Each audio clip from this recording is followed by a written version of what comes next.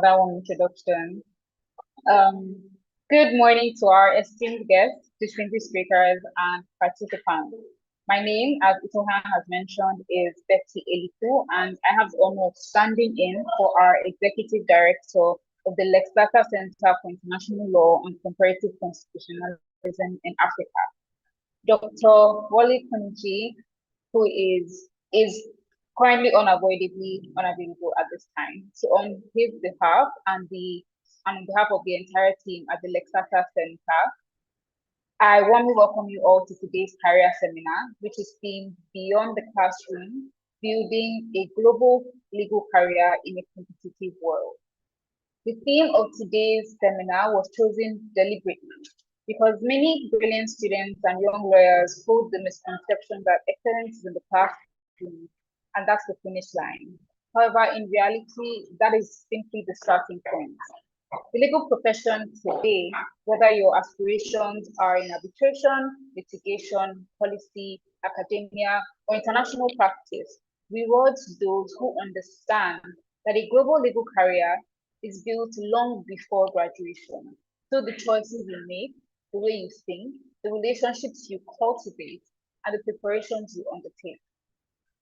And that is precisely why the Lexata Center exists. The center was founded on the conviction that African legal talent deserves not only a seat at the table in international law and comparative constitutionalism, but also a hand in shaping the conversation. Seminars like the Lexata Center's annual career seminar is a part of that mission, which is connecting students and young professionals directly with individuals who have already walked the path that they aspire to follow and who are generous enough to return and light the way for others.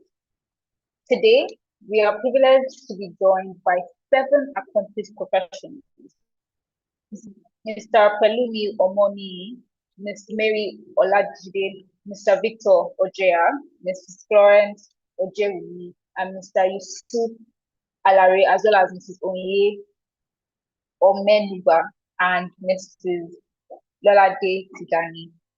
Each of them will speak candidly about what it truly takes to build a legal career that extends beyond borders and beyond the classroom. On behalf of Dr. Wale Kunisi, I sincerely thank each and every one of you for making the time to be with us today.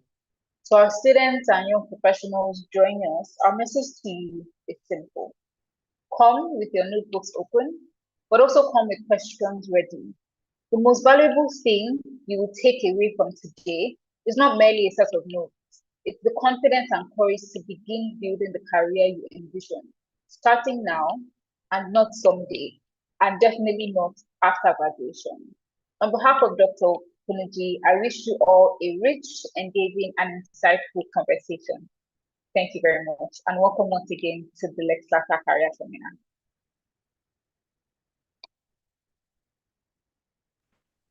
A virtual round of applause, please. That was amazing. Thank you so much, Miss Betty, for that warm welcome. I'm sure we all feel very, very welcome, very ready to take on the next couple of hours for this seminar. I want us to stay glued to our screens throughout. I don't want anybody to miss anything because just like Ms. Betty said, we have 7 amazing speakers and we want to make sure that you are set on the right path to global career success, and you need all of the 3 sessions, not 1 or 2, all of the 3. So please be here throughout. And so very quickly, I will be giving a short presentation about the center. If you have any questions about the Lex Lata Center, what programs we offer, what opportunities are available to you about the center, this is the time to listen in and just pay close attention. So give me a moment while I share my screen.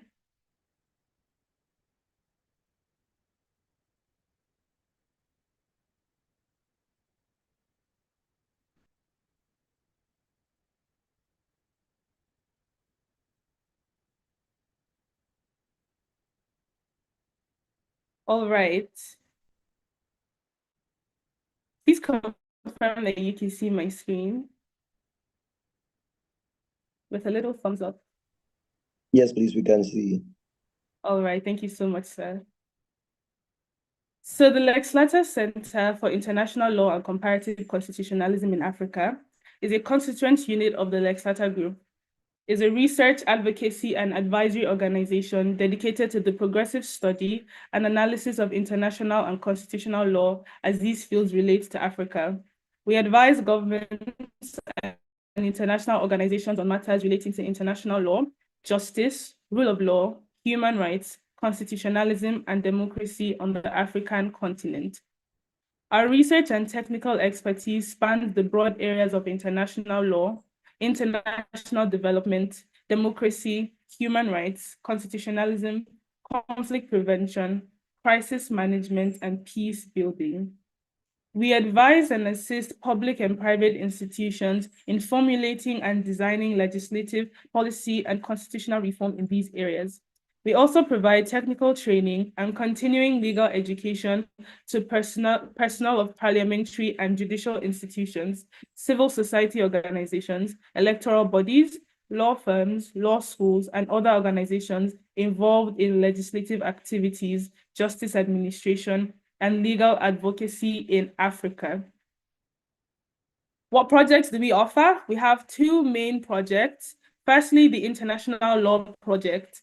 The aim of this research project is to investigate the extent to which the decisions and pronouncements of international courts and tribunals have shaped the evolution and crystallization of international law in the 21st century.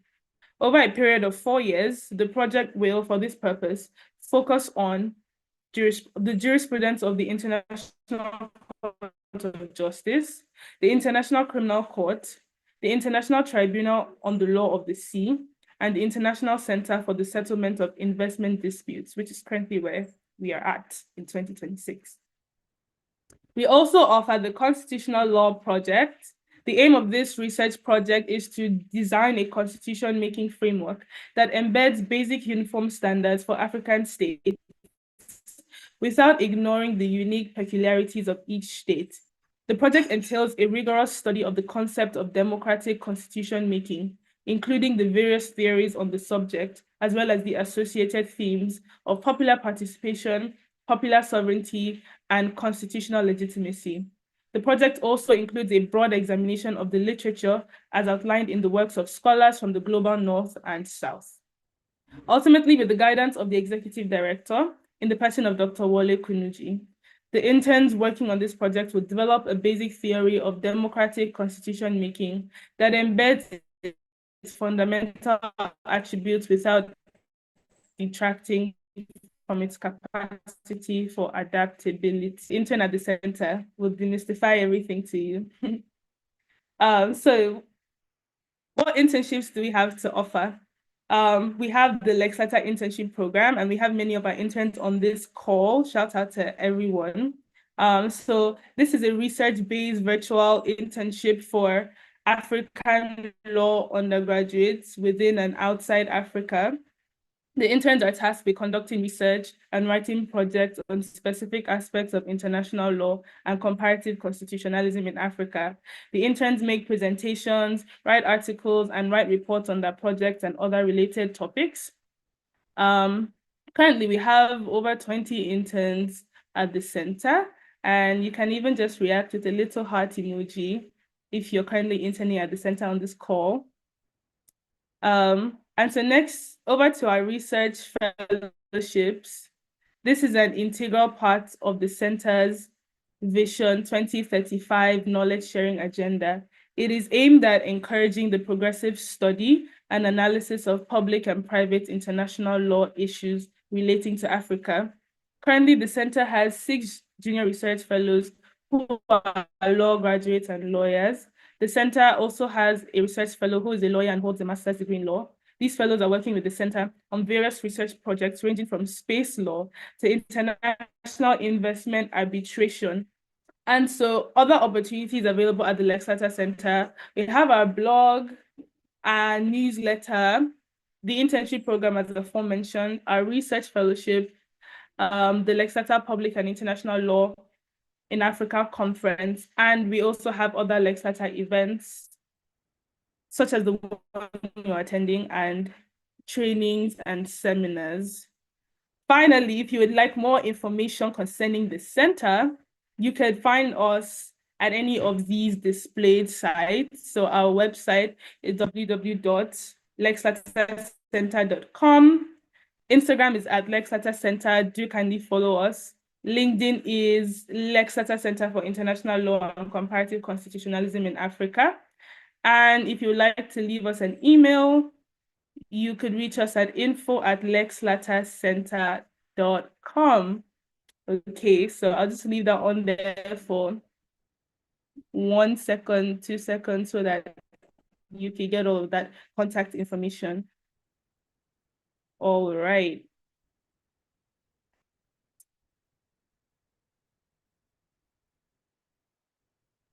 I hope that that was enlightening to anybody who has had a question or two concerning the center. And so very quickly, we are about to head into our first panel session for the day. But before I do that, I'll just give a brief poll. Actually, a poll should be displayed on the screen very shortly, because we just want to make sure that everybody is engaged, everybody is here.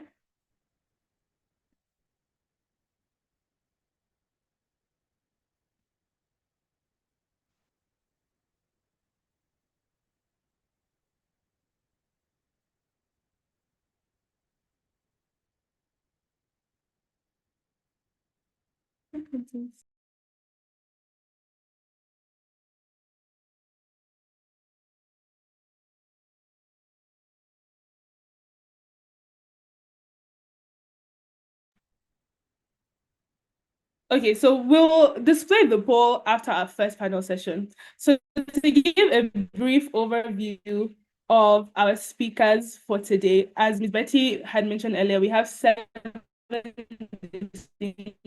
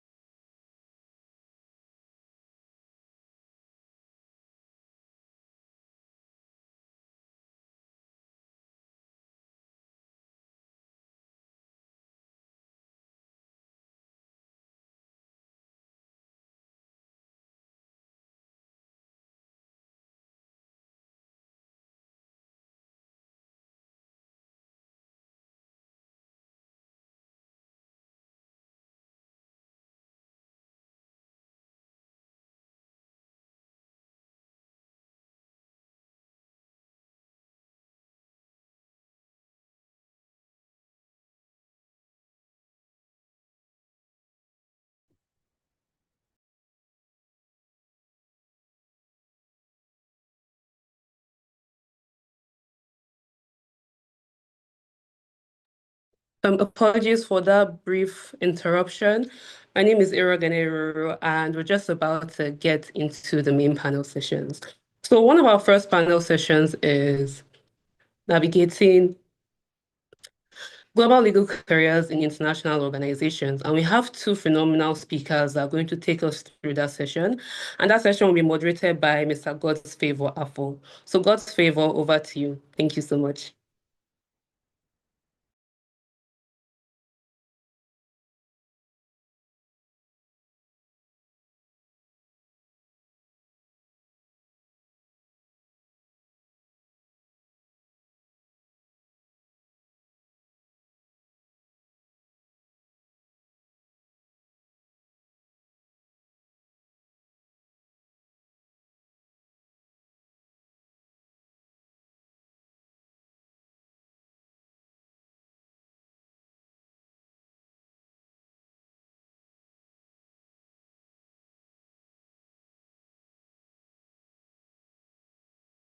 Applause reactions as I mentioned their names. And so for our international organizations panel session, we have Mr. Victor Ojia from the African Legal Support Facility.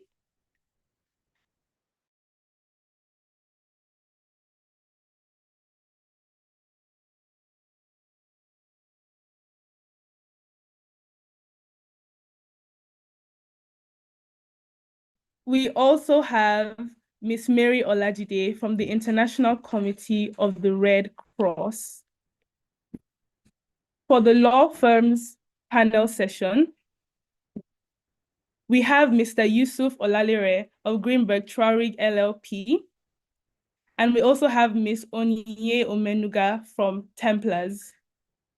And last but not least, for our industry panel session, we have Miss Florence Ojeumi of BUA Cement PLC, Mr. Pelumi Omoni of Capital One Software, and finally, Miss Lolade Tijani of Chevron. So you can see that this is an amazing, amazing lineup, and we want you to not miss anything.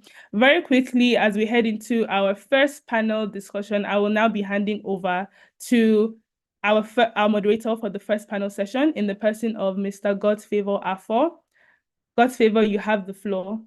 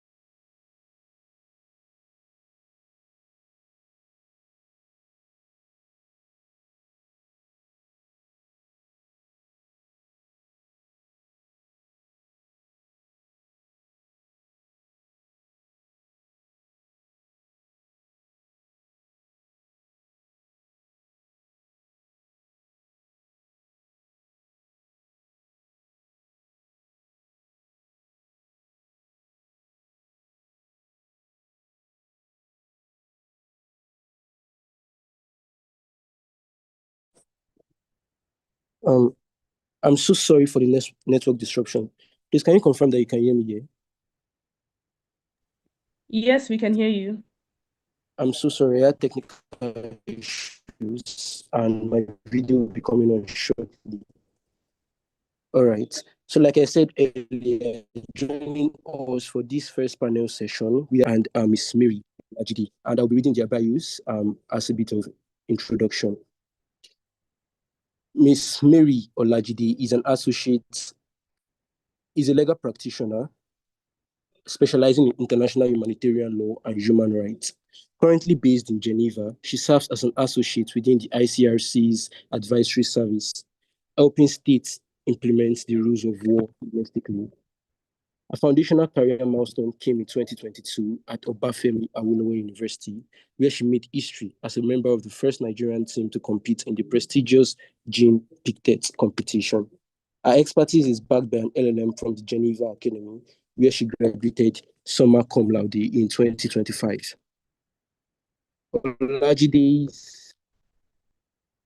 Olajide's professional journey features high-impact roles, including an internship with the United Nations Human Rights Office and an associate traineeship at the top-tier Nigerian law firm, Olaniwo Ajayi.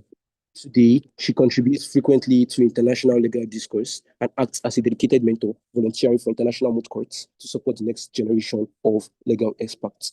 Please join me in giving a massive virtual welcome to Miss Mary Olajide. Thank you so much for joining us today.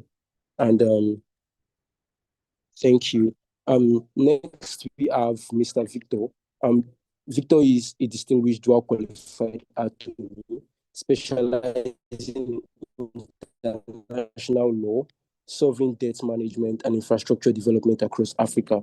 Currently serving as legal counsel at the African Legal Support Facility, Ojia advises sovereign multilateral institutions on frontier market frameworks. His academic at law school, where specialized research focused on the architecture of post-COVID sovereign structuring. Before joining the ALSF, Ojia built market groups, premier international in Nigeria and the United Kingdom. Beyond his practices, is a member of the Bretton Woods Committee, contributing directly to global dialogues on international finance and fiscal policy. A dedicated legal educator. He serves as a panelist and a judge for the Philip C. Jessop International Law Moot Court competition, anchoring his career in sustainable economic growth and African finance. Ladies and gentlemen, once again, with the virtual applause, I want us to make welcome our second panelist, Mr. Victor Ojea. Thank you so much. So just before I start, I'm still trying to resolve the technical issues. So if it's permissible, I'll just take maybe a minute off to resolve it and then join the panel right after that.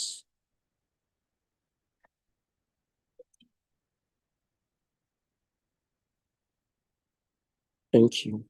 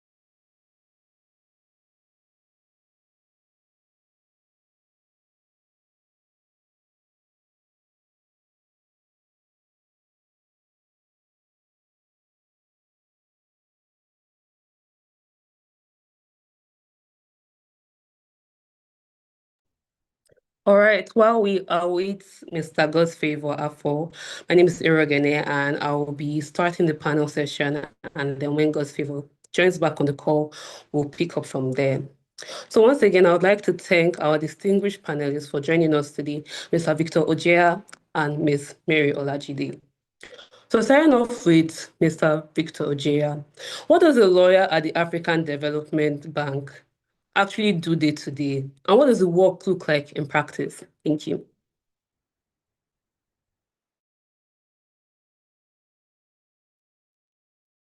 Hi, everyone. I hope you're good. And thank you so much, Lex Latta, for inviting me to speak to your team. And it's really good to be here. And thanks for the very warm introduction. I think it makes sense first to clarify that I do not work directly with the African Development Bank. My organization is hosted by the African Development Bank. We do work in cahoots in many of our deals. And principally what we do is we serve as dedicated legal counsel to the regional member countries of the African Development Bank, which is just effectively counsel to all African countries on specific areas of law. And there are 4 areas really. So as opposed to what lawyers do at the African Development Bank, lawyers there advise the bank. So they're like counsel, like in-house counsel for the bank. So think about what's the lawyer for EcoBank or Zenith Bank. I suspect most people here are Nigerians, aren't you? So think about what lawyers in those banks do, then sort of take it a notch higher, because now there's development priorities for the African Development Bank. So beyond just, advising on entering into lending transactions, for instance, for a local bank. With an international bank, there's a bit more nuance to that type of work. You're thinking more about the political sensitivities to some of the lending decisions you're making. You're thinking about lending in cahoots with maybe also the World Bank, the Asian Development Bank. There's a bit more, it's just on a grander scale, but in many ways, if you understand how lawyers within local banks in Nigeria work, you can have a sense of what lawyers at international development banks would do, with the added layer of sovereign interference. But with the African Legal Support Facility, we advise African countries on 4 specific areas. And the 4 areas are PPPs, public-private partnerships, sovereign finance, energy, oil and gas, and mining and extractives. So any issues, concerns, contracts, questions, transactions regarding these areas, African countries come to us directly, and then we provide legal advice. A lot of times work with international law firms as well, who are already pre-selected on our panel to assist our governments. But some of the times we also undertake the work directly. I work within the sovereign finance sector, and what that looks like, I can say it's probably a lot less traditional lawyer than most people imagine. So as a sovereign finance lawyer, on a given day, I may be reviewing the legal structure for a sovereign financing transaction, and that could be a loan or a bond, depending on what the government's priorities are at the time. But we could also be negotiating more granular financing documents with international law firms and investment banks, because they're acting on the other side oftentimes, and governments are always entering into the tons of this kind of transactions. And then some of the times we're advising the Ministry of Finance, and a lot of the times, because our clients are are always the governments, the people we interface with the most are the ministers of finance, the central bank governors. They are the ones who enter into some of these lending or financing transactions on behalf of the government. Oftentimes when you hear that Nigeria has, for instance, the parliament has acceded to or passed a resolution for the executive to borrow, I don't know, $800 million. A lot of that work is within the gamut of what we do from a legal perspective, if that makes sense. So on one hand, we could be looking at talking with finance, advising the Ministry of Finance, or we could also be preparing legal analysis for a debt restructuring, which is a big part of the work that I do. We're oftentimes having to engage creditors to say, hey, listen, the government can pay you back, as I said they would. So we have to figure out a way to go about this, right? And that's not a very interesting conversations for investors, for lenders, and it's usually very heated. So we have to go back and forth, and it's a whole drawn-out process. When we talk about sovereign debt restructuring, it's a whole field on its own. It was my specialization during my master's, and it's really, I guess, really lucky to be doing that type of thing in real life.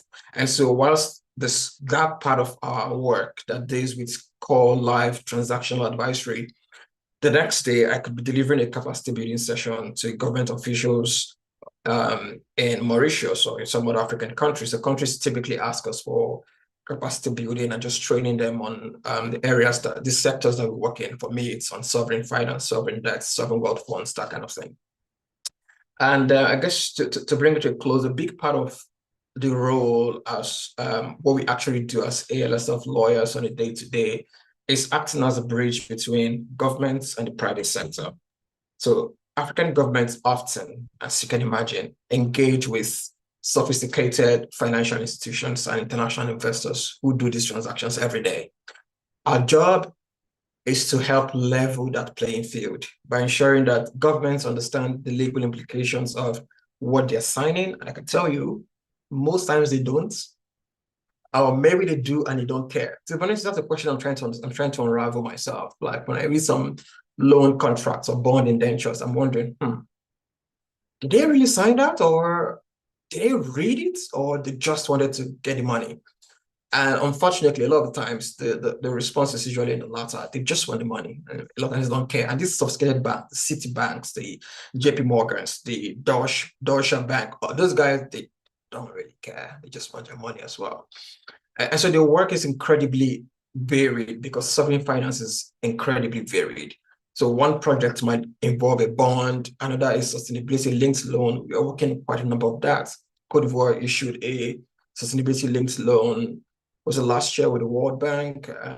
Another country is issuing, I can't tell you the country's name, but we're working on that one, and that will be the third in the world. So sustainability-linked loans are becoming a bit more mainstream these days. Another could be a debt for development swap, another very hot area, and another could be the structuring of a sovereign wealth fund. So the legal principles, they remain the same, they're familiar, but the transaction has its own political, commercial, and developmental context.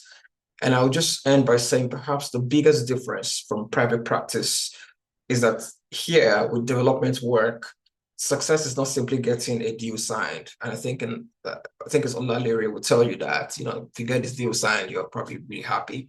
For us, success is helping governments obtain better outcomes while also ensuring that transactions are legally robust, commercially workable, and more or less aligned with broader development objectives for that country. I think I've spoken a lot, so I'll just stop here. All right, thank you so much, Mr. Algeria, for that. It's been really interesting to hear about the diversity of the work you do, especially in relation to development and sovereign funds. Thank you so much. So I'll be handing over to God's Favor Afo to moderate the rest of the session. Thank you. All right, thank you so much. And I really apologize for the earlier technical disruption. I think Mr. Ojo was responding to the work he does on a day-to-day basis at the LSF. And I would like to also have Mary Olajide on that. Can you also tell us about what the day-to-day work at the ICRC's advisory service also looks like? Thank you very much. And thank you so much for inviting me to this webinar. It's a pleasure to also try to speak about my experience, because I know I have been a participant at this webinar for the last 3 years. So it's good to be back as a speaker. So to the question as to what I do, I mean, listening to Victor made me feel like I don't do so much, but really, first, I think I will start with the ICRC. The ICRC, the International Committee of the Red Cross, is an organization that is dedicated to alleviating or trying to provide protection to victims of armed conflict. So we are very armed conflict focused, but our work does not just get triggered during that armed conflict. It starts way before, because we're also engaging in what we call the prevention work. So we try to ensure that IHL is embedded and sustained in the national institutions, in the laws, the practices and policies of states, countries, so that when armed conflicts do arise, then there's not just reception, but there's more like there's a lot of institutions in place to be able to respond to the armed conflict with the singular goal of protecting civilians during armed conflict. But right now, I work with the advisory service units of the legal department of the ICRC, and what we do is to basically advise states on ratifications of international laws relating to IHL and other policies or declarations, not just ratification, but also adoption or signing up to different decisions. So anything that is geared towards IHL, we are behind ensuring that countries are encouraged to support and become members of whatever initiative is geared towards IHL. And I also get involved in dissemination of IHL engagement with partners such as judicial institutions and academic institutions. I work on relationship between the ICRC and judicial bodies like the ICC, the ICJ, the European Court on Human Rights, and then the African Court on Human and People's Rights. But if I remove the legal jargon, what I really do is research, review, drafting, analysis, engagement with stakeholders, and again, research. So that's it. Thank you. Thank you so much for that. I think for someone that has interest in international humanitarian law and human rights, working in the ICRC would be really fulfilling for you. Yeah. All right. My next question is and it's directed at both of you actually. What motivated you actually to pursue an international legal career? And how did you identify the jurisdiction, the organization, that you wanted to work in? Or did it just come by chance? Or yeah, I will take Mr. Victor first and then Ms. Mary after. That's a very big question. Because I don't have a straight journey, you see. I think what I knew from the earliest time when I became a law student was that I wanted to practice internationally. That's all I knew. I knew that it's interesting. Maybe I should be a bit granular. Should I give you the scripted answer or the raw original thing? Maybe give us the raw original one, sir. Okay. So for me, I knew I wanted to. I think I was very lucky at the time I was in the University of Benin. I was in my second year when I heard that students from this university had gone to represent the country in Washington, D.C. for this Philip C. Jessup International Moods Competition. And I just thought, oh, we do that now? Like, we can do that? It was mind-blowing. And so when I read some of the what we call the compromise, which is really just the statement of facts, and I saw, and it was just intriguing that, oh, so country X is suing country Y. I'm like, countries can sue each other? I couldn't believe it. So it's beyond what someone offended me. We didn't contract second year. Oh, someone did not, and fulfill the end of the bargain. You go to court. But this time around, countries are suing each other. I couldn't believe it. I said, you know what? This is what I'm interested in. I want to be able to practice law at a level at the highest level, really. And to my mind at the time, the highest level was international law. It had to be. If people were representing human beings and corporations, I just thought surely representing the country is bigger than those two. So that's what I want to do. So that was the very first, I guess, introduction to international law and interest that I had. And then I began to slowly but surely gravitate towards everything international law. So whenever I had the option to pick an elective course, I took something related to international law. And all of that would make sense later on when I was applying to grad school. By the time I was doing it, I didn't know. I just know I had interest in this and again, it was for the very vain reason that I thought I'll be doing more than the average lawyer since I'm representing a country. So for the longest time, I wanted to be a international litigation lawyer. And so I took mooting. It was like, I didn't really care about my grades, to be honest. I just wanted to moot. I just wanted to be able to have experience being a litigator. And then how did I know I wanted? So when as I got further in the university, I began to research, okay, so how do I actually break into international litigation? I began to check online. In fact, one day I was bored. I was doing one of these ASU strikes. I was very bored. So I was checking, so how much do lawyers even earn? I was in year 3. And I was seeing things like, 10,000 per month, 15,000 on Naira Land, if you remember. You guys asked for the raw stuff. I'm giving you the raw stuff. It was on Naira Land. Then I saw somebody say, oh, I'm a youth corporate member, really, and I earn 100,000 per month. I was like, oh, that was all I needed to know, that there's a possibility to not be broke as a lawyer. So I was happy about that. So I began to check, how do you get into international law practice? Then I saw that there were law firms like they were in Nigeria, but internationally. And when I saw the salary, I was convinced that's where I'm going to work. I'm not working in a Nigerian law firm. It has to be this kind of law firms who are paying $150,000. Olalere will tell you more about that because he's a big man now in the US and London. I wanted to do that.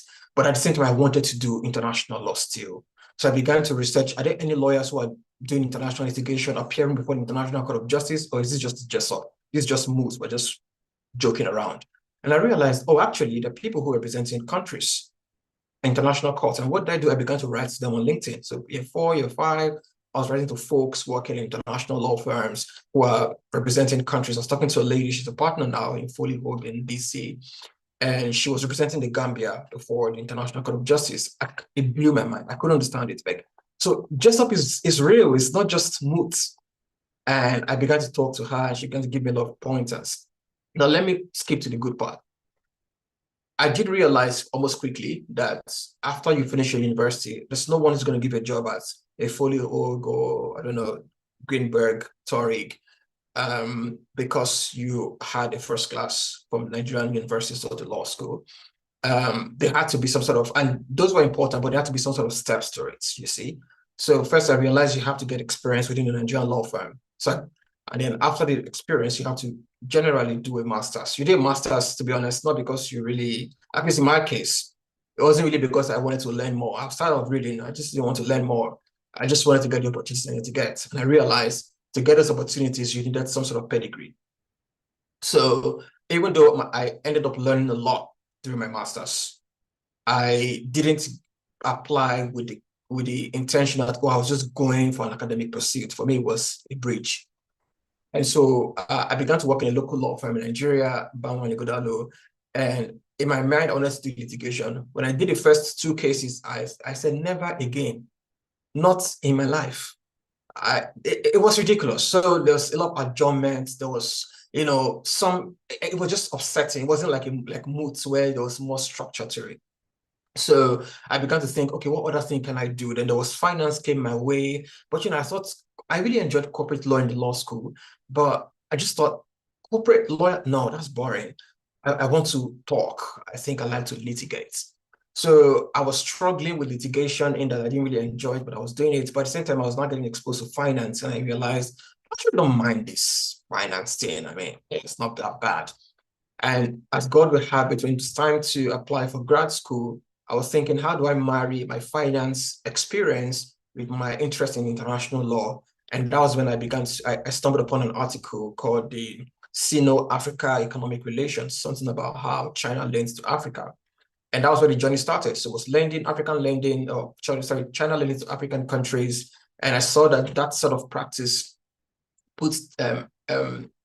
comprised both international law in the sense I was thinking about it on one hand, and finance, which is my practice. And so that was how we began to, I applied for grad school and got into the school in the US, and from there moved on really. So I guess when I think about your question, how did that whole, what do I think made my, that question. What motivated you? Yeah, what motivated you? What motivated me? So it was that. It was, at first, it was the money. Secondly, it was international law and the flair to practice representing countries. And then that sort of, as the Lord will have it, a lot of things unraveled in the journey. My motivations have changed now, but it started with that first key that I wanted to represent countries above all else, really. So that's, let me stop this. I don't ramble on. All right, I think that was really interesting. And Mr. Olajide, you can go ahead now. Okay, thank you very much. I think there are a lot of overlaps between my story and Victor's, except the money part, of course. So for me, it was the fact that I was curious about how law can be used to serve people and promote human dignity outside of just law regulating the society. So what I did was I took an elective course in human rights in my second year in uni.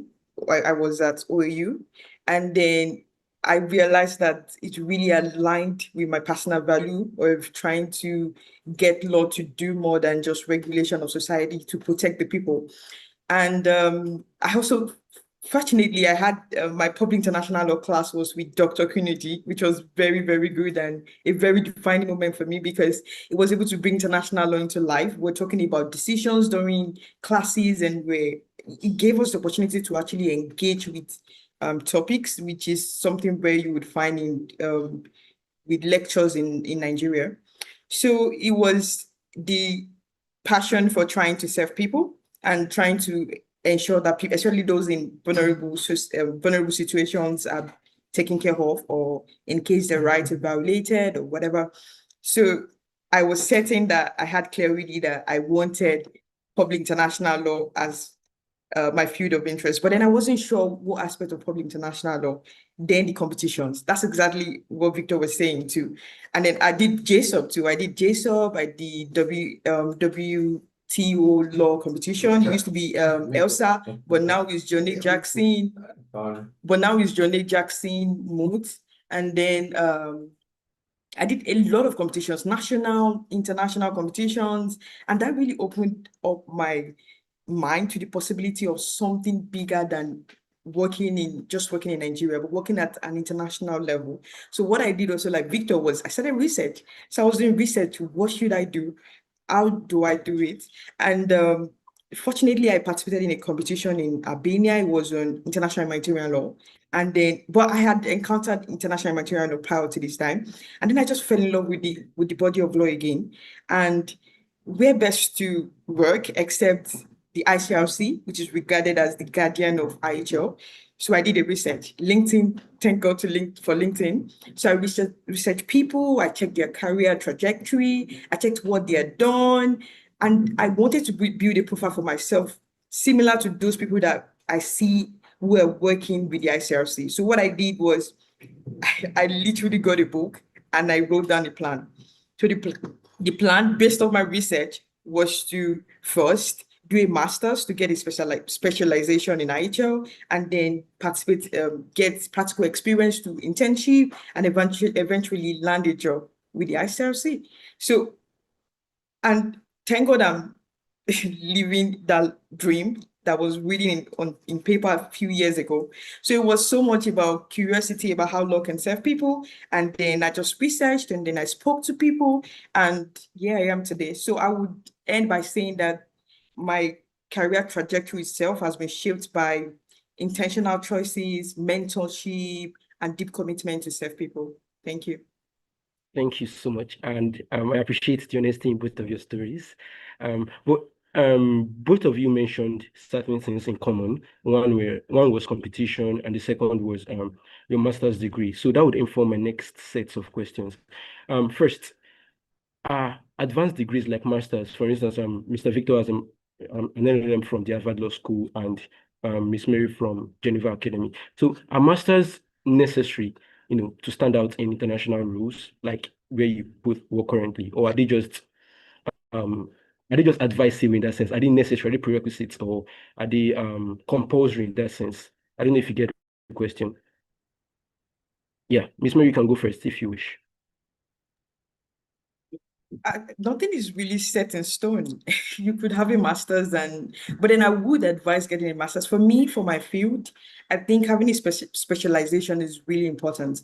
I mean, IHL is just taken as an optional course in most universities, and a lot of universities don't even offer IHL as a course.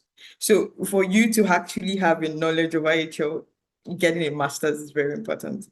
So, and even when I see openings like call for applications, checking the JD, it's usually mostly required. It's either you have like a master's and then your bachelor's, or if you have your bachelor's and maybe four years working experience as an alternative, which is not what most people would have. So for me, I think I would advise because it's good to have like specialization in the field itself, but nothing is set in stone. So it's possible to get opportunities in my field without masters, but I would strongly advise to do a master's. All right, thank you so much. Mr. Victor, what's your take on that? Yeah, much aligned with Mary. I would just, there are three things that came to my mind when I heard the question. I thought masters, well, you're thinking about experience and exposure. You're thinking about expertise, and you're thinking about competitiveness. I would be frank with you. It would just make your life a bit much harder to get into some of these organizations without a master's. Unless, because again, what I've come to realize within international development is that it's a very gate-kept field. It's like they need to permit you to come in. And I don't know who they is, but just track with me. There's certain things that they want to see a lot of times. Now, you can say, oh no, it doesn't matter. I will just, do my best. See, because again, you're not competing now with people in your class or respective classes in university. You're competing with the world for many of these opportunities. So you want to work in an international organization. They're thinking about a lot of things. For example, even how your country is represented within their system. So you don't want a UN that has 90% Nigerians. So think about it. A lot of times, not only are you competing against your nationality, and trust me, these organizations are inundated with Nigerians. So the reality I tend to find is, even at the bank, at the African Development Bank, they tell people, if you have another nationality as a Nigerian, put that forward as opposed to your Nigerian nationality, because you may have all the qualifications, and just because you're Nigerian, we have too many Nigerians. So that's one thing you're dealing with. Now, think about dealing with that and dealing with not having a master's. Because for many of these opportunities, think about the World Bank. You want to get into the World Bank, a lot of the entry-level World Bank roles, like if you want, even as an economist, like a World Bank economics program, you need a PhD to start. So I'm not saying that you must, but I'm not also saying you shouldn't. I'm actually saying, and like Mary said, advising you very strongly in the strongest of terms. If you really want to work in an international organization, just see your master's as your first degree, not your, that's your entry level. And then you can begin to think about PhD maybe if you want. That is really interesting, right? And just a little bit of follow-up to that, and I would appreciate if the response is quite brief. Aside just masters, does the university which you take on the master matter?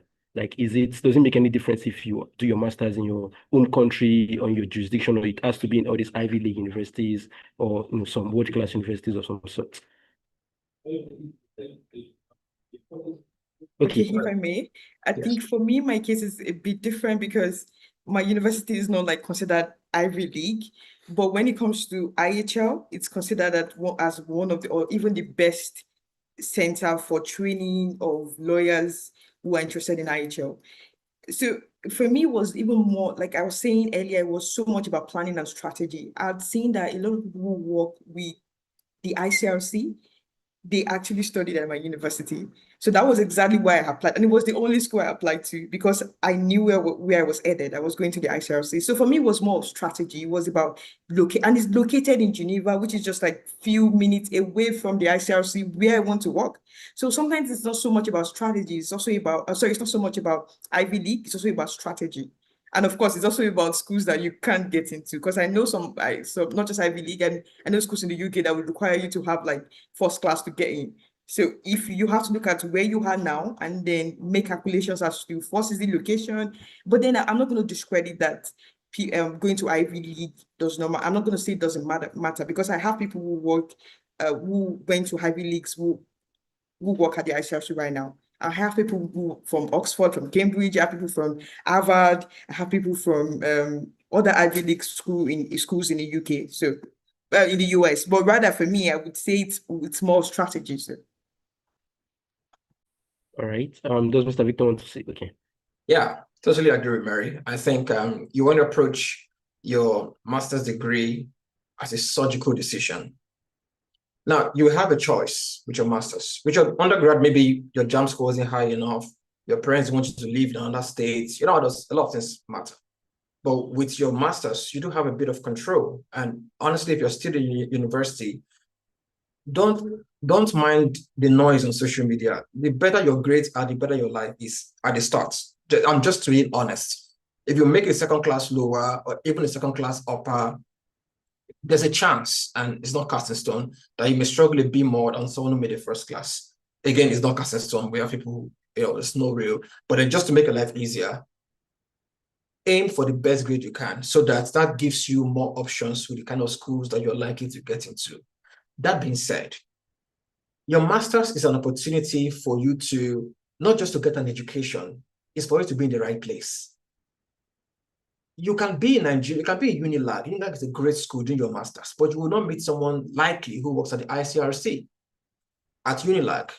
But you can be in my class, for instance, when I was in my master's. I had someone who was a vice president of Barclays Bank, and he just came to the. So again, with some of these Ivy League schools, your classmates are not your classmates. Don't be fooled by.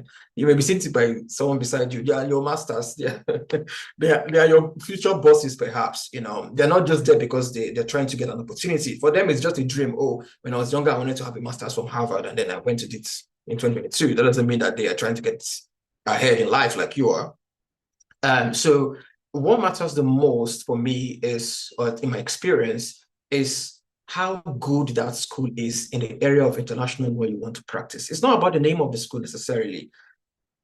On balance, there are certain schools that their name transcends their reputation in your particular field. Let's just be on. Let me be clear, because I know. So if you go to Stanford University to study energy law, for instance, Stanford is not renowned for energy law, neither is Cambridge. But because of the weight of the name of the school, there's a chance that you would be able to get ahead as you want to, regardless. But if you want to study energy laws, really, you want to be in a place like the University of Dundee. That's where energy law is at its finest.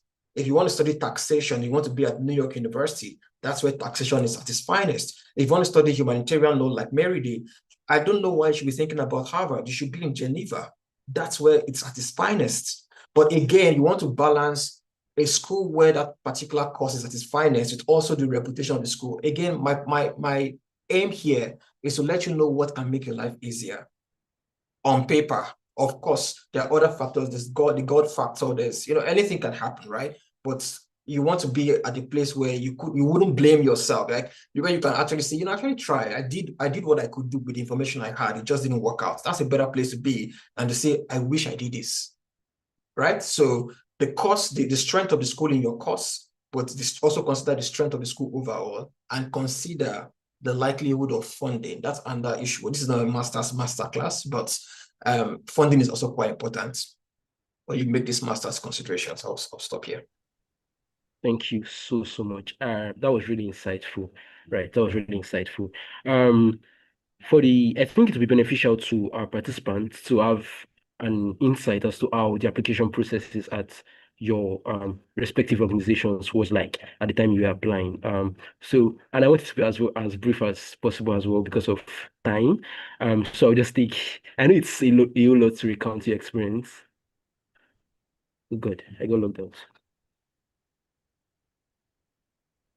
I think we can still hear you. I can still see you. Okay. All right. I was saying I know it's a whole lot to recount your experience, applying and all that, but you can just try to keep it brief and just pinpoint the most important parts of the application process. So I'll take Miss Mary first, and then Mr. Victor, you can come after.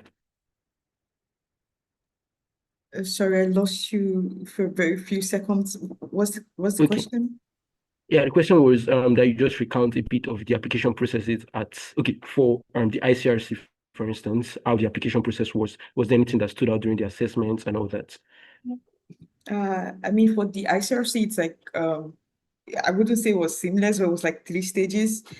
First was the screening, and then I had to do a written test. I had to do an exam on IHL. And after that, I had to do an interview.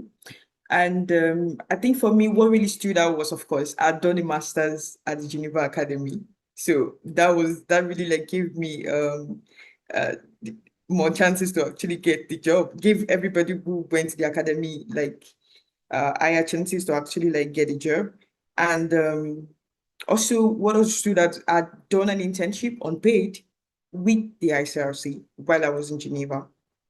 So internship, studying in a university that is recognized by the ICRC, and also, I mean, I think there's something I would say, which is whether or not you're interested in IHL or in finance or whatever, is just try to show a level of consistent excellence in whatever you do. So it was, looking at my CV, it was very easy to actually tell, oh, perhaps I think she's actually like, perhaps she's excellent.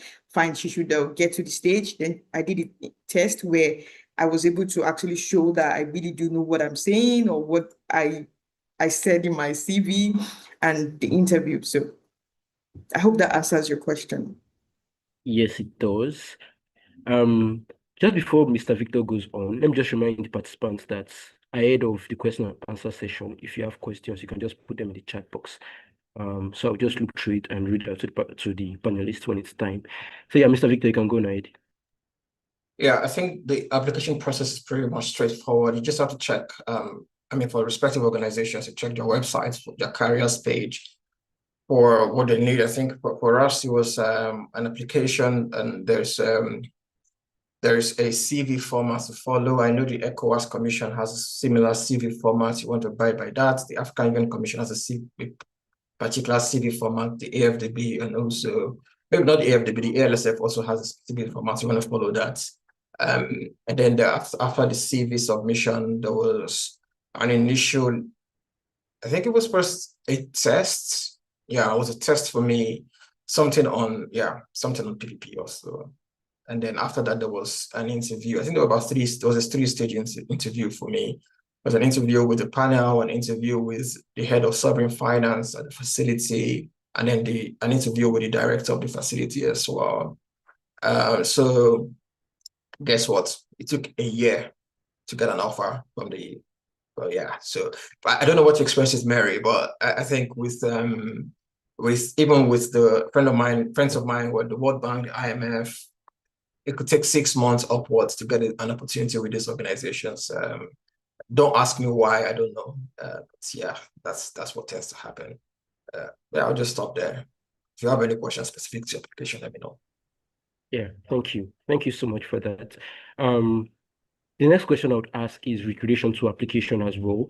So if there's any question that recalled consistently during the course of the application, I mean registration for this webinar, it is what specific extracurricular activities, what specific roles am I to highlight in my application? Because at the moment, a lot of persons, particularly undergraduate, engage in a lot of activities. So there's usually this dilemma of which one would be relevant and all that. So I know Miss Mary engaged in a lot of WITAMO competitions during her time as an undergraduate, same with Mr. Victor. So based on your application process, based on what you've seen within your respective organizations, what do you think they are looking out for in during the application process? What's engagement, what volunteer roles, what extracurricular activities do you think would be most efficient to highlight during your application? Yeah. Would Mr. Victor want to go on first? Or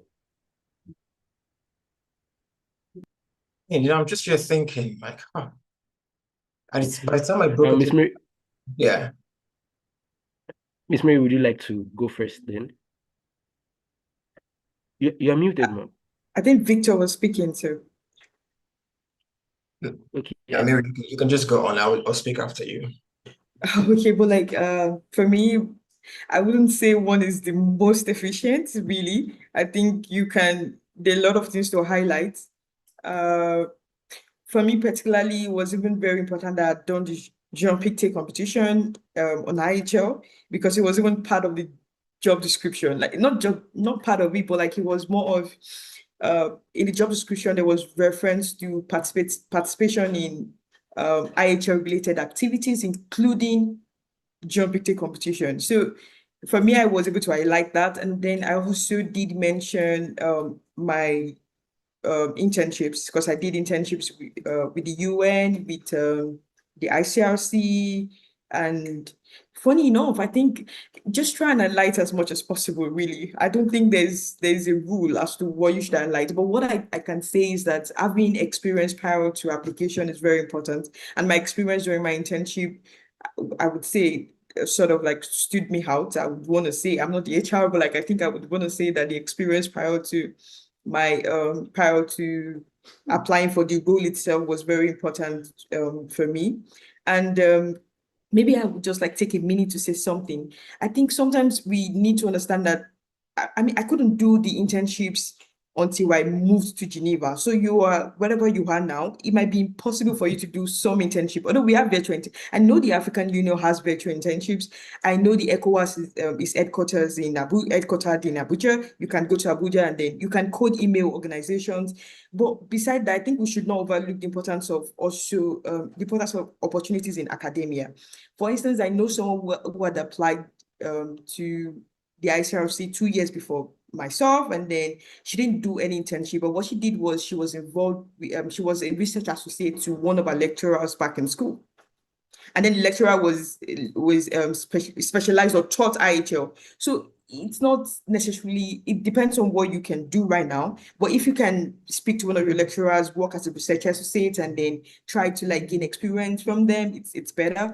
And maybe one last thing I want to mention is, maybe when you say extracurricular, I mean, maybe this is not necessarily extracurricular, but I was also writing articles on IHL.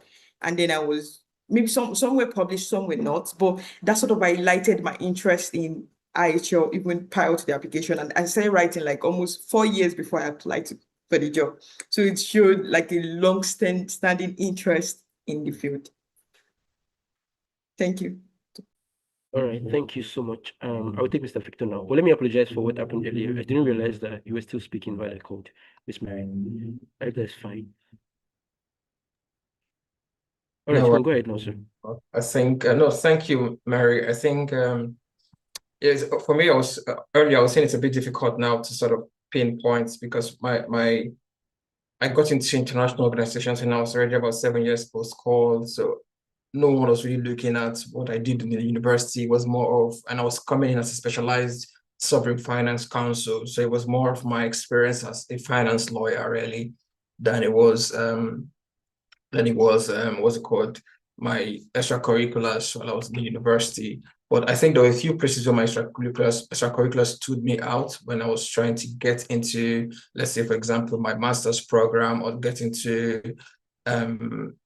some organizations. And I would just say this: look beyond the labels of what you think you're doing in furtherance of your career at this early stage. Look beyond internship, head of this, president of this. Look beyond that and look to what it actually means for you, how that translates to making you a better professional. So are you building leadership skills? Are you building team and being a team player? Are you building communication? If you say you're being a moods and mock person for, you've got 10 moods, for example, then I want to hope that when you speak, you have excellent communication skills.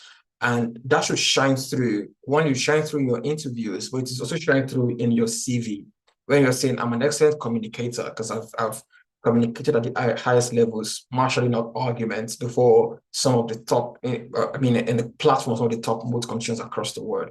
So look for some of the skills you're trying to hone. And there's something Mary said that I thought was also very poignant, and that is taking advantage of opportunities in academia.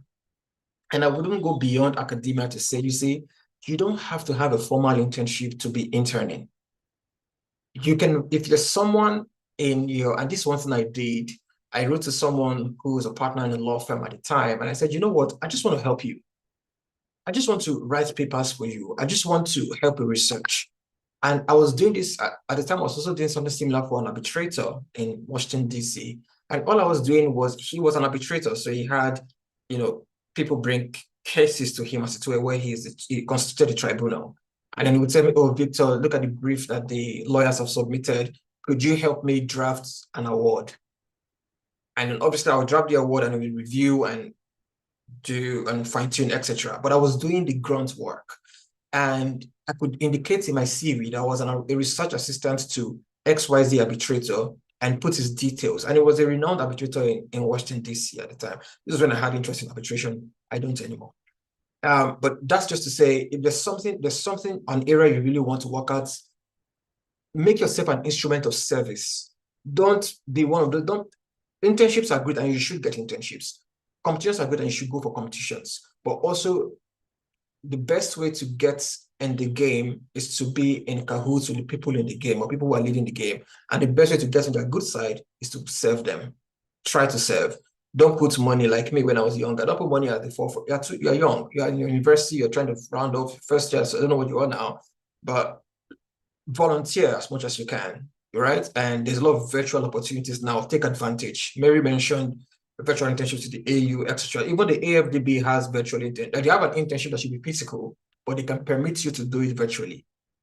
Take advantage of things like that. You are in the luckiest phase of careers development in our world. I promise you, it's not been easier than it is now. Thank you so much. I think your response, Mr. Victor, covers a lot of other questions I would have asked subsequently. But yeah, just to follow up on Ms. Mary's response to this question, I think that is one of the most recurring questions in the chat box.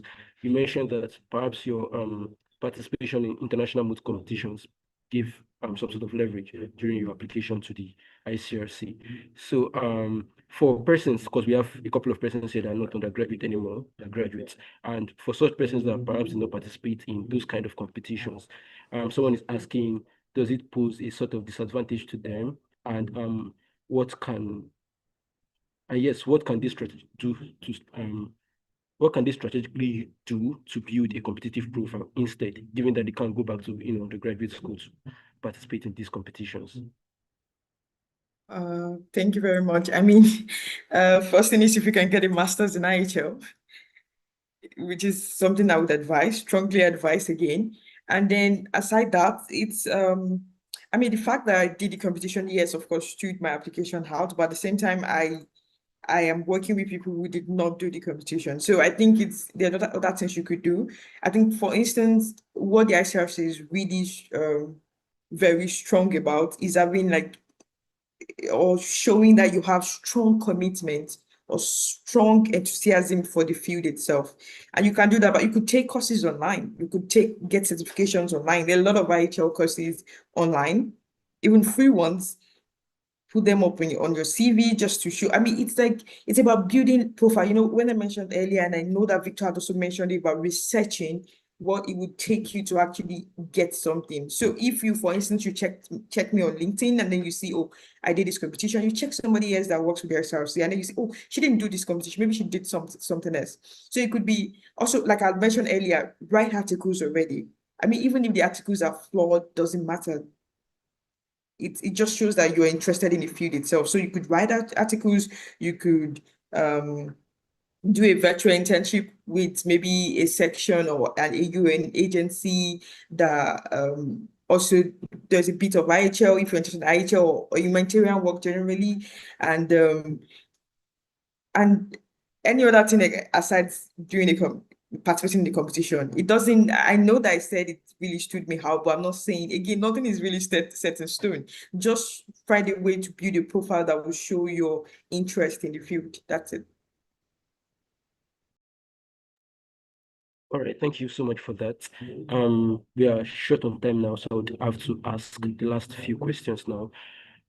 My next question would be speaking about in reflection and in retrospect, are there any mistakes you made during your journey to making it into international roles, or has there been any mistake you've consistently noticed amongst young people, when they're trying to make it into different organizations? Are there mistakes they make during application or in preparation for these roles?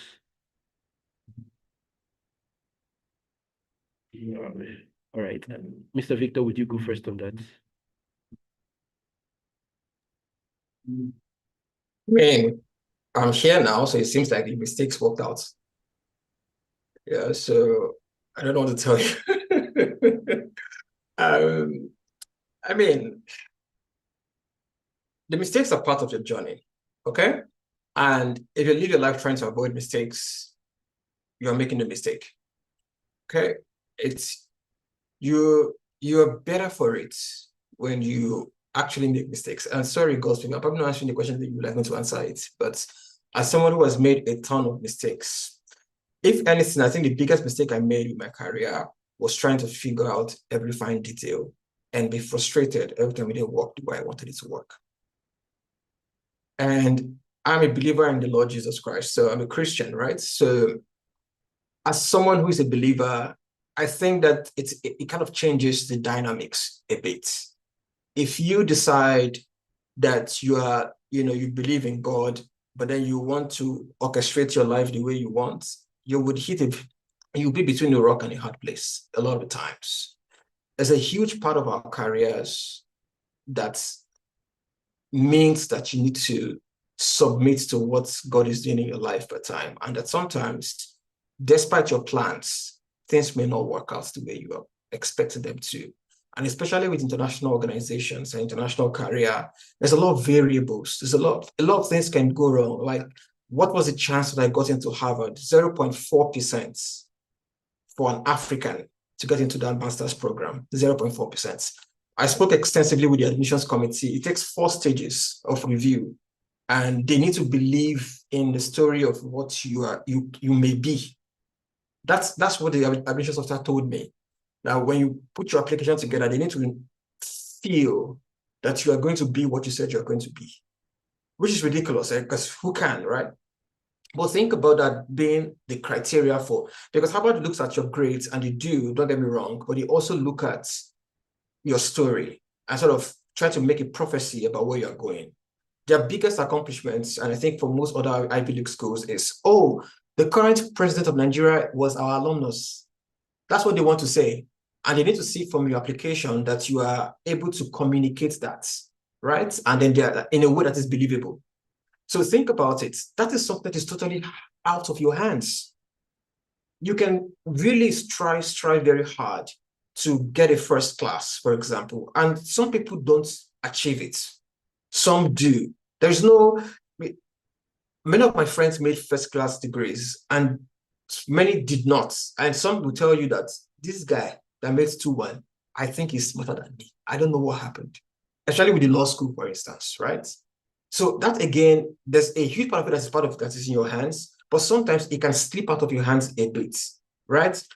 And then with careers, because these organizations are so inundated with needing to make choices between candidates, top tier candidates, for some people, it could just be something that sways them in favor of another person than of you, right? And that again is something you can't control. So I would say, and I agree with Mary, you need to come up with a plan. You need to come up with, what your sense God is trying to do with your life and sort of articulate it. But at the same time, you need to be flexible about how it happens. Don't go around, and I think any mistake would be don't go around forcing about the process. You may force about a bit about the outcome. Like, I think the Lord is trying to make me be this person. And that's what I will stand on. But does it mean I will have to go through an Ivy League school or not? Does it mean I have to work in Lagos or in Abuja? Does it mean let those details be flexible and try to bounce back as quickly as you can? Don't feel like you need to, I think another mistake would be, don't feel like if you don't reach out to the word, you will not make it. At the same time, don't be too into yourself and feel like as an island, you would make it. Strike a balance between reaching out and at the same time being your own person. Be able to hear my story and everything I'm saying to you and filter out what applies to your own life. Even if I'm saying this works for me, doesn't mean it's going to work for you the same exact way. Okay, so be your own person, know what God is trying to do with your life, and follow and be flexible. That's what I would say about mistakes, even if that's not really a mistake. Thank you. Thank you so much. Miss Mary. I'm gonna say I really don't have anything to add because I agree with everything Victor just said. Everything. Yeah. Thank you. So I would take some questions in the chat box before asking the final question. I'll wrap up the panel. Pierre from Uganda is asking how important it is to firstly be a licensed lawyer in one's domestic jurisdiction before pursuing an international legal career. And I will just, given that she didn't direct it to a particular panelist, I will just direct it at Miss Mary. Sorry, I didn't get the question. Could you? Okay, yeah. Essentially, she's asking if it's necessary that you first become a lawyer in your own.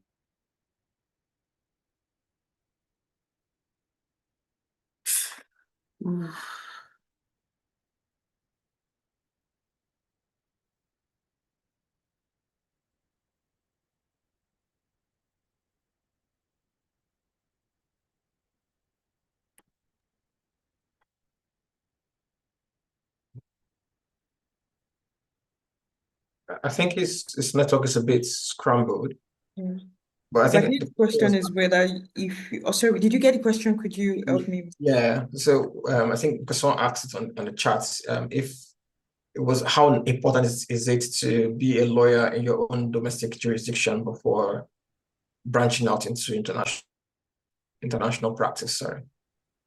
Okay, I mean, for me in my field, I don't think you need to be qualified. I mean, except for certain roles, very few roles.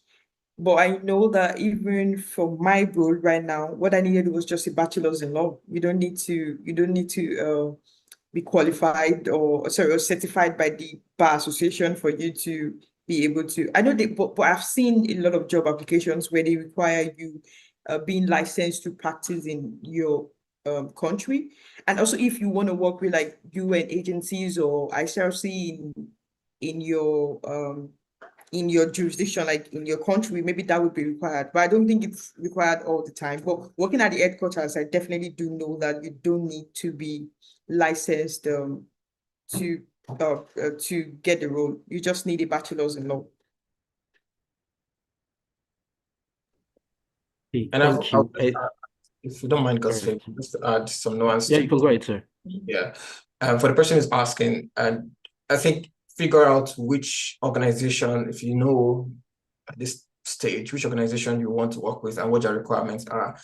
But I'll just say that you are safer as a lawyer than not, I suppose. Like, so because there's quite a number of things that you could limit your reach if you are not a lawyer. So you're a law graduate then, and then you can only do what you can't do what lawyers can do. Does that make sense? So if, for example, there's any need to give legal advice, it will be difficult to ask you to give that advice because you are not a lawyer.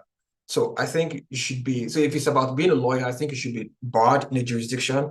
And if it's about being barred in your domestic jurisdiction first, I don't necessarily think you have to be barred in your domestic jurisdiction. You can be barred in an international jurisdiction, but then that could also impact how you can then be barred in an international jurisdiction. So for example, if you want to be barred in England and Wales, and you're not a Nigerian lawyer or a Ugandan lawyer, for instance, the process is different. You have to take more courses and do more to be barred, because being barred in your domestic jurisdiction raises some assumption in your favor that you understand a few things. So that could limit how much you need to put in to be barred in an international jurisdiction. Same with New York. If you want to, if you are a Nigerian or a local lawyer and you want to be barred in New York, the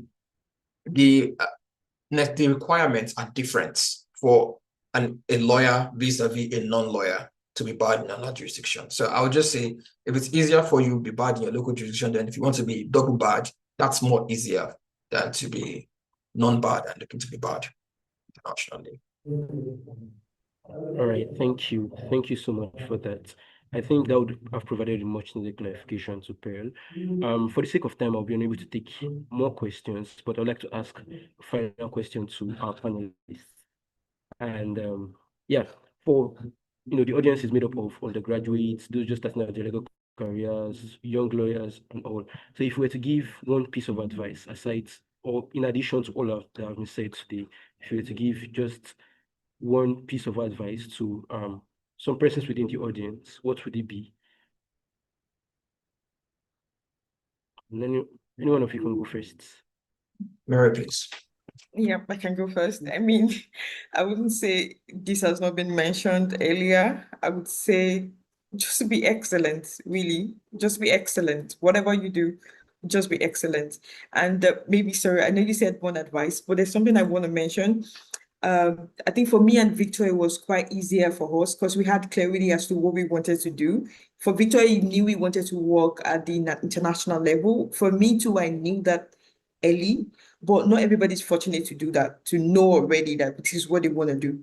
And I think I'm super grateful to God that I had that clarity early, and it really helped my journey. But if you're at a stage where you really don't know what you want to do now, I mean, this is exactly why you have a webinar like this with different speakers or speakers from different fields. Perhaps you would find something that would resonate with you. But if you do not have clarity as to what to do now, just keep doing what you're doing right now, but do it excellently, put in the work, and then eventually when you find out what you want, then you can chase it, strategize, and believe that God will help you. Yeah. Thank you. Thank you so much. Mr. Victor. What one advice would I give someone who's probably 5 years younger? Before I answer, let me just respond. So if you don't mind, please just give me 1 minute to respond to something I'm seeing in the chats. Someone's asking about British Universities for Policy. Please just check online, but I think Harvard Kennedy School of Government is amazing for policy. You get into it. But check online for best universities for policy. You will see something. And for the person who's worried about your auntie saying that law is not as lucrative and they are in the United States, I will let Yusuf Olalire respond to you when it comes on to speak to how lucrative law is. They probably don't know how law works, but they don't have enough information about law. But don't be worried about it. And I hope please ask this question to Yusuf when you get to that panel. Now, so what I would say to someone who, last words really, I agree with Mary in terms of being excellent at your job. I think that a lot of opportunities come because people can sing your high praises in the right places.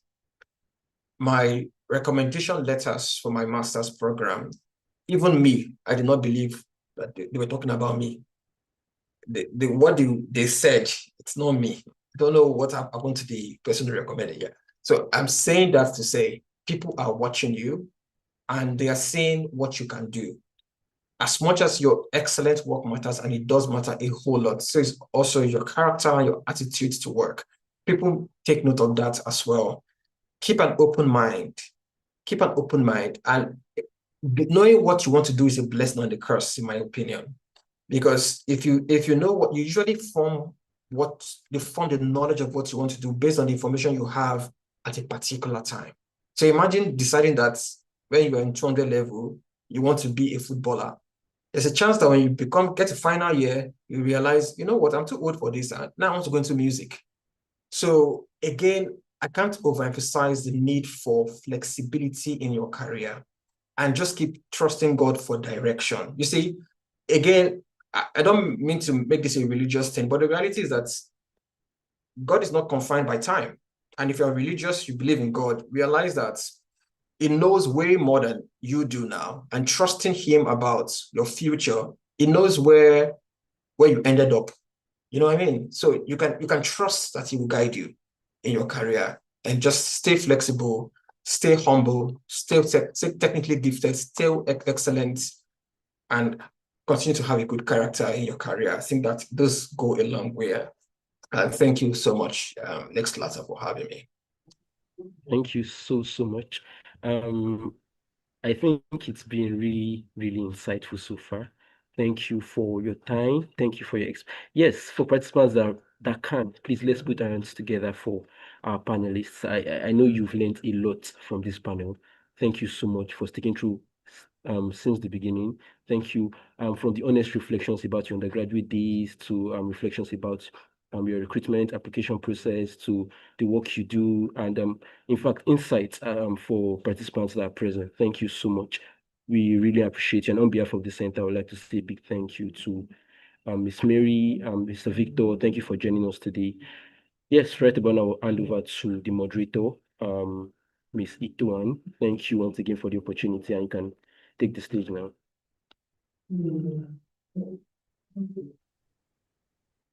Thank you so much, God's favor. Thank you to our panelists, Miss Mary and Mr. Victor. That was an amazing, insightful session. I don't mean to make this religious, but I was so blessed. I was blessed.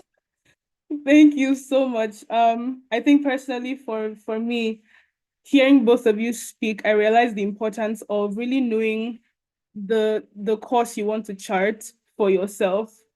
Having that purpose in mind really makes it intentional, helps you make intentional steps to get there. And I think that has really stuck with me. And I'm sure there's many different things that have stuck out to other people participating. This was really insightful for somebody who actually does want to work in an international organization futuristically. This was definitely for me.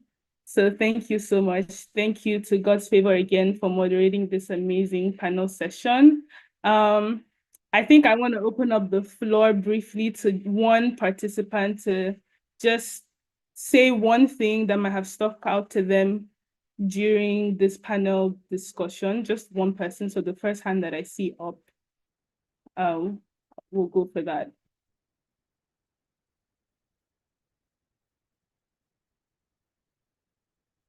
Okay, Omobolanle Ajayi, please go ahead. Kind of mute and just briefly speak. Good afternoon. My name is Omobolanle Ajayi, and I'm from Caleb University. First of all, I want to thank Lex Latta for this very wonderful opportunity to be part of this seminar. And I also want to thank the speakers that we had, Mr. Victor and Miss Mary, for their wonderful and insightful the speech that they had to give us. Then one thing that really stuck out to me was the fact that I can't remember who exactly, but someone raised the point of having you can be like a research assistant to like people. So it doesn't necessarily have to be a formal internship, because many a times my focus and many of the people around me, our focus is on having like, what internship we're going to do this holiday. How are we like that's what we basically use to fill up our CVs. However, like this seminar has really given me more ways to expand and, know what I want to do, especially since with the virtual internships and opportunities that are available now, where exactly I can go. So that one really stuck to me, that being a research assistant, because I see myself, writing more articles and I would like guidance. So it was really very helpful to me. Thank you.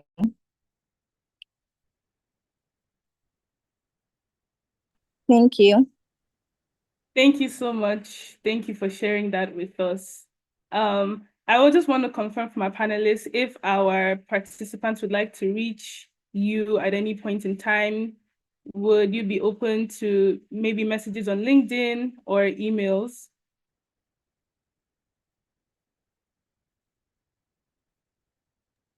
You can unmute. Okay.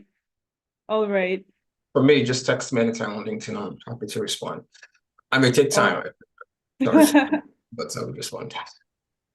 All right. Yes. Thank you so much. And thank you for the good work that you do. I also noted that the both of you are really, interested in affecting humanity positively. So thank you for the good work that you both do.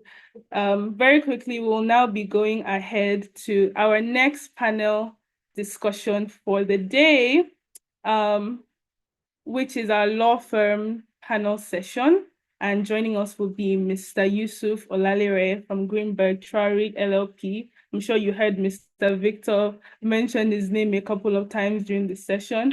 And we'll also have Ms. Onyinye Umenuga joining us as well from Templars.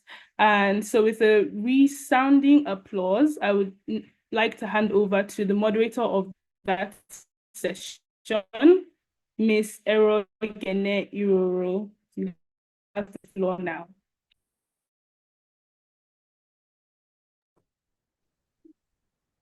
Okay, thank you so much, Itohan.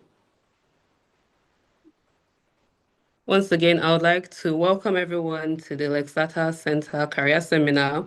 I do hope you've had an amazing time thus far, and I hope you're ready to learn some more on this next panel. So my name is Erogene Iruru, and I'm an intern here at the center, and I'll be your moderator for today's panel. Now, this panel is titled The Practice Frontier, which talks about navigating careers in the law firm. And we have two phenomenal speakers who are going to share with us from their wealth of knowledge, Mr. Yusuf Olalere of Greenberg Traurig and Ms. Onyinye Umenuga. And I'll be reading their bios shortly. Okay, so Yusuf Asamu Olalere is a dual qualified solicitor in England and Wales and Nigeria, specializing in asset finance, structured derivatives, and mergers and acquisition. Currently practicing as an associate in the London office of Greenberg Traurig LLP.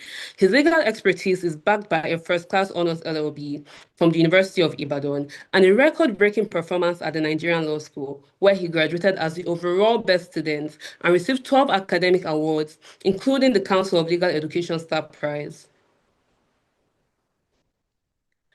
To deepen his proficiency, Olalere earned an MSc in Law and Finance from the University of Oxford. His commercial practice focuses on high-stakes corporate transactions and navigating international financial regulations. Beyond this, he actively contributes to the legal profession by mentoring aspiring African lawyers and participating in global professional development initiatives. Please, can we give a warm virtual welcome to Mr. Yusuf Olalere? Thank you so much for being here with us, sir. Thank you very much for that. Thank you. Yes, sir, we can hear you. Yeah. Yeah. Okay, up next we have Ms. Onyinye K. Omenuga. Onyinye K. Omenuga is a Nigerian lawyer whose work spans law, technology, finance, and social impact. She's an associate at Templars, a leading African law firm, where she advises on complex transactions and regulatory matters. She's the founder and team lead of Lawson Aid, an initiative advancing inclusion for persons with disabilities across Africa through legal empowerment, education, and advocacy. Under her leadership, Lawson Aid champions impactful programs that promote inclusion, access to justice, and educational opportunities for undeserved communities.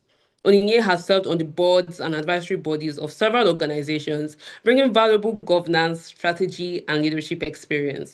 Her contributions have earned her notable recognition, including the Princess Diana Award, United Nations SDSN National Changemaker Award, and recognition as one of the living 30 under 30 rising stars in the legal profession. She's passionate about leveraging law and innovation to drive inclusive and sustainable development. Please let's give a warm applause to Ms. Onyinye Omenuga. Thank you so much for joining us today, ma'am. Hi, thank you so much. I'm very excited to be here. Thank you for being here. So on behalf of the Center, I would like to thank both of you for being here. Now, about this panel is focused on building careers in law firms. Now, Mr. Olalere, you've built yours at the global law firm, Greenberg Traurig, and Mr. Omenuga, you built yours at the top of the African market at Templars. So I just want to get an insight into both of your journeys in order to inspire and motivate our audience here today. So without further ado, let's get into the questions. So starting with Mr. Olalere, how did you go from building your legal career here in Nigeria to ending up at a global law firm like Greenberg Traurig? Yeah, thank you very much for that. Hi, everyone. So nice to share my bit this afternoon. I'm excited to be here. So that's the question. How did I get to build my career from Nigeria? I started my career at Olaniyan Ajayi in Nigeria. Also an international law firm, arguably. So from there, I had exposure. So before then, I listened to the first panel session when they were so privileged, and I really liked it that they knew what they wanted or what they were going to do, and they followed it through. So for me, in my undergrad days, I think based on my exposure, most of the things I knew were just around litigation. So I thought I was going to be a litigator. So, but when I got to Olaniyan Ajayi, I saw how vast, the space was, how there were so limitless opportunities. And I'm very curious, academic wise. So, I started trying my hands on different practice areas. I was lucky. Then as an NYSC person at Olaniyan Ajayi, you were going to be in a pool where you could work on different, work would come from any angle. So someone in oil and gas could call you and give you work. Especially if you're a hard worker, if you're doing a good job. So everybody would want to work with you. So that gave me kind of an opportunity to explore different areas. And by that time, before the goal was to work at Olaniyan Ajayi, to work at the biggest law firm in the country and be, that fantastic young lawyer, making giant strides and all. So, when the opportunities came, then I knew that this was going to be something probably bigger than what I initially imagined. So I started doing things in finance, cross-border transactions, things across Africa, transactions in Nigeria. So from there, I was trying to pay more attention to things I think were going to be transferable, especially after law school, when I knew that there was a high chance. I was under a misconception that, once you're a BGS of law school, you have to go to Harvard or you have to go to Oxford. So I knew that I would have to, at one point, go for my master's in Harvard or Oxford. So I started looking at skills that were going to be transferable, like things that I could do in Nigeria and as well would be relevant in the next market, that's in the UK, or if I found myself in the US. So with that, I started doing more finance and corporate work, applying myself to those areas and things like that. And from there, of course, as most people on the call probably know the story, went to Oxford for my master's. So getting to Oxford as well, I was torn if I wanted to I was going to go into the academia. I was going to do private practice. Again, you can see the journey was never straight. It was just just being open to opportunities, exploring opportunities, and of course, trusting God to direct my path. So got to Oxford. I did more corporate. My program at Oxford was the Master's in Law and Finance, which kind of explored the economic and financial aspects of some of the legal transactions that we do, how law and finance come together to shape deals and things like that. So yes, through that, had more exposure, and from there, had more exposure at a bigger level. When I was at Olaniyan Ajayi, when I was in Nigeria, there were a lot of things I did, smartly did, that partners were very, very pleased with me. there were areas that I did that were uncharted, that partners were very, very pleased with me. But the truth of the matter was that at those times, I did not understand what I was doing. Maybe I understood the practical of it, like not the practice now.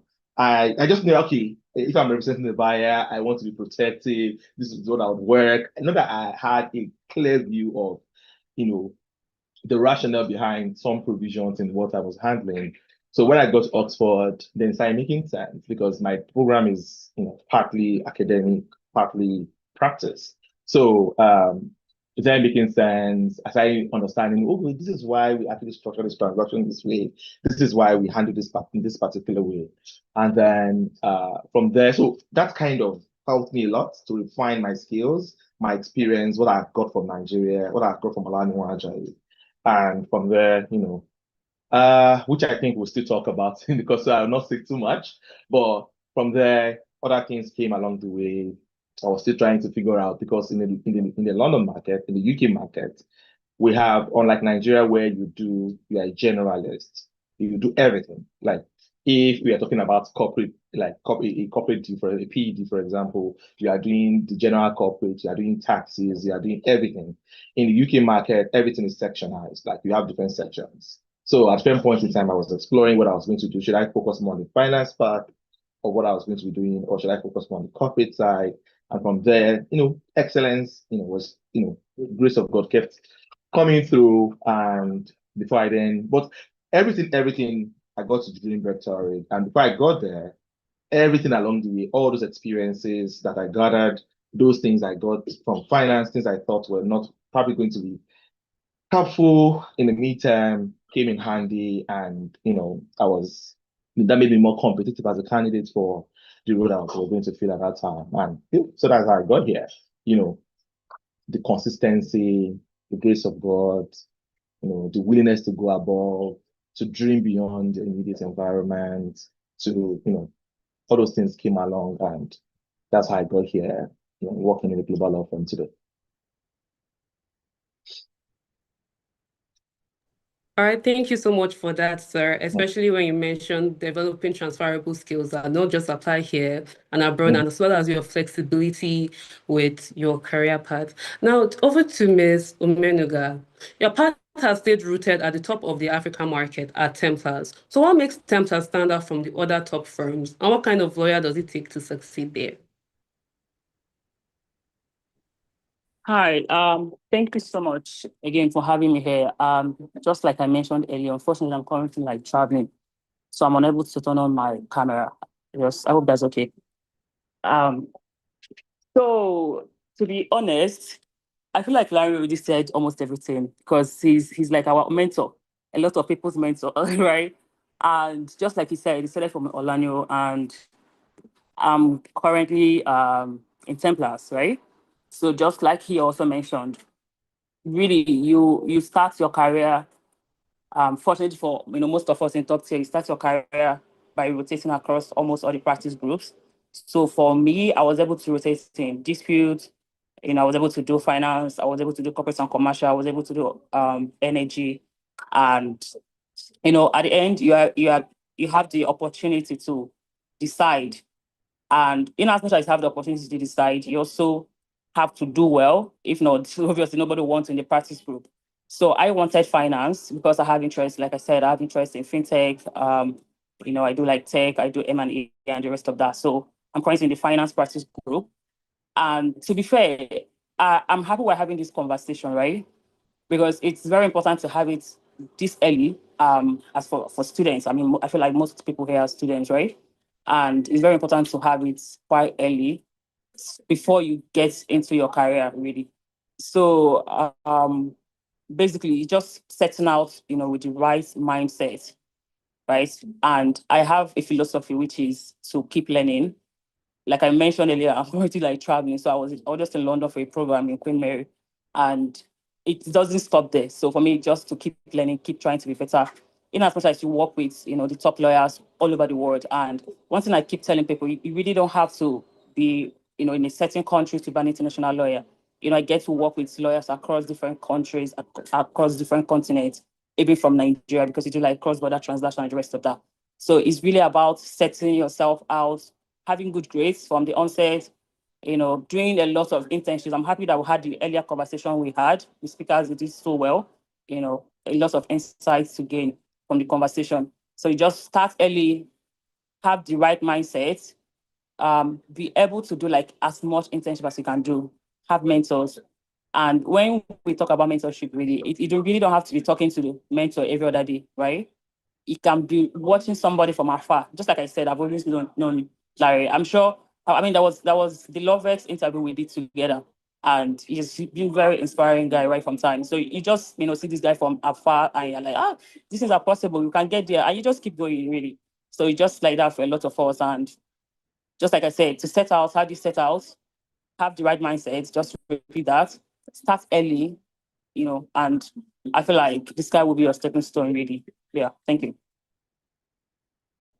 All right, thank you so much for that insight, Ms. Omenuga, especially when you said you need to keep learning as well as the importance of mentorship as well. Thank you so much, Ma. So over to Mr. Olalere, there's a version of that question for you too. So you were not just proving yourself as the candidate, you were doing so in an entirely different legal system. So what did it actually take for you to hold your own in a big law environment when you had already trained in Nigeria? Well, it's a difficult thing to do, quite a journey, but if you're someone that's persistent, you're consistent, you know what you want, no matter what the challenge would be like, you would be able to overcome it. So let me give you a personal example for myself. So I finished from Oxford. Initially, when I was at Oxford, I was going to do a PhD. I got an offer for the PhD. Because I know I told you earlier that I was thinking I was going to delve into the academia because I like teaching. So later on, I saw that, no, I'm not sure I want to do this now. I'm not sure I want to have Oxford back to back. So that just what I meant was I needed to start looking for opportunities. And when I got the opportunities I got, I needed to demonstrate, I needed to max out the space.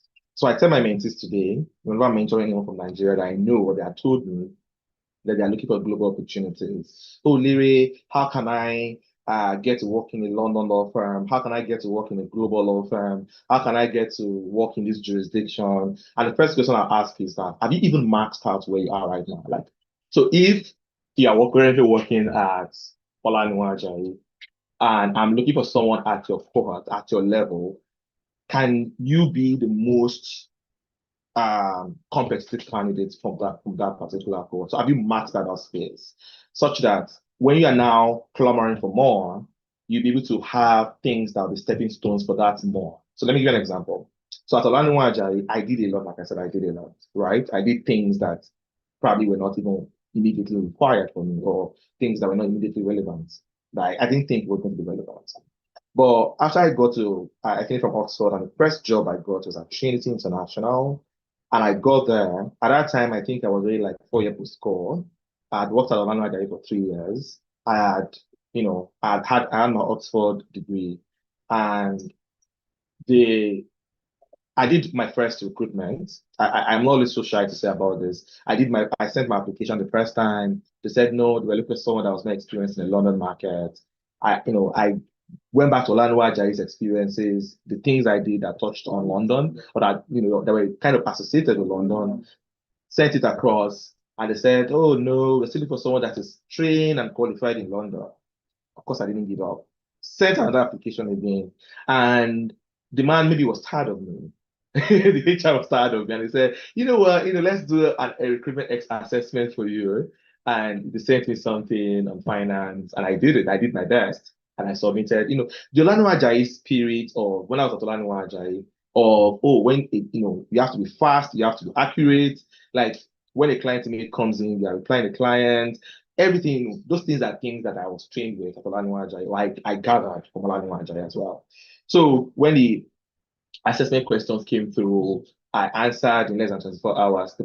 He gave me I think he gave me 5 days, but I did 24 hours. I knew what I wanted to write, and I wrote it and I sent it back. And I'm oh, extra mark for sending it very quickly.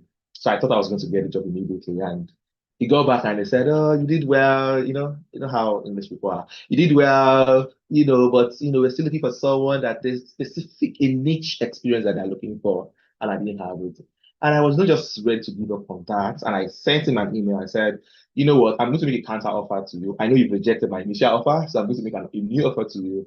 I don't mind coming in at a junior role. So I'm okay you demoting me.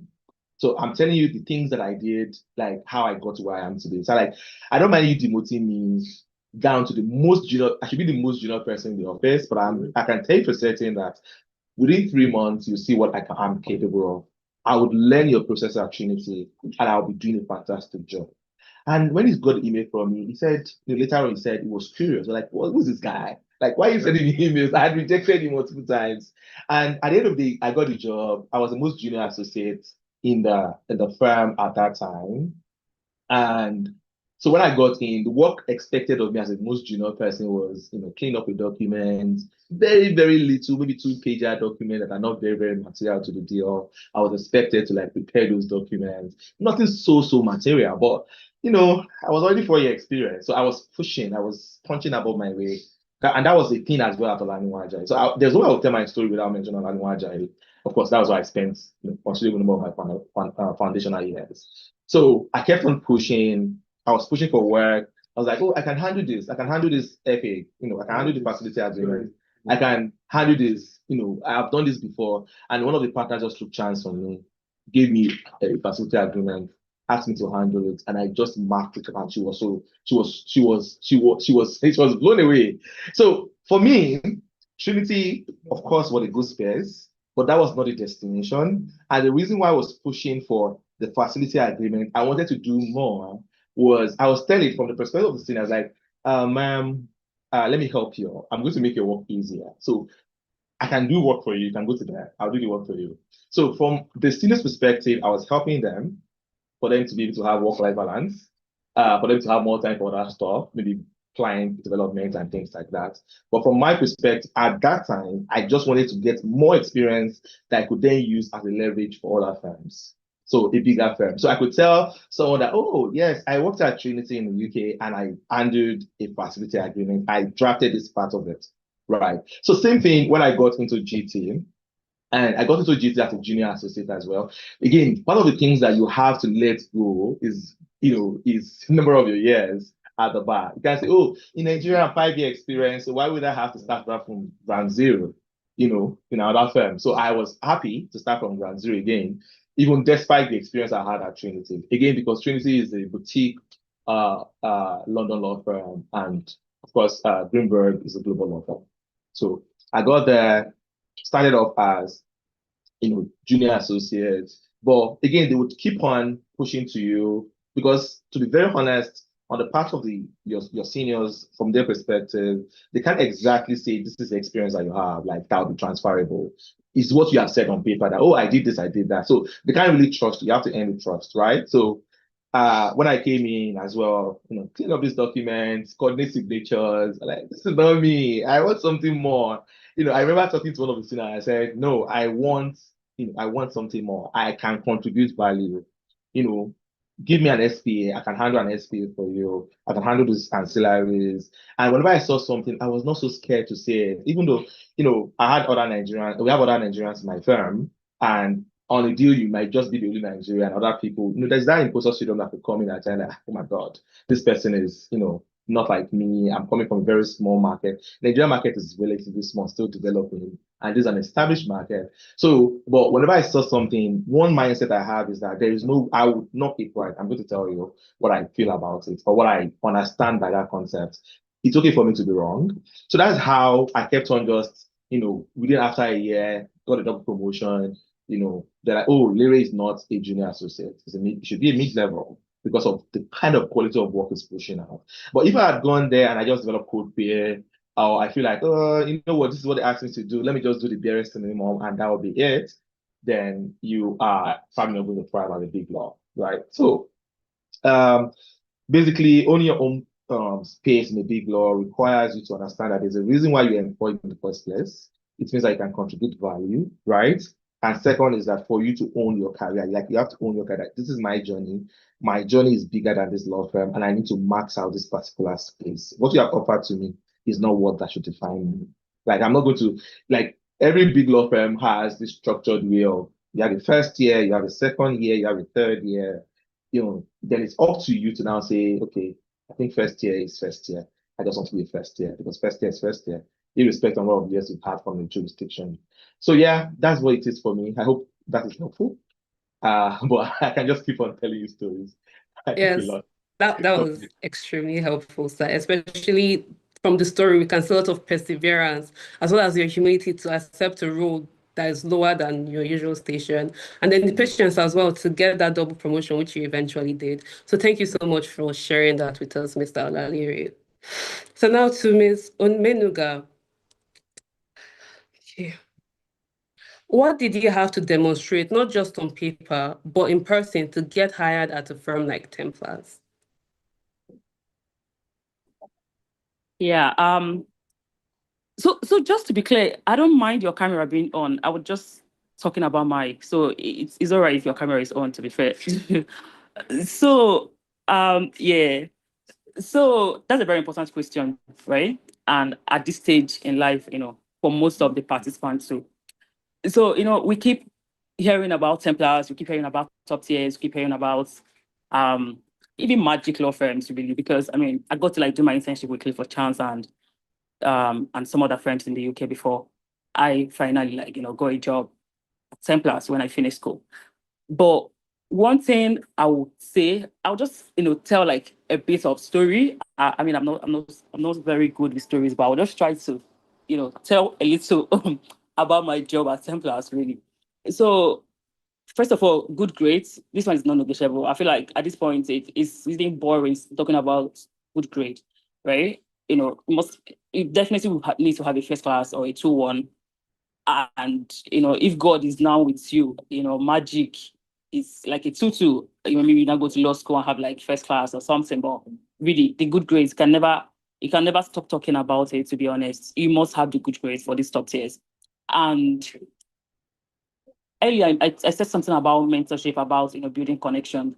The story I mentioned, I remember back in 2021, I went to Port Harcourt for a conference, the arbitration conference, and prior to then I already did my internship. Actually, it was 2022 because I did my internship in Templars 2021.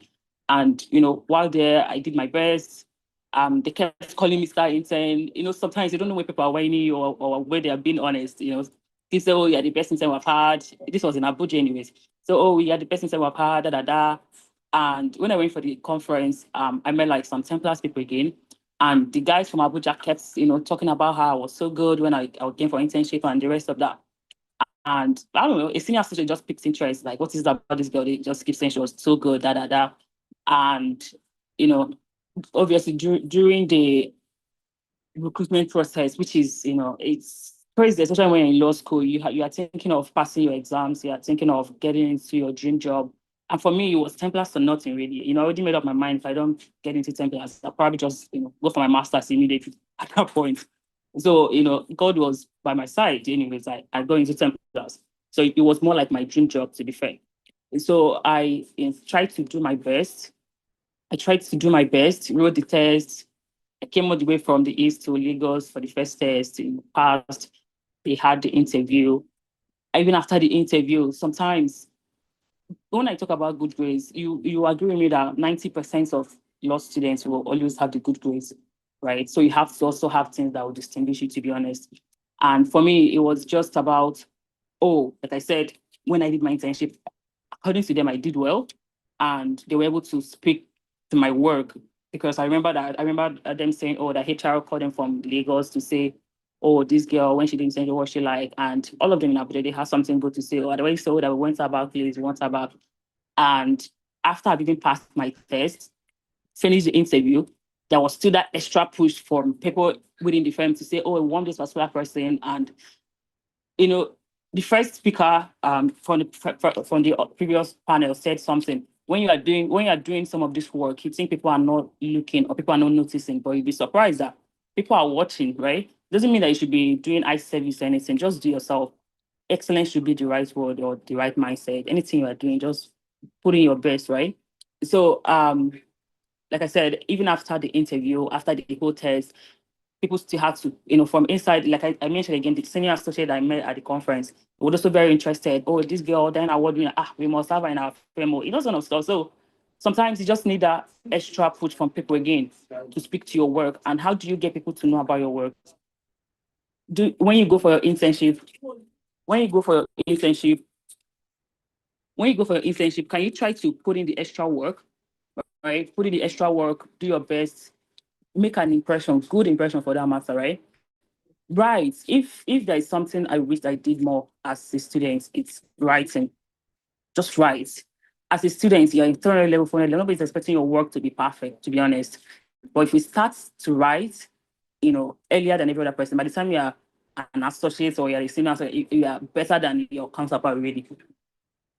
I don't know if that makes sense. So, right, be visible as much as possible. And when I say this, I say it with every sense of sincerity. I mean, there are people that don't want to be out there.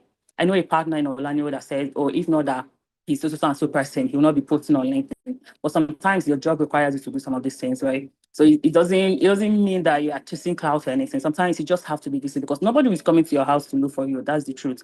Even though Jazz keeps saying that if you are a singer and a musician, you want to be an artist, you're not posting online. How will he know that you're a singer? It's like that for lawyers most times because we all agree that this profession is a lot. So how do you distinguish yourself? You have to keep working at background and try to also be visible and commercially aware, right? So you just have to put in the extra work. And so to just summarize, how did I get into Templars or how do I expect someone to get into Templars? And even when I get to interview people, it's beyond the good grades. Good grades will get you into the room for a test or the interview. But the mistake most people keep making when they come for interviews in a firm like Templars, you ask them questions. It may sound like a law school question, but they're not expecting you to tell them or give them a law school answer with sections. They will ask you about insolvency. You start telling them section 700 and said, come up. That's not what they're asking you.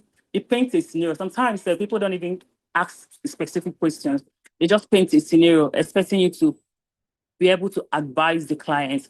Because in a firm like Templars or even every other top tiers, no client is expecting you to define contracts or define offer and acceptance, right? They just want you to solve their problems. And nobody's coming to ask you, please, what is contract? Really, they will just come and tell you a whole lot of stories. How this one, that one, how do I now? We want to merge. It's even you that will tell them if it's a merger, if it's an acquisition. Do you understand? So at the end of the day, you have to be able to apply yourself. So yeah. So I hope again that was helpful. Thank you. I was going to quickly add something to that, if you don't mind anyway.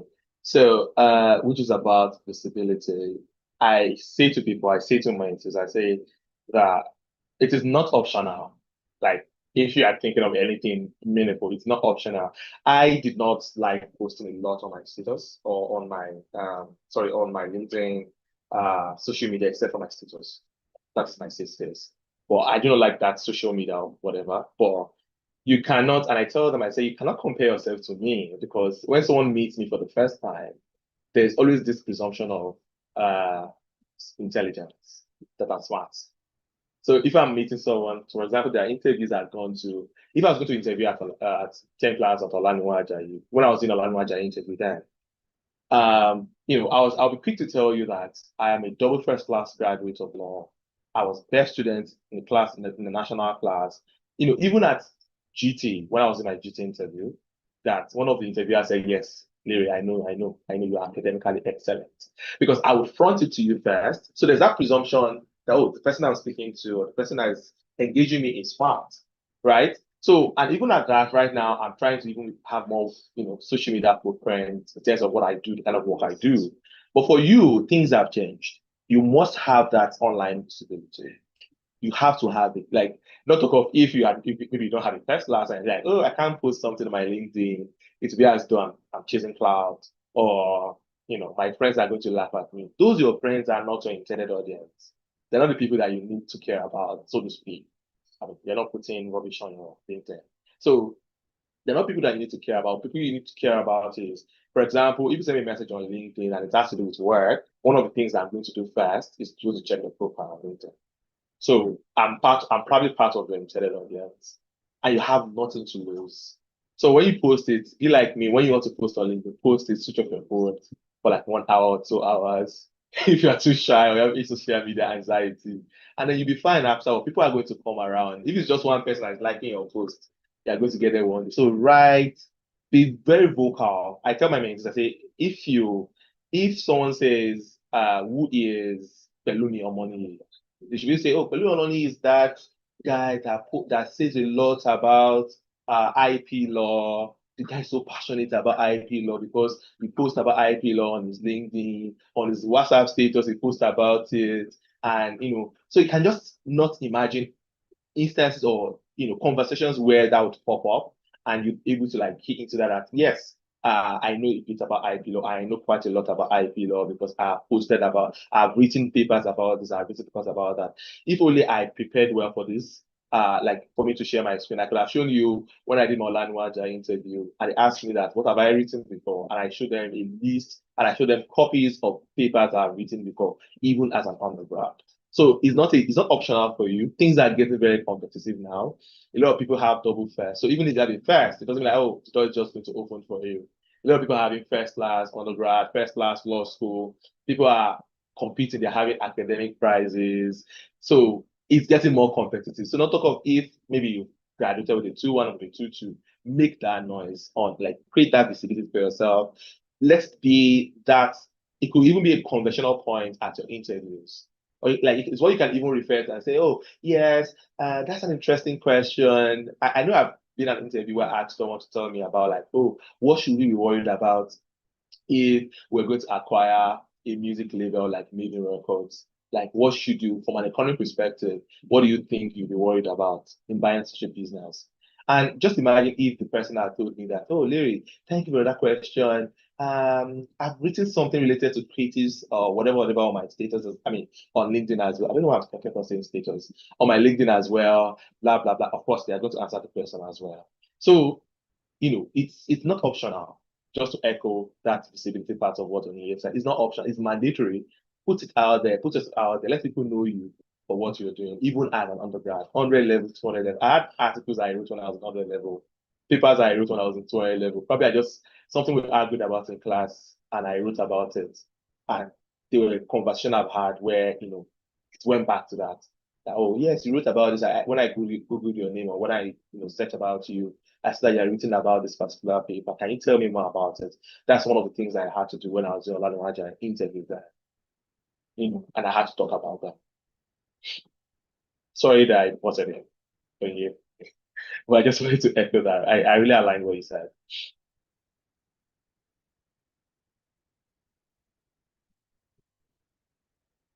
Can you still hear me?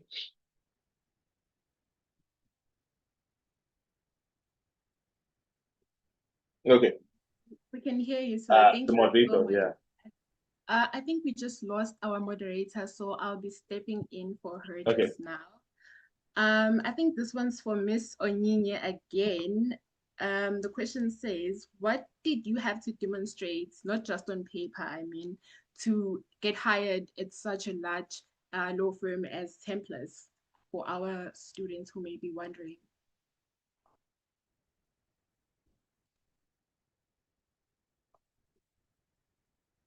Miss Onyinye? Yeah, I think she's muted right now. Onyinye. Yes, please. Sorry, can you repeat that, please? I didn't hear that you said. No problem, no problem. So the question is, what did you have to demonstrate, and not just on paper, to get hired at such a large law firm as Templars, for our students who may be wondering as well? Hi, I thought we discussed that earlier. Oh, really? I said that, Oh, yeah, I think it's the third question. No, that's all right. That's all right. That's no problem. Thank you. Okay, so my next question would be, is building a career at a top Nigerian firm and eventually moving into a national firm a realistic plan? So do those paths diverge early? Were there any clashes maybe I think that's what the question says. Is it Okay, clear? I think that's for our mentor because I'm just a self lawyer. Oh, Yeah, He's the mentor, person okay.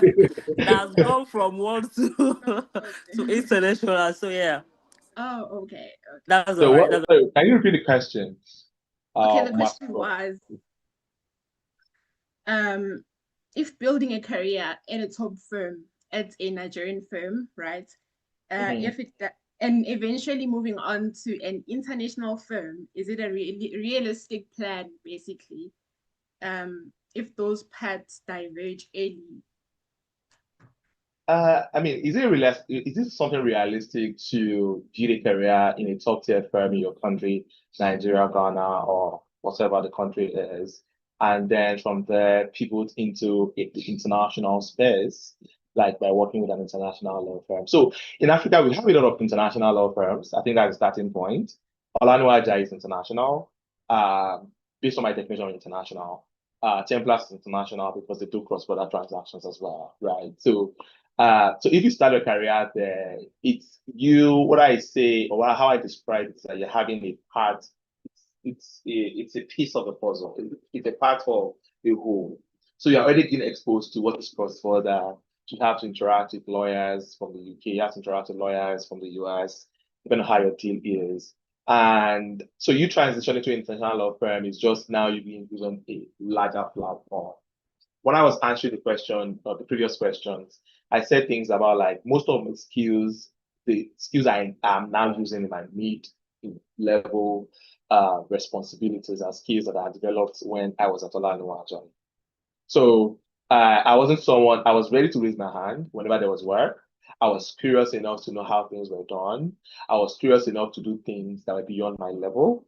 So when I got into an international law firm, there were no real surprises because first of all, I could work long hours. If you are working in an international, like a US law firm, so there's a distinction between a US law firm and a UK law firm. So a law firm that's in the UK, that is UK founded, not just a law firm that's in the UK. So I work in both the UK market and the US market. So my law firm is a US law firm, but we have a London office. I work from the London office, but I work with, most times I work with people in New York, that's in the US. So for UK law firms, they do not have longer hours, typically do not have longer hours. You work from like 9 a.m. to like 5 p.m. and you go. I found it to work when I was at Trinity, for example. When I sent an email, I kept on replying to emails, I kept on sending my work at like 10 p.m., 11 p.m., 1 a.m. And the partner just called me and said, Yusuf, what's going on? And I'm like, what do you mean what's going on? Like, you didn't have to reply to the email yesterday when you replied. I'm like, okay. Because I was used to that in Olanuaja. Like, the Olanuaja event, I think that will still be the case. And I think for most of the law firms, they have this unspoken rule of whenever an email comes in, you have to reply to the email like 5 minutes and 10 minutes. So I was always on my phone. Like I'm here now, I'm replying because I'm in my work phone. So I'm always on my phone, just send a holding response and things like that. And I did that in Trinity, which Trinity is a UK law firm, a London law firm. So and the partner called me and said, no, that's extra hour. Next time I would want to work extra hour, I should let her know so that they will have to pay me for the extra hours. And I felt like, wow, awkward. And like, wow, that's what happened. You can reply to me at midnight. In fact, you're even a star performer for replying to me at midnight and things like that. So I relaxed. And from there, when I got into Green Rectory, like I went back to Olanuaja style because that is an American law firm, as I told you. There's that difference between the two. If you want to work-life balance more, see, London law firm that offer you that. So when I got there, again, not so much of a surprise, other than the fact that I had taken a break when I was at Trinity. I had to respond to emails. So there, I'll have to do stuff. I'll have to like raise my hand. I was ready because nobody cares if you are working. You don't care now. By the end of the financial year, they would care because you all have your target hours that you must have worked for a year. Like for me now, last year I had a target hour of 1,800 hours that I must work for. So how would I get those hours in if I'm not working on stuff, right? But because again, I'm used to having to raise my hand. I wanted to I'm looking at something bigger than GT. I'm looking at something big. I'm not saying I'm leaving GT, but this is my career. My career is bigger than GT. right? So all those skills, that thinking about, don't think really about so much of, oh, this, let me say that, Genesis is that's toxic. But let me say, the way I'm going to say it that in Olanuwa Ajayi, when I was at Olanuwa Ajayi, I was thinking more of how much stuff would I be able to do to build my career so that I'll get to where I will be comfortable, I'm more comfortable, or I'll be able to say that I've established much for myself. And if people were doing things for 3 years, because I didn't have age on my side at that time as well, I was like, okay, I have to do this thing like 1 hour, I said 1 year or 1 year, 6 months or 1.5 years, whatever it is. And so that kind of shaped me. And when I got into international affairs, fast-paced, so I'm working in a PE team. What that means is that these are private equity investors. They can say they want to invest something in the deal. This last week, I had a deal that, say, oh, I want to buy this company. I want to do it within 3 days because there are other people that also buy the company. So 3 days, you as a person working in the big law, you have to make it happen. Was it surprising to me? Not exactly, because I've also had to do stuff at Olanuwa Ajayi, in a law firm. So what matters most was what I said earlier about the fact that you need to max your current space. Like you have to max it out. If you don't max it out and you've not done stuff, you're currently working at Olanuwa Ajayi or at Templars or at Alukuna Everybody, and you've not maxed that space, you've not put in your best. When you get to a US law firm, you most likely struggle as well because, like, oh my God, what I left Olanuwa Ajayi or at Everybody is also what I'm facing here. But nobody's even going to hold you by the neck. Just that you'll be shown the door at the end of the year. You'll be shown the way out of the door at the end of the year when you're looking to the target. So it's not so different. But I should recognize the fact that, of course, Nigeria is, like I said, is still a developing economy. Of course, we know that. The market is not fully developed. But when you get to a larger and fully developed economy, you start seeing bigger stuff, bigger deals, handling more complex stuff. Other than that, no other thing is different between you starting off at a national law firm and then maybe the law firm like all the top tier firms at the national level, and eventually having to work in more established facilities. Thank you so much for that, Mr. Yusuf. I think this one is for Ms. Onyinye. For a student who wants to work at a large firm as Templars again, at such a high caliber, what should they be doing right now to set themselves apart from the masses? What would you recommend that they do? Sorry, my network tripped off a bit. Was that question for me? Or was it for you? Oh no, So sorry. No, it was for me. Onyinye. Yeah. Okay. So just so I don't sound quite generic, really, but I mean, as much as I may end up sounding, because that's actually the truth. I've said it before, and Larry also said it. You can never overemphasize on, first of all, having content, right? When I say content, I don't have issue. There's something about, obviously, like we all said, there's need to be visible, but there is also need to have content, right? So you cannot be all visible, and when someone gets to talk to you, you are empty. So there's need to have content. So you have to read, research, and write as much as possible. Because I will tell you for a fact, I've had to hire someone, at least in Templars, because someone said, I've read this person's article. He was just an undergraduate student at that time, but someone like, I think I know this person, I've read his articles, and he was an undergraduate, just like most people here, right? So you have to be visible, you have to have content, you have to be commercially aware. There's also an interesting thing where where interviewers, especially in Templars, and I believe that's how they do it in a lot of top tiers, really, they get to ask you questions about, how people just put a lot of stuff in their CV. When I was there, I did this, I did that.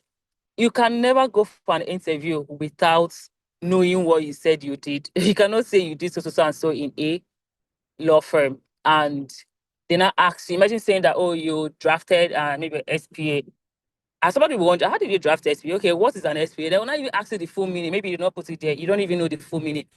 So it begins to look stupid. So one thing that is very important, and I'll keep saying that, you have to have content, and you have to be commercially aware, or they'll ask you about a deal announcement. You could say, oh, you're interested in finance, and they will not ask you, oh, what was the last deal Templars announced, maybe on an M&A they just did, and you're looking around, or you say Templars is your dream job or your dream law firm, and you don't know anything about them.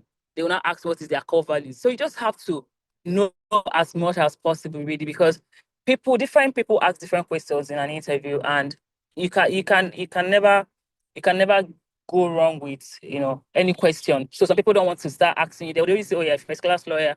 Why are they asking you what is or maybe what is the measure, or what is voluntary winding up? They don't want to ask you all those kind of questions. They will begin to test your knowledge of how commercially aware you are. So you have to be commercially aware. You have to have content. You have to be visible as much as possible. Because one thing again you know or you understand is that people get to interview people, right? If that makes sense. It's not at least not AI that is interviewing you at this point, at least in Nigerian law firms. It's a human being that will get to interview you. So how do you want to be visible? Not really by talking to the person. The person may not even need to know you personally, but by the time you say your name, I say, oh, I think I've read something from this girl, or I saw something on LinkedIn that this person said on so and so. So just keep pushing. When I say keep pushing, your interests, keep developing yourself. Read as much as possible, write as much as you can write, and I'll keep saying it. What you write now, nobody's expecting you to be perfect. But in the next maybe 5-10 years, nobody's still expecting you to be perfect, to be honest, but at least the standard gets tougher, gets higher. And if you start now, it gets easier when you get there. So as students, priority is your grade, 100%, because you won't even get into the room if you don't have the good grade, maybe a first class or a 2-1. That is the priority. Then you have to be commercially aware. You have to be visible as much as possible. You have to have content. I cannot overemphasize, because I know personally I've had to talk to someone that was everywhere. That's my definition of everywhere. Literally, I don't know where the person is getting content, and literally, I wasn't impressed, because it wasn't what I saw online that I was hearing. I'm like, what's happening here? And they don't want to create that kind of impression. So if you are saying you are this, you have to be really that. And if anything you're saying in your CV, you have to back it up, really, right? I keep telling people, sometimes you don't want to, sound maybe that you're proud or you're whatever. Like, let me say, he will keep telling you that he's a double first class lawyer, and it is what it is. He's a BGS. You can't take it away from him, right? But when you ask him now, he will be able to back it up, and that's where you want to get. So anything you're saying in your CV, you have to be able to back it up. And I keep saying, it is not pride if you can back it up, or it is not bragging if you can back it up. So if you can, you have to be able to bet on yourself, right? And another thing again that is very interesting for everyone to know, that people like Templars, they're not looking for the smartest, academically. They're not the smartest bookworm or lawyer. That's not what they're not even going to hire you if they feel like that's the only thing that you can't express yourself. So there has to be more. Sometimes they hire you because you are very confident. Because they are very confident. You get to hear that people faint when they go for 10-class interview. Why are you fainting when you go for an interview? It's like, what does that even mean? Do you understand? You're a lawyer. Do you know people you get to talk to? Do you know how many people you get to talk to, get to interact with, like people in top tiers all over the world, really, magic circular firms? Is when they are talking to you, you are not fidgeting because their skin color is white. Like, does it really make sense? So they need someone that is very confident. So sometimes when you go for interview, you may not even know the answer, but the way you play around it, smartly, confidently, you'll be very impressed. You'll be very impressed.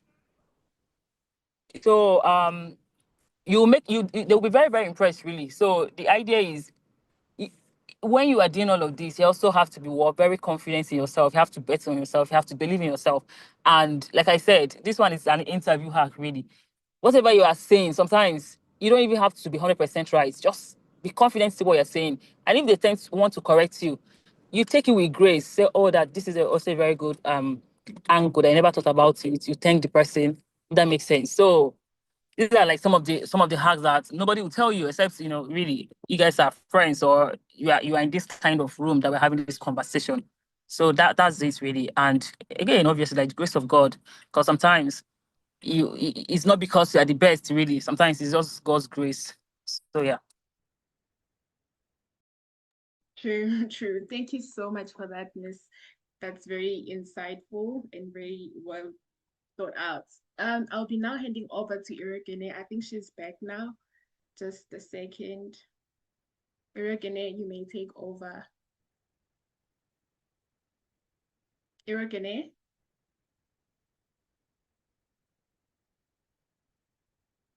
Okay.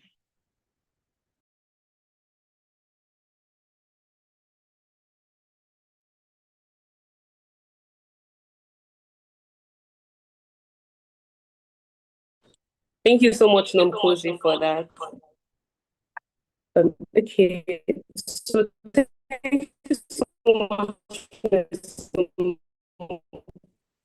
Omenuga, for that insight. It's not enough to just have the visibility you've built as well. Okay, so now we're going over to Mr. Oladere. So to you, Mr. Oladere, you work in a global law firm. You have to handle different nationalities and ethnicities. So how do you navigate cross-cultural backgrounds as a lawyer in the international space in a law firm like yours? Yeah. There were a few cultural shocks that I experienced. I'll give you a few examples. I was working on a deal where there was a conflict of interest, and I was going to say to someone on the deal that I don't used to use this expression a lot in Nigeria when I was in Nigeria. So I said, oh yes, this is not a problem. We can erect Chinese walls. I said it very, it was a harmless statement from me. I didn't mean anything. I said, oh, we can erect Chinese walls. And unfortunately for me, there was a Chinese on the call that heard it. So, and after that, the Chinese dropped me a note. I said, dropped me a note, copied my immediate senior associate that, that was a sensitive thing to say. I shouldn't have said Chinese walls. Do I even know the Chinese walls? Or do I know how sensitive the comment was? And she just went all about it. And I was like, Chinese walls, what have I said that is wrong like this? God save me. So I didn't have to, I spoke to my senior, I did some Google search about and how sensitive it was to say Chinese walls. And, I got to understand that there's sometimes we use as a swell against Chinese to mean that they are not they're still awkward, they have barricades, they don't want to interact with people and things like that. That the best, because of those sensitivity around that statement, it's better to just say have ethical walls. And I was like, wow, interesting. And ever since then, I don't think I've ever in my life said anything Chinese walls. All right, but I'm explaining things to you. That's one thing. Second thing was I've had to work with, first of all, people from different, that are from Africa as well, but are not Nigerians. I've had to work with people that are also not Africans, right? And one thing I've realized, especially like working in the US, having to speak to US counterparts, is that I'll have to speak very slowly. Slowly. Hello, everyone. Good morning. Okay. And I would walk you through the Malami Intelligence Code today. And now I would go to question one. I'm not that ridiculous, but I'll have to speak very slowly. Why? Because they believe that we Nigerians or most Africans speak very fast. And for me, am I not speaking fast? I'm not speaking fast because before I got used to it, I would have to use the effort and I have to listen very carefully to understand what you're saying for some of the fast speakers. So again, you can see how that went. So I am the one speaking very fast.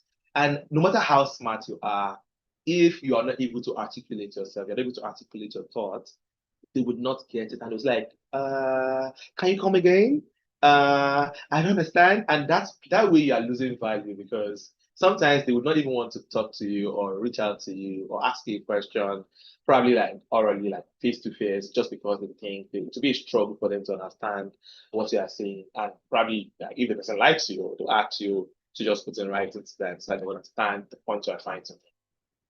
So same thing. This is not just for people that like if you're an international law firm and you're working with people that are out of Africa, we have different cultural whatever amongst Africans as well. So what that means is that when you're on a deal, you want to understand, for example, what kind of lawyer is on the side. Whenever we have a kickoff email about a deal, maybe there's a new acquisition that we're going to be doing. The first thing, as a matter of practice, that we all do, myself, the senior associate, and the partner, is we just click on the profile of the lawyer on the other side to understand them, to understand them better. Because, for example, to kick off email, if the person that sent it to you is a partner, you don't extend the courtesy of replying, having a partner to reply. We've had an issue. I've been on a deal where there was a problem as to the fact that the person I was conversing with, the partner on the other side, felt offended by the fact that the person sending them email was not a partner, was a first year. So in the US, we have a concept of first year where before you get admitted to the bar, you would use title like law clerk, right? So the person I was sending email was a law clerk, and the partner said, please, I only want qualified attorneys to be the ones sending emails. You know, a law clerk should send an email. So things like that happen, and you're just like, okay, these are the specific nuances of being an international law firm. I juggle multiple time zones. So like I said, I'm in London, but I work with teams in New York. Like 90% of my work comes from New York. 10% is London. So I hardly even practice English law. So doing that, what it means that I've been on deals where I have to coordinate. As a mid-level, you have to be the one to coordinate counsel across jurisdictions. I had to coordinate counsel in Singapore, in Japan, in London. Of course, I'm in London, Singapore, Japan, in Germany, and we all have different time zones. So that's another thing, like, you have to like, put in mind that, part of the things you come across when you're practicing or when you're working with a firm that does a lot of cross-border transactions. Aside from that, what else? I don't think there's any other thing. Yeah. All right, Mr. Oladere, thank you so much for that. Sorry. I just remember now, the question also asks about legal cultures. So apart from like normal cultural things that you do in corporate spaces, legal culture. So I'm qualified in Nigeria. I was initially qualified in Nigeria. That was my first qualification. And of course, all of us on the call, most people on the call would know that Nigeria is a common law jurisdiction. So that helped a lot.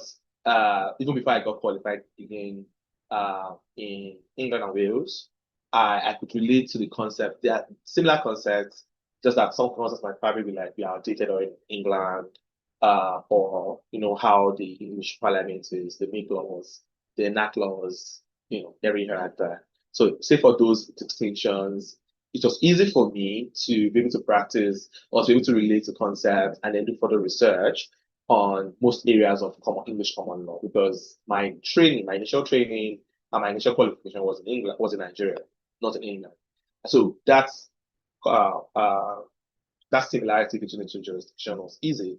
But when I had to like transition to having to like do US work, I know the US has a lot of states, and the way the US is structured, like federalism, just like imagine you having to have Oyo State, of course, in Nigeria, Oyo State has its own laws, Lagos State has its own laws, with respect to matters on concurrent lists or matters on the residual, matters. So same way in the US, we now have different states, but US own is even larger than that in the sense that, imagine you have to like learn the corporate law of Oyo State. If Oyo State were to have corporate law, you have like something equivalent to CAC at the Oyo State level, you have something equivalent to CAC at Lagos State, and most of your deals are deals that are cut across multiple states, in itself. So it was a bit difficult for me at first because, and then I had to ask. So I was fortunate enough to have good supervisors. So I asked that, from where I was coming, and that's it about, I was not so scared to fail, to be wrong. or to fail, I would ask questions, and whenever I just felt like whenever I ask questions, like tell me the answer, it will make me better. So next time I'm going to ask, and someone else is going to ask. So to that person that's asking me later, I would appear to be smart. So I would ask questions that, oh, for example, I remember one of the first deals I did in GT required that we should conduct a lean and litigation search. So basically, when you are acquiring a company, you want to check if there has been, mortgages, lien, like LIEN, lien, but it's pronounced US way is lien. So lien, you want to check if there's a lien registered against the assets of the company. And if there's a case that has been filed against them, that there'll be some sort of contingent liabilities. So I was going to do that. And so in the UK, when you do that, there is a stay period of 28 days. So it will be still valid for 28 days. So when you do your search after 28 days, you have to do another search because someone could have filed something after the 28 days for you to know if there's a thing. That's how it is in the UK. And when I had to work on a US deal that required me to conduct a lien and litigation search, I was also sure if I should conduct it at that time. Because in the UK, you conduct at the beginning and you conduct towards the end of the closing of the deal. So I just asked the senior, I said, oh, in the UK, and that was I actually wrote in my email. I said, in the UK, under English law, this is how we do it. Your lien and litigation search is, gives some sort of moratorium or sort of, off period for 28 days before you conduct again. Is that how it is? And if I say, oh, in the US, no, we don't care because we have other things of how we deal with such things. And I learned it. So there are instances, a lot of instances, not just even few, of that divergence between the US law compared to the UK law, and of course Nigeria. But the concepts are similar, like they're similar concepts. And anytime I see that, I see those divergence, and I think what I knew from Nigeria or what I knew based on my knowledge of English law would be helpful to the client, I would not hold back in telling the partner that, hi, blah, blah, blah, I think this concept, this is how we dealt with it. I've been on a deal where I saved the client like $5 million on something just because I told them that, oh, in Nigeria, of my prior experience, this is what we did for something similar to this. And they're like, oh, wow, that's interesting. And, that was how we dealt with that particular contingent liability. And the partner called me and said, really, talk to me more about it. And I walked her through it. I'm like, oh, that's great. So again, you have to navigate it. It's of course going to be a weakness compared to someone that's trained in that particular jurisdiction. Like someone that's trained in England and Wales, for example, would kind of have a leverage over you. But it really depends on how you see it perspective. You as well have some sort of strength that you're taking from your jurisdiction that will be helpful. You don't just have to be quiet or think that everything from Nigeria or everything from Ghana or everything from South Africa is trash. So it's not going to be relevant. No, they are relevant as well. You don't just have to keep quiet. So yeah, thank you.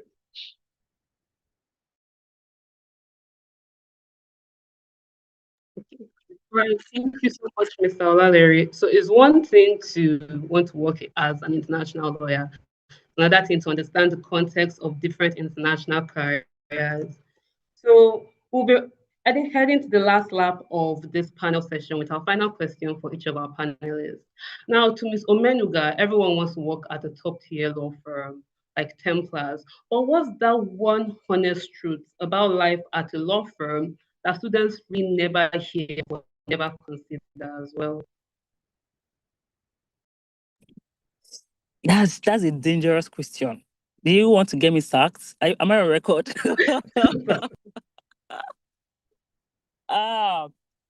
Okay, because we're having an honest conversation, right?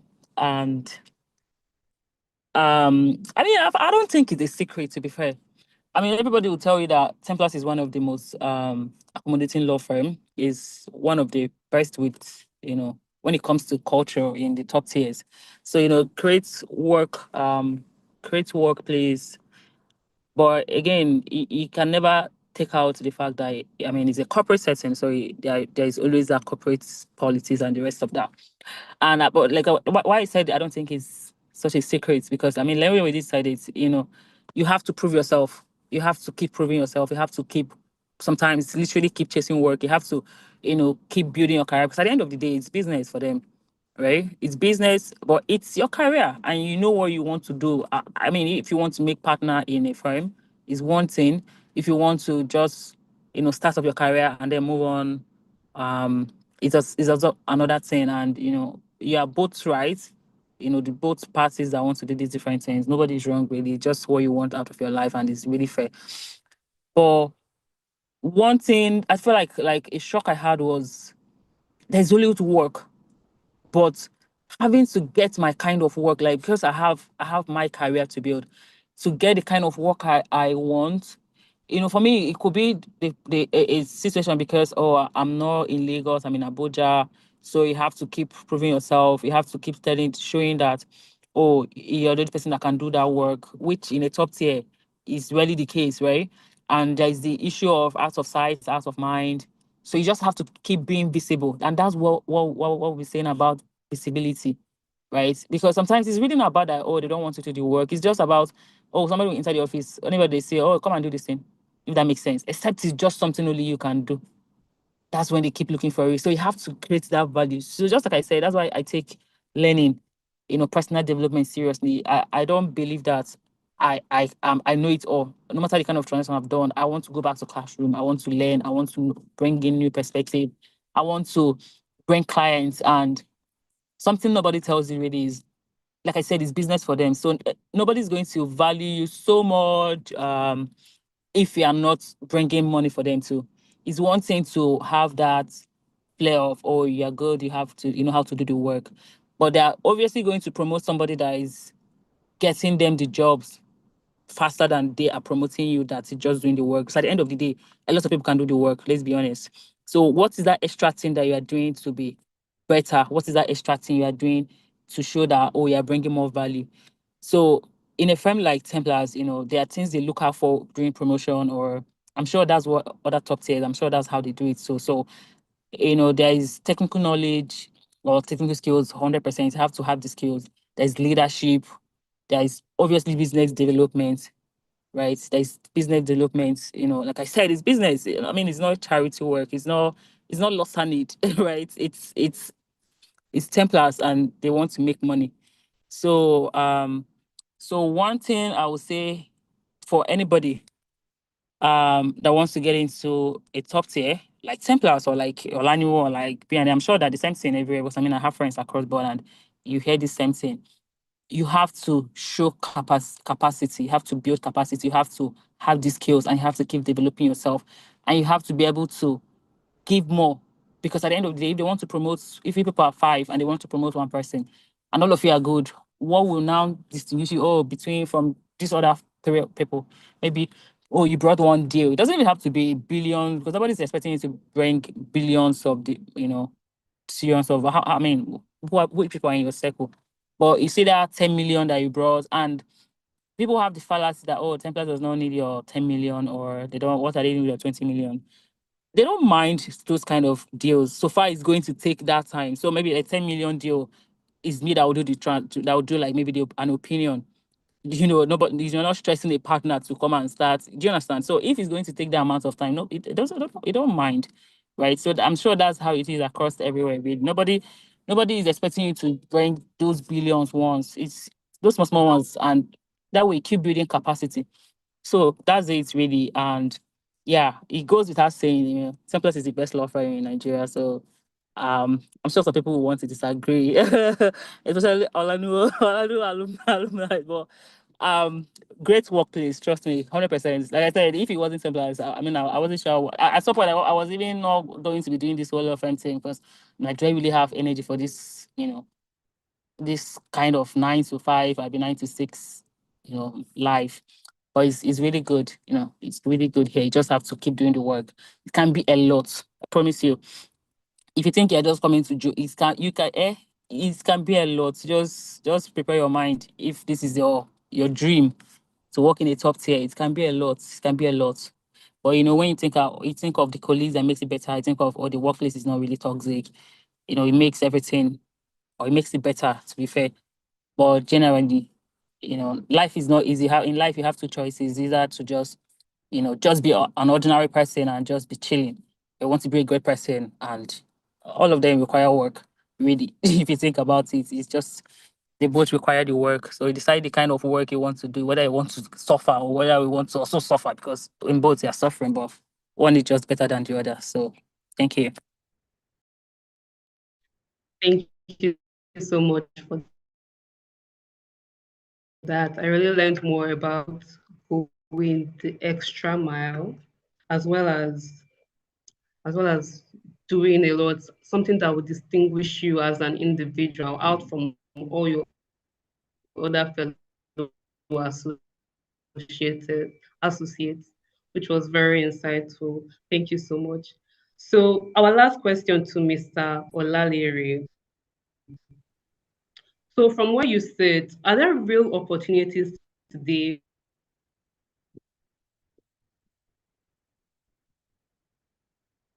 Is it just me? I can't hear you anymore. The last thing I heard was, are there real opportunities today? I think it's a network. Okay, can you hear me now? I can hear you now.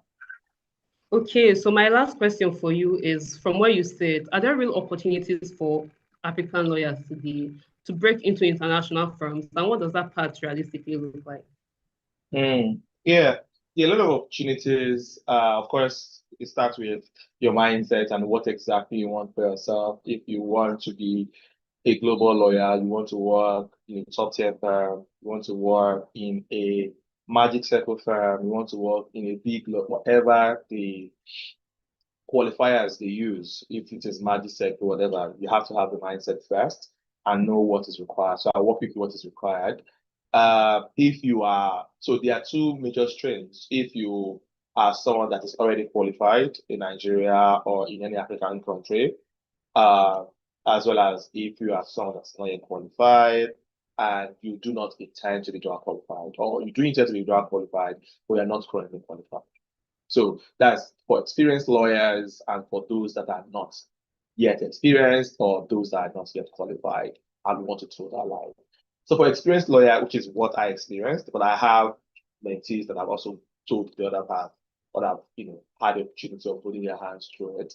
So for an experienced lawyer, of course, one thing I say, and I say it very clearly, and I'm going to hold the opinion again, that you don't need a master's degree. But maybe the only thing you probably need a master's degree for is just for immigration purposes, immediate immigration purposes, for you to break into the market. There have been people we've seen in the UK market, for example, in the London market, I don't say UK, in the London market, for example, that did not do master's degree and were able to get a law firm work at, George Salmon, what was it called? This sort of firm.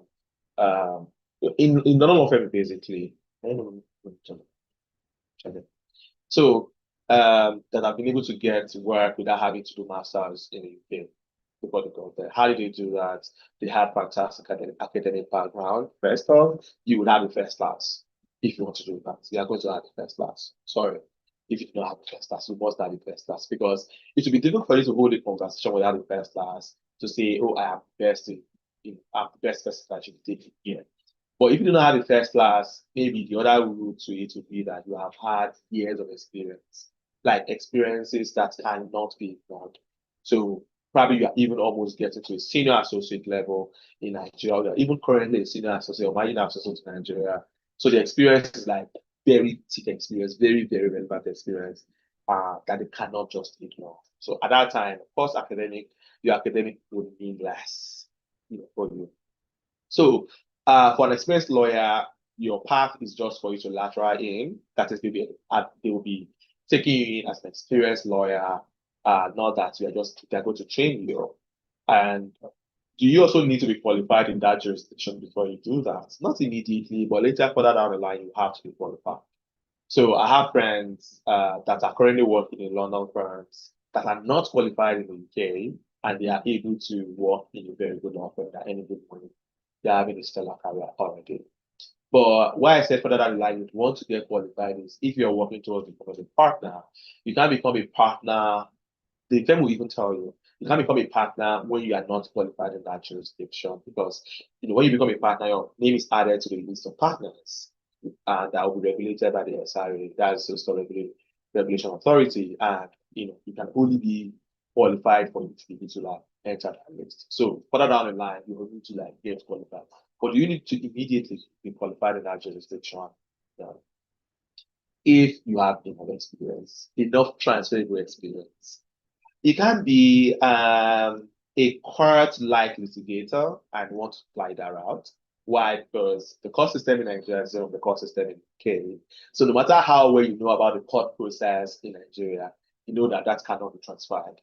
But if you are a litigator and you're an arbitration and ADR kind of a litigator, you handle commercial arbitrations, commercial disputes, investment arbitrations, those are transferable, right? So you don't need to know about the court system. You already know, probably you are even probably familiar with LCI rules, ICC rules, and all those rules that they use in arbitration space. So you don't need to be qualified as well for that.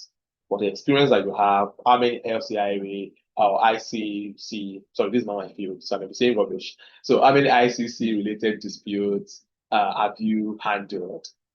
Someone, maybe you want to get into Greenberg. We have a litigation department. And you want to get into Greenberg, you are coming that you want to become an arbitrator, you want to become an arbitration associate. And Greenberg handles ICC related disputes, government disputes, and you've done some in Nigeria, you've done 3 in Nigeria. That is relevant, that is transferable. So that experience is relevant. But you can't say, oh, I've appeared before the Supreme Court of Nigeria 1 million times. I've appeared before the Court of Appeal in Nigeria 1 billion times. That does not do anything before the Supreme Court in the UK. It doesn't do anything before the Court of Appeal. It's not transferable. So as an experienced person, you most likely lateral in, and I've made 2 things. I said master's degree is not mandatory. Why, it's okay. If I want to, I would not work in a Nigerian law firm, but if I had not, had a career in duty and I was going to come back to Nigeria, people would want to have me because I'm Oxford trained. So it's the reputation is there, but does it help you in the labor market in the UK? Not exactly. It does not. I've had instances where a mentee that attended Oxford had a fantastic grade from Nigeria, and the interviewer, because they're toxic recruiters, because I said the reason that makes sense on the CV is the fact that you attended Oxford. But even that Oxford you attended, you didn't spend up to 2 years. You only spent 10 months. So they would leave the veil. They would look at where did you have your initial training and things like that. But again, it's irrelevant. It's okay to have. It doesn't hurt to have if you have pain on the side, if you have money. For example, most of my mentees right now, I'll tell them if you are going for your master's, ensure that the only master's where I will support you is where it's fully funded. So you're not going to spend your money. So it's okay, take 1 year off from work and do your master's, enjoy your life. And while you're doing the master's, you do your, so stop qualification exam and you'll be fine. So for lateral people, that is what will happen to you. You have enough experience that you want to transfer. So you can be audacious. You can send an email to a partner in New York, a partner in London, and say, this is what I've done. I would like to have a chat with you. How I want to say how I can, you probably in the email, you don't even want to say that you're looking for a job. I want to say what your team does. I want to have a quick chat with you, a long chat with you, whatever. They'll reply you. Most of them will reply you. Some will ignore you, but ignore people that ignore. Right? Now, as a lateral as well, what I'm about to say for people that are not yet qualified and they are okay, getting qualified in the UK, there's pathway for you as well. And for lateral, I do not mind. I did not mind at first. I didn't mind having to start over again as a trainee if the opportunity had come. Just that, I was lucky. I have the grace of God to be able to get, an experienced role. But so some some laterals as well, if you're open to starting all over again, you can start all over again. But this is just for people that are not yet qualified. So what can you do in the UK? I have a mentee, I'm always very proud to mention in anywhere I have a convention like this, that I think it was in 300 level then when I just mentioned, I said, hey guys, my mentorship group, hey guys, there's nothing actually preventing you from applying for a training contract in London. There's nothing that says that you must be in the UK to apply, or you must have studied in the UK to apply. There is nothing that prevents you from applying. And I don't think there's anything you tend to lose if you apply and they do not take you. But if you apply and they take you, there are a lot of stuff you are going to do. Right? And they took it. And they're like, okay, yes, Salary, I'm going to put in my application. Can you review my document? And I said, okay, I'll take time and I review this document. And today is a trainee. He's a trainee solicitor, a future trainee solicitor in Clifford Chance. He's resuming physically in September this year, right? So what that means is that as an undergrad or a graduate in Africa, you just go on Google, and now you even have ChatGPT, you have Cloud. Go there and say, open, give me a list, check, and give me a link to currently available, currently open training contract in London or in the UK, if you're not just specific about London. Maybe London is very competitive. There are a lot of firms outside London. So it's give you the list of training contracts that are open, and you put in your application. You try your best. If it works, you just won a jackpot. If it doesn't work, you've not lost anything at product. You actually type some stuff. And most of you write epistles to your lovers and to your friends. So I don't think it should be too much of a problem for you to write an epistle to the recruiters as well. So you have nothing to lose. So you need to do this training contract for you. There is vacation scheme. Some law firms would not allow you to do training contract. They would not take you for training contract. They take their trainees through vacation scheme. Now, let me quickly clarify. So what I've been saying since is for the solicitors route. For Nigeria, in Nigeria, we have, when we are called to bar in Nigeria, we say we are barristers and solicitors, Supreme Court of Nigeria. So in Nigeria, you practice as both a barrister and a solicitor. You're entitled to practice as a barrister and a solicitor. And I think in a couple of boys in some other African countries. But in the UK, you can either practice as a solicitor or as a barrister. Barristers are people that go to litigate matters in court, represent the advocate on behalf of clients. Solicitors, we hardly go to court. We can prepare the process. We engage the barrister to go to court on behalf of our client. We do not go to court. So all what I've been saying since is with respect to solicitor, if it never appeals to you, I'll tell you shortly about barrister as well. But there's training contract for you. So in the UK, for you to get qualified as a solicitor, that you're starting from ground zero, and you're not like just pivoting in as an experienced lawyer, you have to, write the SP1 and SP2. Sorry? Yes, we're just trying to wrap up real quick. Oh, So like in the next Hey, sorry, I just kept on saying everything. But again, so all I'm saying now, training contract, go online, you can apply for training contract, or try to Google and know more about training contract. You can do vacation scheme. There's an SQ you have to write. It's difficult, but it's not something you cannot pass. Passed within 1 month of preparation, they're going to pass as well. You'll be going through Shege in Nigeria, so I don't think there's any extra stress that the exam will give you that you're not used to already, that you'll not be able to perform. Same thing for barristers. You have to do pupillage, you have to apply for pupillage, and then you have to do some exams. I know. Go online. There are a lot of opportunities out there for you. And do not disqualify yourself that, I don't think I'm going to get this just because I am in an African country, I'm in Nigeria or whatever. You need to work on your grades.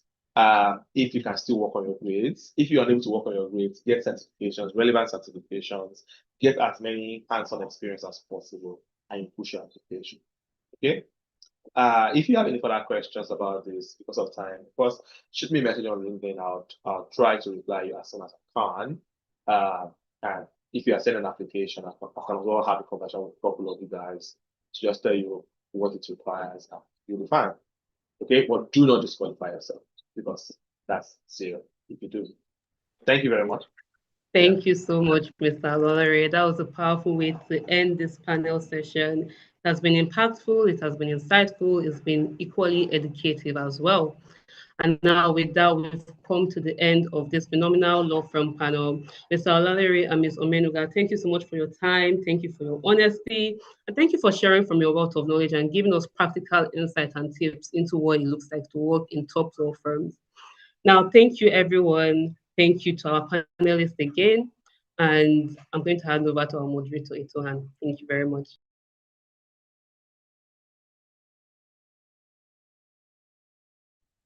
Thank you so much, Erogene, for that amazing panel session. Thank you for handling that so excellently. And thank you especially to our distinguished panelists, Mr. Yusuf and Ms. Onyinye, for sharing from your wealth of knowledge and from your experiences and for taking out the time out of your busy schedules. Ms. Onyinye mentioned that she's literally traveling right now, and you made the time to be with us today. Thank you so much. And Mr. Yusuf, who literally has like jobs in 2 different countries. That's amazing. Thank you so much for taking out the time to be with us today. And something that I noted was how different the intentional steps you'd have to take if you want to work in a law firm versus an international organization. I hope you guys noted that. I know that the panelists in the international organizations panel session mentioned how your master's degree is literally, you should take it like your first degree, but on the other hand, for the law firms, you need to emphasize on getting experience and going over and above with writing articles, putting yourself out there and things like that. So this was a truly insightful panel session. Thank you so much. If you could give another resounding applause to our panelists. We're so grateful that we were able to have you here today. And so very quickly, because of the time, we do apologize that we've shot over our timing a bit. So we weren't able to take more questions, but as our panelists said, you can reach out to him personally and he'll be able to answer your questions in due time. And so I'll be handing over shortly now to Ms. Nomkosi Masuku as she moderates the last but not least panel session for the day. But before I do that, I want to thank the members of the audience for staying till this time. I'm sure that it has been very insightful for you. Our final panel session is a very special one, as we'll be having not 2, but 3 panelists take us on the industry frontier. And so without further ado, I'll now hand over to Ms. Nomkosi as she moderates this session. Nomkosi, you have the floor. Thank you so much, Itohan. Once more, good morning, good day, good evening, good afternoon, everyone, from wherever you're watching us from. My name is Nomkosi Masuku, and it is my absolute pleasure to be moderating this last but not least industry panel of today's career seminar. To our audience, before we move on, should you have any questions during the course of this discussion, please feel free to type them out in the chat box and we will attend to them right after the session. Without further ado, it is my pleasure to introduce our distinguished speakers for this panel session. First, we have Ms. Florence Oluwabukola Ojewumi from BUA Cement, and I'll quickly just read her bio. Ms. Florence is a corporate lawyer and governance professional who currently serves as Deputy Legal Manager at the BUA Cement, which is one of Nigeria's leading cement manufacturers. She is also a barrister and solicitor of the Supreme Court of Nigeria and holds a Bachelor of Laws and a Master of Laws in International Business Transactions from the University of Kent in the United Kingdom. Florence has built her career advising on corporate governance, regulatory compliance, commercial transactions, company secretarial practice, and enterprise risk management.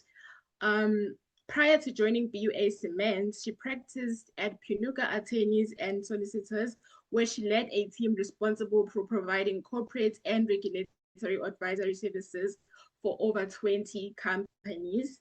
Her expertise spans board advisory, financing transactions, contract negotiations, litigation, and portfolio management. She's also passionate about helping organizations achieve their business objectives while maintaining strong governance standards. Florence is also committed to mentoring the next generation of legal professionals and demonstrating the value of commercially minded legal advice. So could you please just help me give her a very warm welcome. Joining her is Ms. Lolade Tijani, who's an international attorney and energy specialist working at the intersection of global energy markets, climate policy, cross-border dispute resolution. She advises on high-value liquefied natural gas supply negotiations, infrastructure development, and regulatory compliance. Her expertise bridges the gap between complex legal frameworks and practical commercial strategies for the global energy transition. She began her career at Alugo and Ayobode, which is Nigeria's top-tier firms, one of Nigeria's top-tier firms.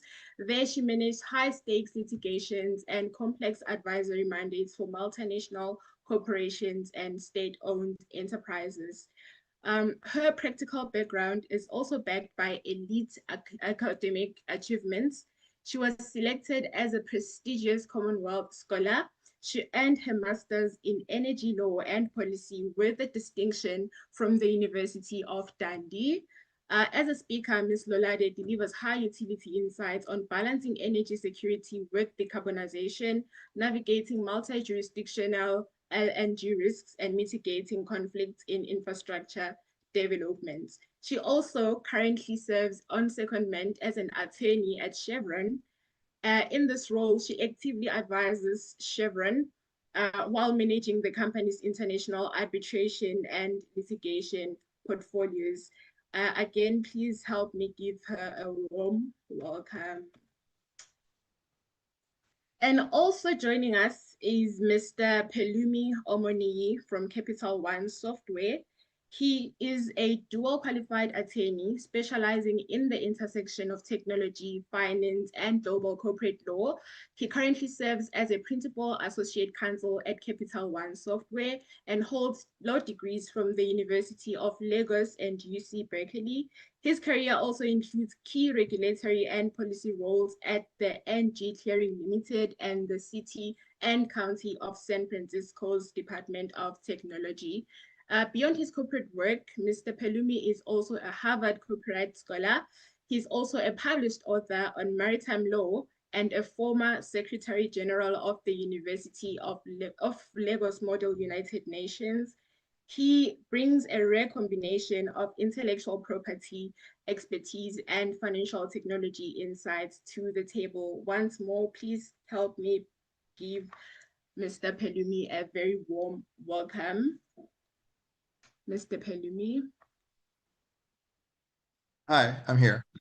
Thank you so much. Okay. No problem. I must say we are truly honored to have all three of you with us this afternoon, and we are looking forward to learning from your expertise and experiences. To start off, I'd like to ask each of our speakers to just quickly introduce themselves and give us just a little bit about their career journey. Ms. Florence, we will begin with you. Thank you so much, everyone, for having me. My name is Florence Ojeomi, and I currently work with Boa Cement PLC. I did my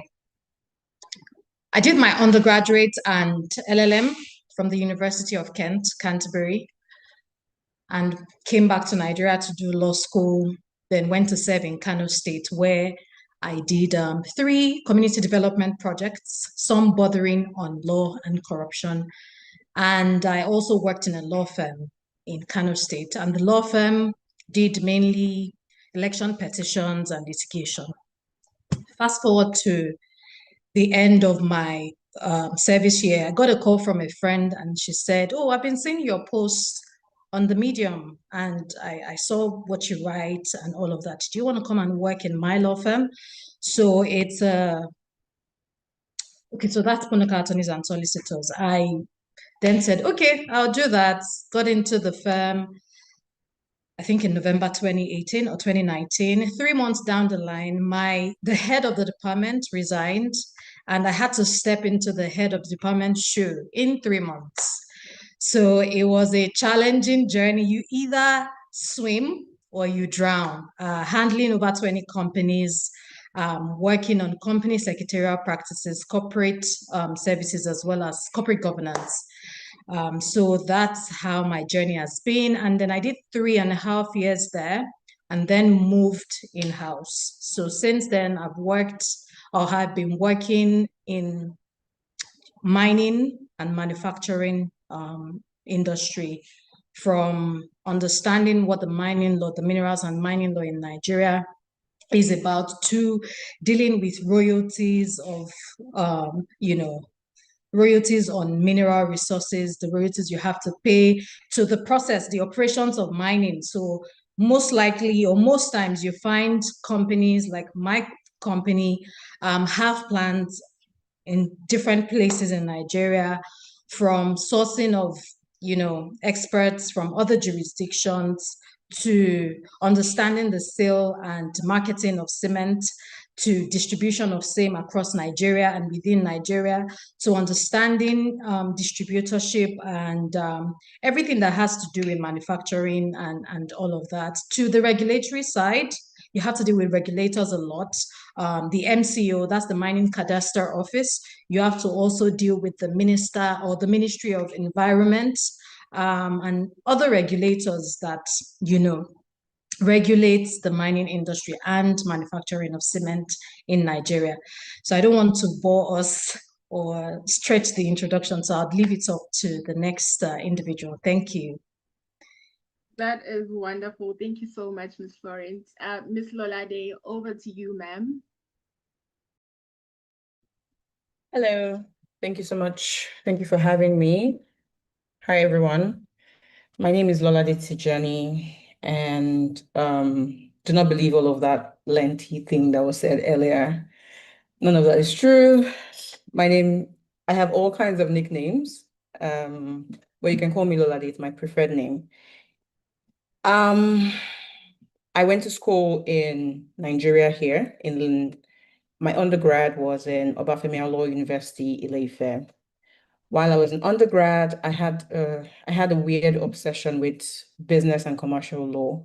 I wasn't even sure why I did, but I tailored a lot of my specialty courses, the courses that you have the option to choose around that. So in 200 level, I would choose was that banking? Yeah, I did banking law in 200 level. In 300 level, I chose taxation. In 400 level, I did energy and insurance, as opposed to medical law and family law and Islamic law and all the other options that you can have when you're designing your course program. And I did this notwithstanding the fears around these courses and their lecturers and the fact that they like to fail people or whatever the fears were, right? But I must highlight that it's important to, graduate with a strong GPA. So don't be too bullheaded like me. But I did. I loved commercial and business law. And so I sort of started tailoring my life from uni that way. When I left uni, I joined Aluko Anibode in 2017. Yeah. I joined Aluko Anibode as an NYSC associate. And when I joined Aluko Anibode, I was put in so you are allocated a practice. And of my cohorts, there were two of us who had just graduated with a first class in law school. And the managing partner at the time, she was managing the firm, but also she was a finance practitioner. And so she got to choose, she gets to pick of the cohort, and she goes, oh, the two first classes, give them to me. Except when I was interviewing for the job in Aluko Anibode at the time, I had highlighted to everyone who I spoke to that it was important to me that I did dispute resolution, so litigation and arbitration. So when I joined the firm, I was first disappointed and upset, and I told them immediately that this wasn't what we agreed. And I remember the HR person saying to me that you need to be open and allow yourself to learn different things. So I started out in finance, spent 6 months in finance, reviewing loan agreements, derivatives, and a bunch of other security agreements. I hated it so much. And then so you have 12 months for the NYSC service year. So after 6 months, they rotated me. I haven't heard my complaint. They put me in dispute finally. And they were doing that to punish me, kind of. They wanted me to come back and say, oh, I hate the court. And I hated the court. I must agree. The court system in Nigeria can be very frustrating, but I enjoyed dispute. Dispute did not only mean going to court. There were so many things that come with being in dispute resolution and dispute management. So I enjoyed my time there. But also, interestingly, in Aluko Anibode, the stronger energy team is in the dispute side of things. So that's when I got to work on production sharing agreement dispute. I did a lot of opinions when the Petroleum Industry Act was coming out in 2021. I reviewed so many tax disputes and tax implications. So I started to, from that space, I started to pick what I enjoyed. So I looked at sectors and I started to drop things off. It was clear that I don't like finance. I must highlight that I enjoyed derivatives, just derivatives, but I can't pick and choose how many derivative transactions are there really. So I just dropped off finance, wasn't really my bag. I loved oil and gas, renewables. It was clear that I was enjoying myself in that space. So I put that at the top. I really liked arbitration. So I put that right beside it. I enjoyed doing tax as well. So tax. I did not enjoy doing data protection as much as you would think. So I dropped that off as well. So I just started to highlight what I was enjoying and then putting it up there. Why? Because I always wanted to be a sector expert. I want to be, and I say I want to be because I'm not yet a sector expert. I want to be able to, one, understand the business of a sector, including whatever technological development is happening in that sector, understand the laws that regulate that sector, understand the commercial negotiations and practicalities and economics for the sector, and be able to resolve disputes that come out of that sector. And not many people do that kind of a thing from start to finish. Most people, the way that legal practice is split is such that you're either a transactional lawyer, you're dealing with a commercial contract, or you're doing dispute. So you're dealing with the arbitrations and litigations that come out of it. But I'm hoping, because I haven't yet done it, I'm hoping somehow to be able to sit in the intersection of all of this for energy. And that's one of the reasons why, once again, once I had highlighted those things that I like to do, I went to pursue a specialized energy program at the University of Dundee. I enjoyed my time in Scotland, I must say. It was a lovely, lovely program. It was also very grueling, but I had a good time. And after my master's degree, I got a call that there was an opportunity for secondment at Chevron in Nigeria. I was headed back home anyway, so I thought, okay, that would be interesting. And one of the interesting parts about it was the role was going to have me doing transactions and managing disputes. And so for the first time, I was going to sit actually in a space where I was going to deal with the commercial negotiations and also manage the dispute that come out of that industry. It just seemed like a great fit. And I have now spoken for way too long, forgive me. And that's kind of how I got here. That's fine. Thank you so much for that, Miss Lolade. What a journey. I mean, from what you said, it seems it is true what I read in the beginning. Well, okay. Mr. Pelumi, over to you, sir. Hi, good afternoon, everyone. I think for me, my career journey is it's kind of opposite to like Lolade's own. My journey was very, very different. But I think from the difference, I actually just got like an overwhelming sense of learning. And I think that's one thing I just want to pass across to like every student here. Like any interest you have, like pursue it with alacrity and anger and passion. Like, don't let anyone tell you, because there will be so many people who tell you that, oh, this passion you have or this industry you're interested in, like, it's not ideal, it may not generate revenue, but there are always people who need problems to be solved. And if you have that ability to have like your legal profession and the passion for that industry, you will definitely land somewhere. Like, you may not necessarily land in the stars, but you still land on the cloud. So like always just try as much as possible to push, push, push. But for me, I started in the University of Lagos. Like, I told my parents that I actually wanted to, honestly, I'm not going to lie, I wanted to be like an on-air radio personality. My parents laughed at me and threw me into the Faculty of Law, University of Lagos. So that's how I started my career. And I was just like, okay, what is going on here exactly? I joined the faculty my first year. We were like 300 people.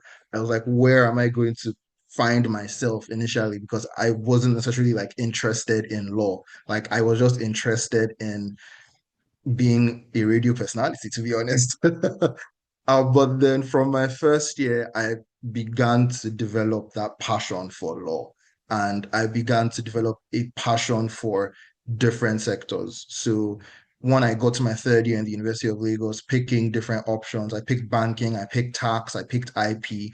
I just wanted to have an understanding of what it meant to be in the industry of technology and finance. And then after the University of Lagos, I went on to the law school in Lagos. And then after the law school in Lagos, I began to walk the streets of Lagos looking for a job, to be honest. Like I was really, really hoping that someone would be able to give me that opportunity to work like in the intersection of technology, finance, tax. I even did my dissertation on international tax law and like tax arbitration. But a lot of the like law firms in Lagos, when you're coming in, they will tell you that you have to rotate, you have to be open to new ideas, and you have to open your mind. And to be honest, in a sense, like there, because to be honest, in every argument, there is a sense or logic behind almost every argument. And there is a logic to that, opening your mind to be able to explore. Like, don't shy away from, having opportunities, even though you don't necessarily like it. So I did find myself, fortunately or unfortunately, with like Alex, the law firm in Lagos. I joined Alex, and Alex, for their service year, it's very rigid. Like you have to rotate through different practice areas. So I was put into litigation first. And where I say I differ from Lolade was that immediately I wore my wig and gown, I was like, I hate this. Like I do not I do not want to litigate. And the partner at that time who was heading like the dispute resolution department was just literally telling me that you can actually make a killing here. You can make a name for yourself here. And he's right. Like there, as much as Nigeria doesn't seem like a litigious industry, people love to argue and people like to fight. So people will sue people, and companies will sue companies. Like you can actually make your money in dispute resolution. But at that time, I just wasn't interested in dispute resolution.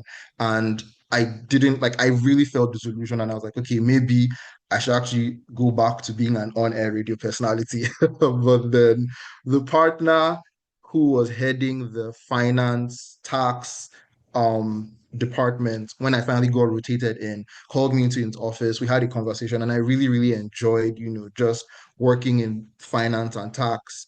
And then I was very sad leaving because I was like, okay, this is where I actually wanted to make a name for myself, like capital markets, securities, primary offerings, private offerings, public offerings. Like I really wanted to do that. But then I now went into the technology, media, and telecommunications department. And honestly, I just fell in love. Like I fell in love with the idea that you could just be a Swiss Army knife for different startups. Because when I went in at that time in 2020, this was during like fintech boom in Nigeria. And everybody was talking about banking the unbanked. And everybody was talking about how there's going to be like a technology wave. And we were seeing like VC money just flow into Nigeria, or we're seeing Jumia's valuations, we're seeing Konga's valuations, like we're seeing CEOs fighting and being dirty. Jumia blocked Konga's IP address. Konga was rerouting Jumia's customers. So it was actually just a very, very interesting time, and just being able to be there. And even like, working with different startups, like from Piggyverse to Rise, like I just found my niche there and my calling, where my passion for technology, my passion for contracts, my passion for finance, and even tax, like was actually just there with heading and leading startups.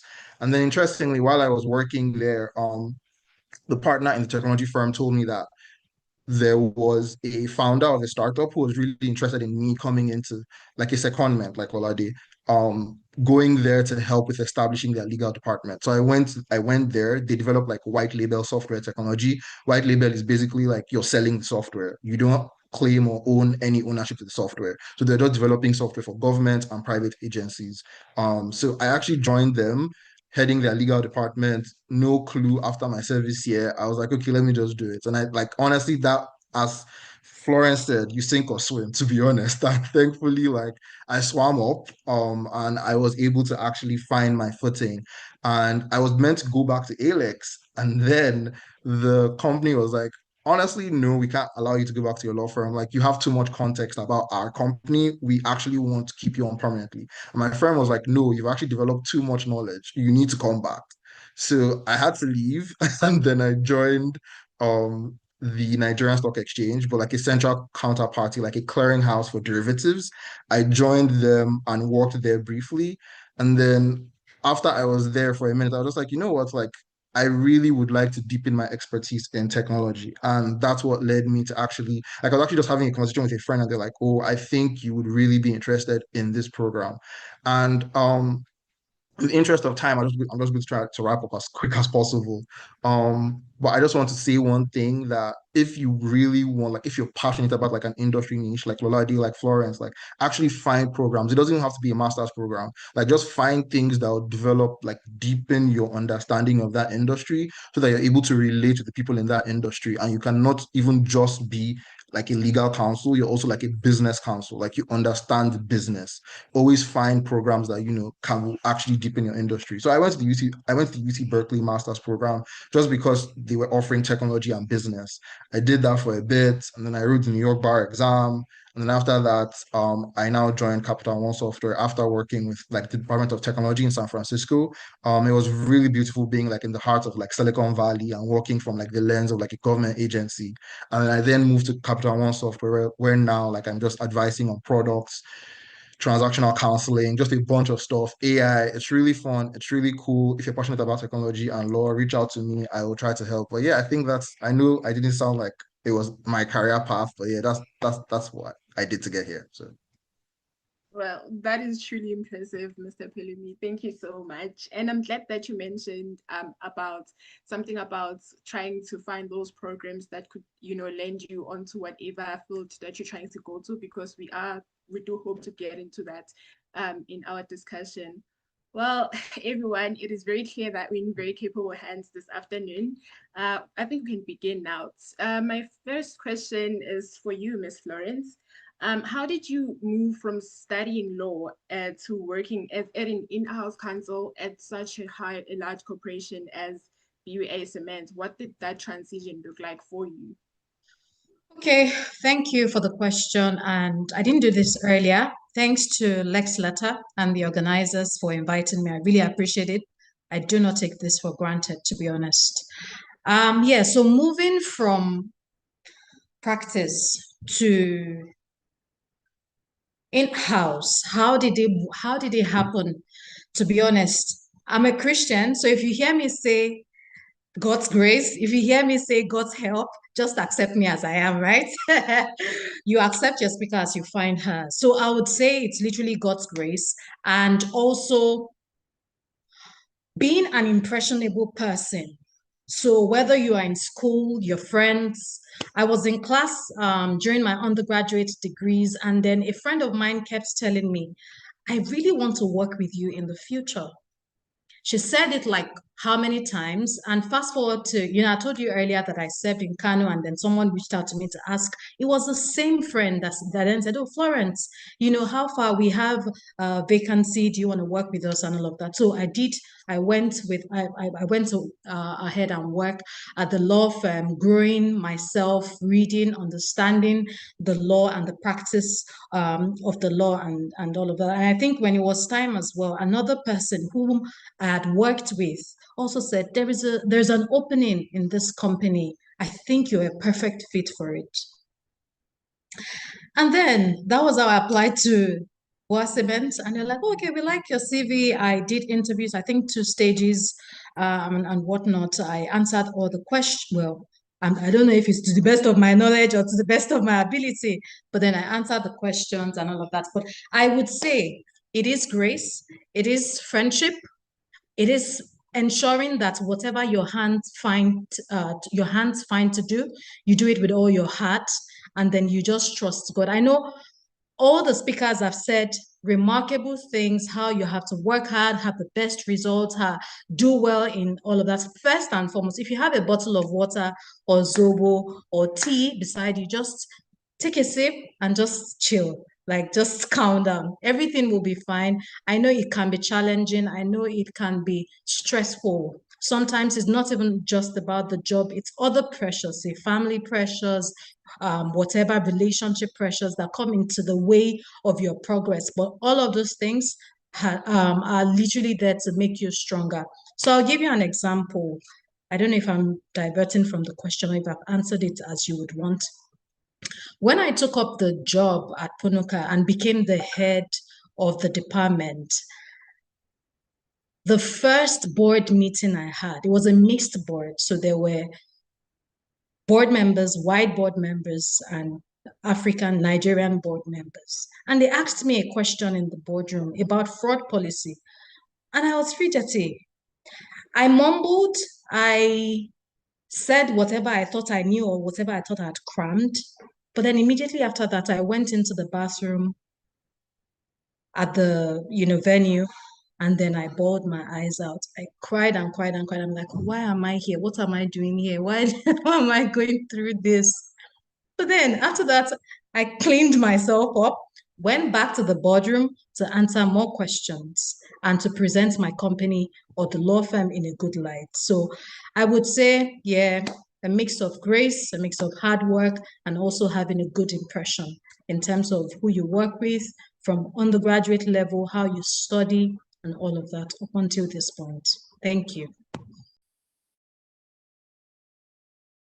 Thank you so much, Ms. Lawrence. I think our audience have noted now that the importance of networking and making sure that you're always putting your best foot forward, because you'll never know who will be at the rooms that you might be knocking into. Someone might be vouching for you or things of that nature. So thank you so much for that. Ms. Lolade, I'd like to also bring you in here. You also began your career at a large top firm at Aluko and Ayobode before moving into the energy space. What prompted that shift, and how did your time at that private sector shape the specialist that you are today? What would you say maybe gave you the foundation to do better at higher levels at the energy space? Thank you so much. What prompted that shift? To be honest, I'm not certain that there was I had come up with a plan to do this. I must highlight that I hadn't. Opportunity just sort of meets with readiness and the contextualization of what I would like the future to look like. And when I say what I would like the future to look like, once again, I unfortunately do not have a structured long-term plan of this is exactly who I need to be or who I want to be. Very open to becoming, the head of the WTO of the energy practice, happy to be the general counsel in an energy company, probably looking forward to one day becoming the commercial lead. It's not there isn't, for me, I must highlight, and everybody has their own style. I don't have a rigid plan for what that future looks like, but I have a general idea of what I would like to do. And what I would like to do is to become a voice, an authority in the energy space, in the energy sector, across the entire food chain. That includes, oil and gas, nuclear energy, bioenergy, solar, wind power, battery, all of the things that's required, all of the various sources of energy that exist.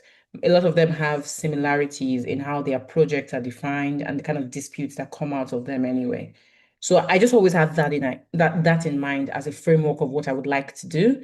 And while I was in Aluko and Ayobode, I must say I had a stint in tech for a bit before then heading back into energy. So when I left Aluko and Ayobode in 2021, it was to go join a startup called Norbase. At the time, the company was building a software for implementation of the African Free Trade Agreement. So the vision for that software is to ensure that Africans from across African entities can start up their businesses in Nigeria, but expand without having to set up physical bases across various African countries. I believe that's what the company is still doing, and I really enjoyed my time there. But while I was there, I got a call from somebody, it was a headhunter, I think, yes. It was one of those human resource headhunting agency called me to say, oh, there's an opportunity within this LNG company in Abuja, and they really want somebody with arbitration experience because they're currently involved in, a complex arbitration, and they would like you to come interview for this role. At the time, I was focused on grad school, and I was putting in my grad school applications, and I didn't really want to make that shift because I knew that it meant that maybe months after I would have to go to grad school. But I thought, you know what, one foot in front of the other. This opportunity exists. Let's go talk to them. Let's find out what the company is doing. If I'm interested, then yes, I'd never say no to a coffee meet, a nice interview, whatever. Let's discuss the opportunity. If I cannot help by coming internally, it's possible that I could do it from a consultancy perspective. So I sat in with the chairman and the managing director at lunch in a hotel. We had a conversation. It was interesting to see what the business was doing. I did not know at that time, in fact, that there were local liquefied natural gas processing plants in Nigeria. So it was very interesting to know that that already was happening and that they were like one of the pioneer industries for local transmission of LNG. And so I really liked what the business was doing. And I thought this would be a fantastic opportunity to learn about gas, to learn about the supply chain within the domestic market. So I highlighted to them that I might be going to school in August of this year. At that time, it was like February. And they were like, oh, that's not good for them. They have an arbitration that's going on very seriously. So they'll get back to me. And so I left that meeting thinking, oh, well, I had to put the cards on the table so that they're not shocked when I'm headed out. And by the way, when I say when I'm headed out, I did not know for a fact that I was going to be headed out because leaving for grad school, I also wanted it to be a fully funded thing, right? I did not intend to spend my money on grad school. So I was going to wait for admission decisions and then wait for scholarship decisions before I knew that I was going to grad school. But I wanted to tell them anyway. I think they had further interviews, and after a month, they came back to me. It's like, okay, Lolade, there's nobody else that we liked as much as we liked you. Would you be willing to come in and when you're going to grad school, consider taking the job with you? And I was like, oh, okay, well, yeah, that's true. I would probably have done odd jobs in grad school anyway. So instead of that, I would be doing my law job just remotely. And I thought that was interesting. I thought, okay, sure, I can do that. And I left my tech company and hopefully I left them in good hands, to be honest, because I left quite quickly. It was a very short stint. Was 1 year with them, and then I went to do the LNG business. And then I did that all through the year, all through grad school. I worked with the LNG company. I think that was the first time as well that I was negotiating commercial agreement in the energy space. I learned so much about how the business operates and what kind of regulatory oversight can actually come in. And that was my first in-house role. And then one of the first things that I had to disabuse my abused mind of was that in-house lawyers don't have that much work. Oh, I learned the hard way. The distinction. So when I say I had to disabuse my mind, so when you're working from outside looking in, you think that, oh, they're always giving us all their work anyway, so they're not doing anything. Oh my goodness. It is such a harder job sometimes to be a part of the business as the legal support because they come to you with everything and they want you to solve it as it's going, as it's unfolding. So you have to be agile. You have to be ready for some level of chaos when you wake up in the morning. You open your computer, you expect that there's fire burning somewhere. I think it's just an expectation for me now that when I open my computer, somebody's done something they were not supposed to do, and some regulatory letter is waiting for me somewhere, or something that needs to be quenched really quickly is happening. And that's something that comes up way too often, and it has a way of like building up that work base. I disabused my mind really quickly, but I also had a good time. After grad school, I went back to my Greenville job before going to Chevron when the call came in for this.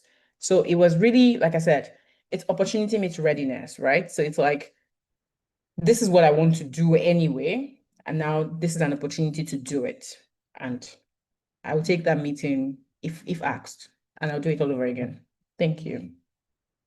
Well, thank you so much for that, Ms. Lolade. Also, to just follow up on that, I think that energy law is a very specialized field for some students who may not even know that it exists as a career path. What exactly do you do?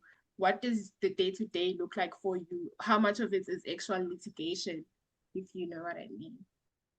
Okay. Yes, yes. Okay. So let me do this from two sides of the divide, because luckily for me, I have worked as an energy practitioner from outside, that is outside counsel from a law firm, and from inside, supporting the business. So from an outside counsel perspective, what kind of day-to-day would you see as an energy lawyer? The first thing I want to say, and I really liked this when I first heard it from my mentor, her name is Zelda, is that there isn't any real such thing as an energy lawyer, as a technology lawyer, there is a lawyer who has learned about a business and then solves problem in that business. You transpose all the skills that you have as a lawyer, advocacy, advisory, regulatory compliance, all of these things that legal advice and legal strategy that you have to do across every sector of business. You just do it now with the knowledge of that business. And that's what makes you an energy lawyer. So to say that you're an energy lawyer, it's because you have now advised so many energy companies that you understand what their business is, right? You write legal opinions on the kind of issues that energy companies deal with, which sometimes is similar to the issues that other companies deal with. Energy companies are still companies, so they will have HR issues. They will have company secretariat issues. So I just need you to not be so focused on, oh, what's going to happen is that today I would only draft gas sale agreement and that would be it. And I would only negotiate a gas option or futures agreement. I would only negotiate a crude handling agreement. No, that's not what happens. What happens in truth is that as the businesses, let me use a singular business, for instance, oil and gas, right? Let's use an upstream oil and gas company. An upstream oil and gas company is the one that literally brings the resource out of the ground in its natural state and then sells it to either the person that's going to refine it and make it into petroleum for the final users, or change it into a different form for a different user. So you have some condensate. What I mean to say is crude oil sometimes becomes plastic. I want to give you a sense of the business, right? So crude oil that comes out of the ground can be processed into so many final results. The upstream operators, they bring the crude out of the ground and then sell it to the other people who will do the processing, transporting. As a lawyer that supports upstream operator that's in the business, you are supporting a company that is trying to, one, get a license from the government to be able to go pull the crude out of the ground, because most natural resources belong to the federal government. This is across a lot of jurisdictions, not just Nigeria. A lot of jurisdictions, it is clear in the constitution or their energy resource law that the energy in the ground belongs to the government. So you need licensing to be able to go pull it out. Now, you've pulled it out. In order to pull it out of the ground, you need licensing. You need equipment. So to get the equipment, if you're in Nigeria, for instance, you might need to engage with a contractor that build wells, oil wells and oil rigs and all of that. What that means is you're negotiating construction agreement, you're negotiating well agreement. In addition, you're probably negotiating project finance agreements, because most companies don't just put in their actual cash to build facilities. They'll create a project around it and have project loans, financing. So after running away from financing, I still have to advise on financing of projects, because guess what? When you're in the energy space, that happens a lot. So day to day, you're advising, you're issuing out legal opinions on regulatory compliance. You have the tax man come to you, say you're owing royalties, or I have the right to do this, I need to collect that. You're advising your client on how to navigate that particular situation.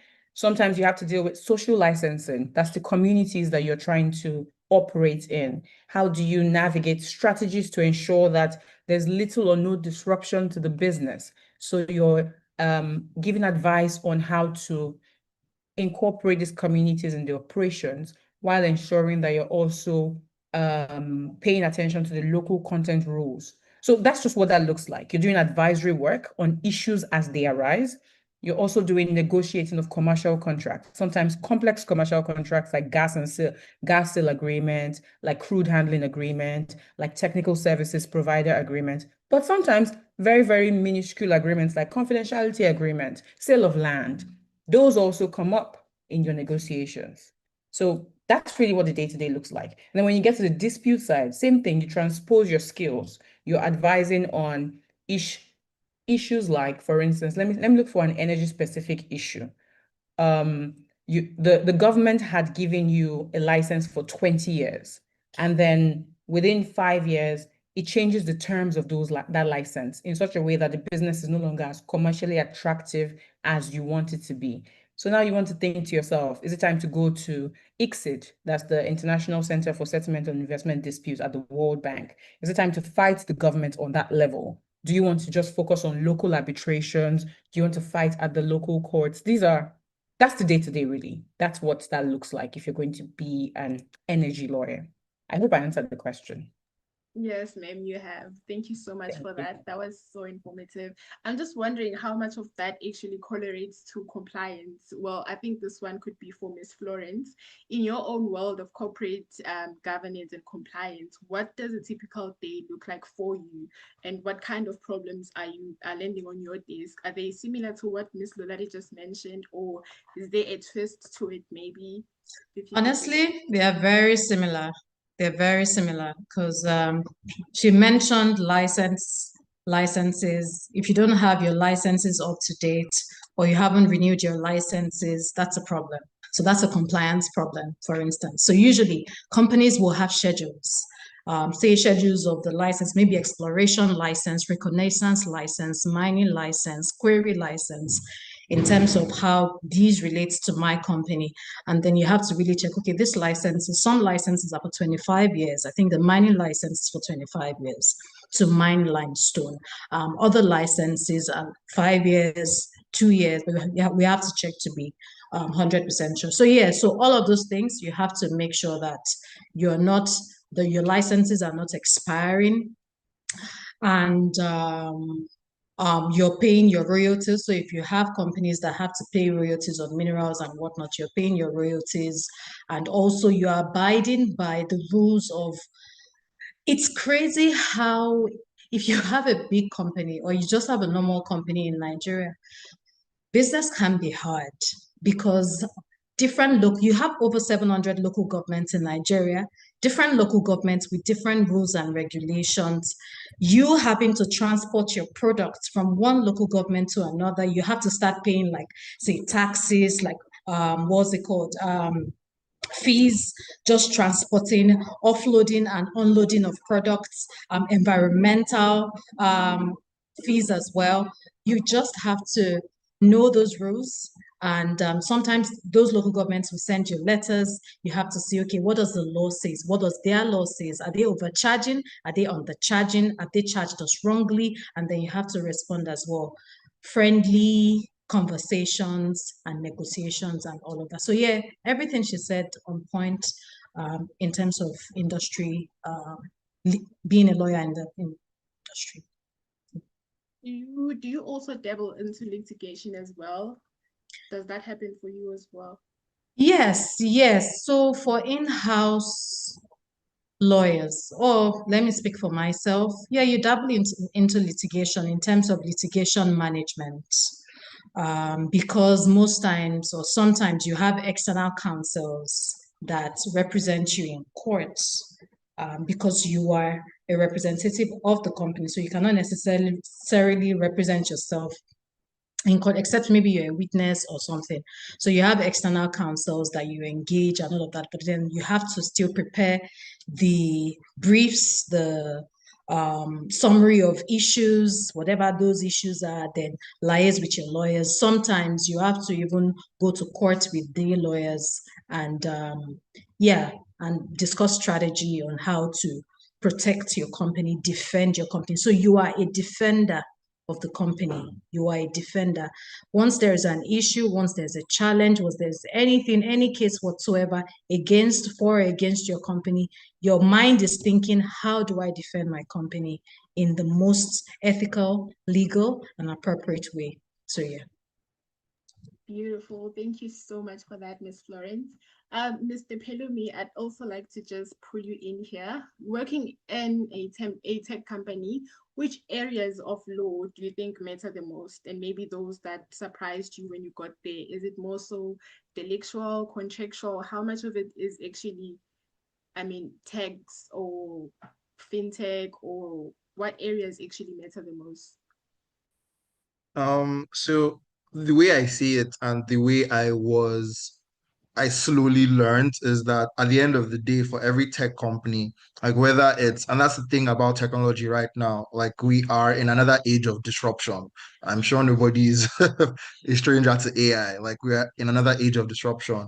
So at the moment, like for every technology company, there's always the fact that at any given time, even today, like my company can pivot to something else because at the end of the day, you have to sell a product. So for the type of law that matters, it depends on what's the priority for the company. And for almost every tech company, the priority is selling their product to a global, customer base. So number one is the law that matters to revenue. And the law that matters to revenue generation for a lot of tech companies is IP, like the ability to actually lay ownership to that product. Because in the ecosystem I operate in, we have what we call patent trolls, IP trolls. They are people who just literally stay on the internet and wait for you to make a mistake in your registration, and then they will hold your company until you pay them an exorbitant amount of money. So you need to ensure that everything you're selling as a tech company, you own it, or at least you have the license to sell or the permission to sell. So that's the first thing for like revenue generation.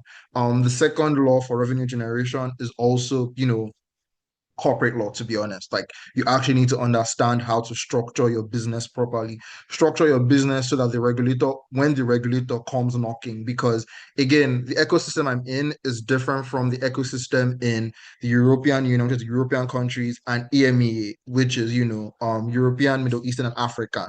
Because like a lot of like Middle Eastern and African companies, it's almost kind of similar to like I would say that African startups tend to share the regulatory perspective of North America and Europe, where it's a combination of if the regulator sees you're making money, the regulator come and knock on your door to collect taxes. But if you can also still, operate stealthily. So as like a legal employee in a tech company, you actually have to be the guardrail without saying no. Because I will tell you firsthand, a lot of founders who are trying to build, they hate hearing you say no. Like you cannot tell them, no, you can't do this. You just have to explain to them what would happen if you do this and the regulators come knocking. So it's not necessarily a no, it's just building guardrails around the product and ensuring that, that product grows as much as it can and scales. So, as I said, intellectual property, understanding corporate and the regulatory landscape of where you're operating in. Because in North America, where we're operating in, because of the disruption, America is trying to be like the leading developer of every AI product known to man. So at the moment now, regulators are very lax. Regulators are very chill until there's like issues like ethical issues or moral issues like nudify apps, fake deep apps, pornographic apps, transparency, children, disclosing that you're using AI for ads, not misleading people. So you always have to be like, for lack of a better phrase, you have to be tapped in. Like you actually need to know every single time what is going on. You need to be talking to your regulators consistently so that when they come knocking, like it's just a rapport. So IP, corporate, understanding a regulatory landscape. And then from revenue, you move down to, as Florence and already have said, like HR. Like you're working with a group of people. So every day something can happen. Somebody can say something insensitive and they don't know it's insensitive. Somebody can do something that they don't know that they've breached like your company's rules and regulations. And for technology companies now, just because of the way a lot of people are leveraging data and not just data, personal data of people, you have to ensure that they are building, privacy guardrails properly. Data privacy assessments are being done. So because of that, um, an employee can wake up one day and say that, oh, this company actually mismanaged my personal data, and then you have an issue. So you really have to understand employment law, to be honest. Like, and that's one thing that shocked me because when I was in university, I was like, labor law, ew. But then now had to go and learn, like, labor law and employment law, and also just learning what it means to actually interact with people and just be that voice. Because a lot of times, because you're a legal associate for the business or a council, as Lolade said, as Florence has pointed out, you will be pulled randomly into any dumpster fire to put out the fire. Because at the end of the day, that's why they're paying. You're legal, so put out this fire for us. So a lot of times you also have to, aside from the law, you also have to be able to understand what it means to like interact with humans and interact with humans who feel aggrieved. Because a lot of times you have to work with, human resources to manage those instances. So, as I said, intellectual property, corporate law, regulatory landscape, employment law.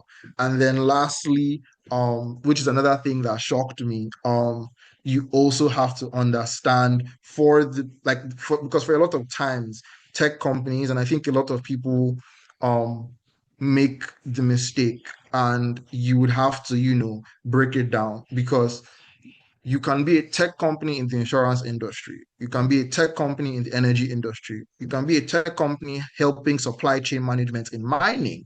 You can be a tech company helping payments or for paying, you can be a company that does just a whole bunch of stuff, and that like what we call hyperscalers now. And the hyperscalers are basically tech companies that are building out data centers and providing services like across board, whether it be Oracle, IBM, Alphabet, which is Google, Meta, Nvidia. Like, they're just companies that they do leverage technology, but they're just operating in different industries.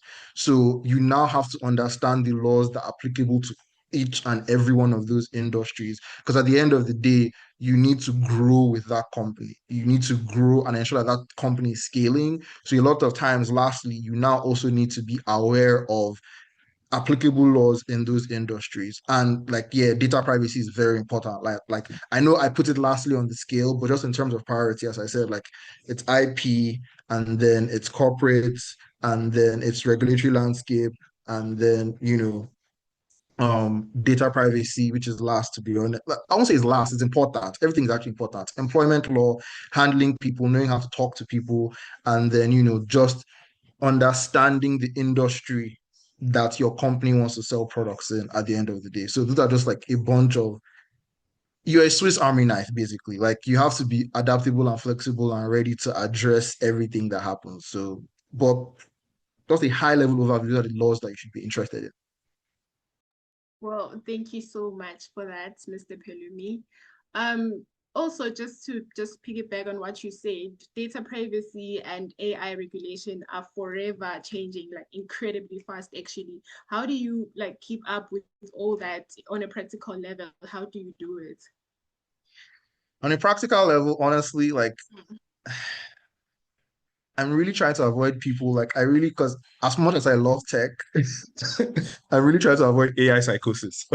Don't talk to your AI too much. But you actually still need to like understand the product. So you actually have to interact with the product. Like, even when we had the cryptocurrency like craze, which is kind of dying out a little, but it's still there. Like, you actually have to sell crypto, and don't sell your whole life savings, please, but at least like $1, a naira here, just trying to understand what is going on. So for artificial intelligence and data privacy, like, look at the EU GDPR, like look at the UK GDPR, look at like the Nigerian data protection regulations. Like, I know that it looks like a lot, but it can actually just be one clause a day, just actually looking at it. Like, you actually have to interact with the regulation and interact with the product. So for AI products, like, use AI products to actually send you summaries of what's going on in the world and in your different jurisdictions and in your different areas.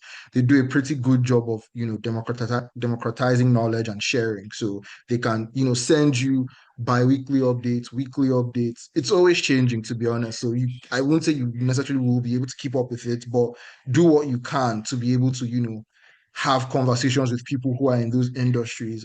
Something I always do is I always like recheck my glossary. So by recheck my glossary, I mean like just terms that are like born out terms, or terms that people are always using, that just to feel like you're in the know and tapped in. Go to a glossary, like in websites. There are different websites, whether it's TechCrunch, even Tech Cabal in Nigeria, they always just keep a glossary of terms that apply to those products. So like, for AI, there's a glossary of terms that apply to those products. So like whether it be like LLMs, whether it be MCP, which is, multiple context protocols, which is kind of like the APIs, applied program interfaces for different software technology like products. Whether it be small language models, whether it be inferring and how to, diffuse AI models, like just read those glossary of terms and deepen your understanding of what it means to actually like use an AI product and build an AI product and sell an AI product.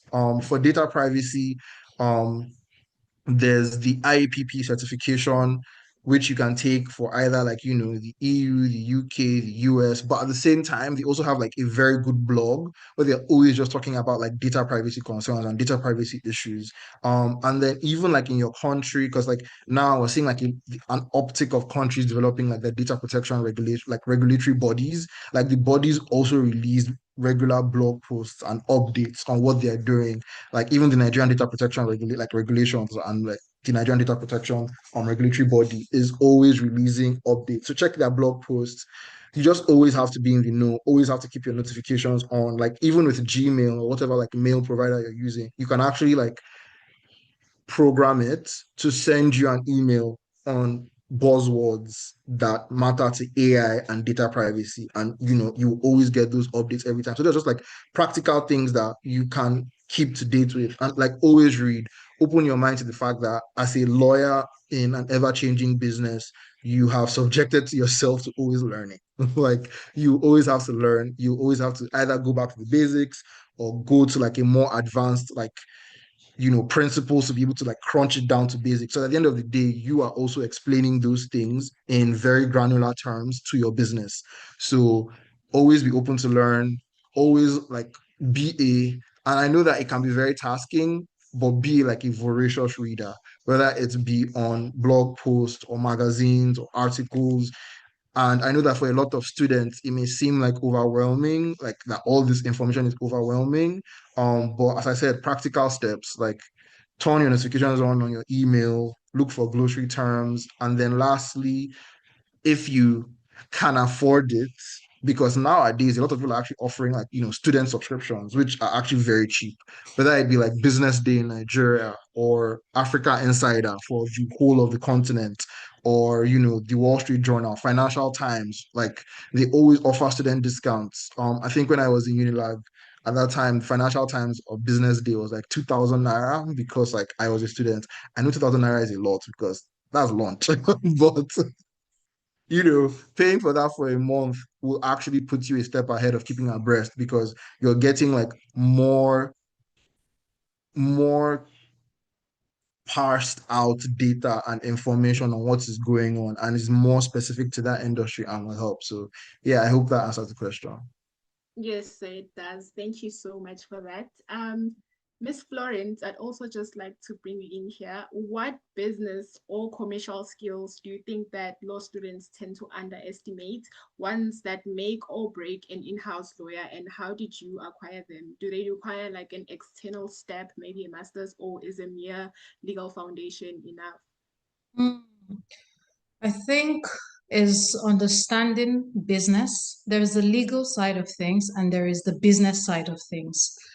Understanding business, understanding financial statements, how to read a financial statement, for example. So you sit before the board and then they're talking about finances, they're talking about the company's assets, liabilities, EBITDA, they're talking about overhead costs, they're talking about losses, they're talking about dollar denominated expenses and all of that. And you're wondering like, okay, because you have to translate that in minutes form as well, but you cannot translate it if you do not understand those concepts. So first, do trainings in financial analysis for non-financial persons, just to understand the basics of the financial statements and all of that. So I did a number of that. And also I went ahead to read. So sometimes I have in my own personal like self-development program, I have like things I've scheduled for the days of the week.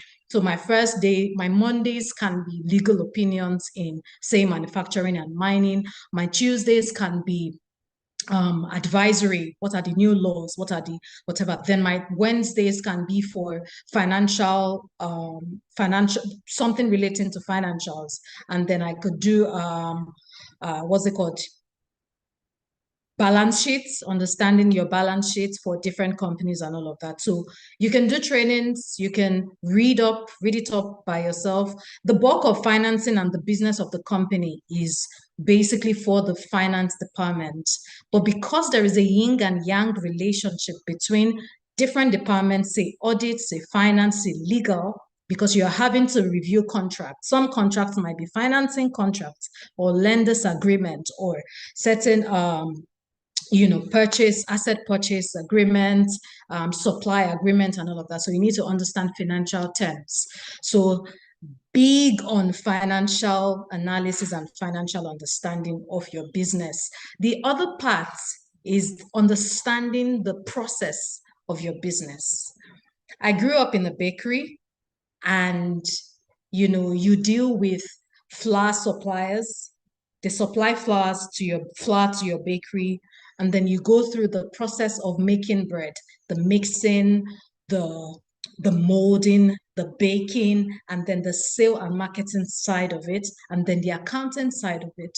So on every business, every company has a process. So you have to understand the process. Say if you're in mining or in cement manufacturing, you go to the plant and say, okay, what are they doing? So the limestone and all of that, how is it being extracted? How is it crushed? How is it sent to the conveyor belt that then puts everything together in some sort of, what's it called? Kind of like a dome, like a pen that everything gets mixed up. Then how is it bagged?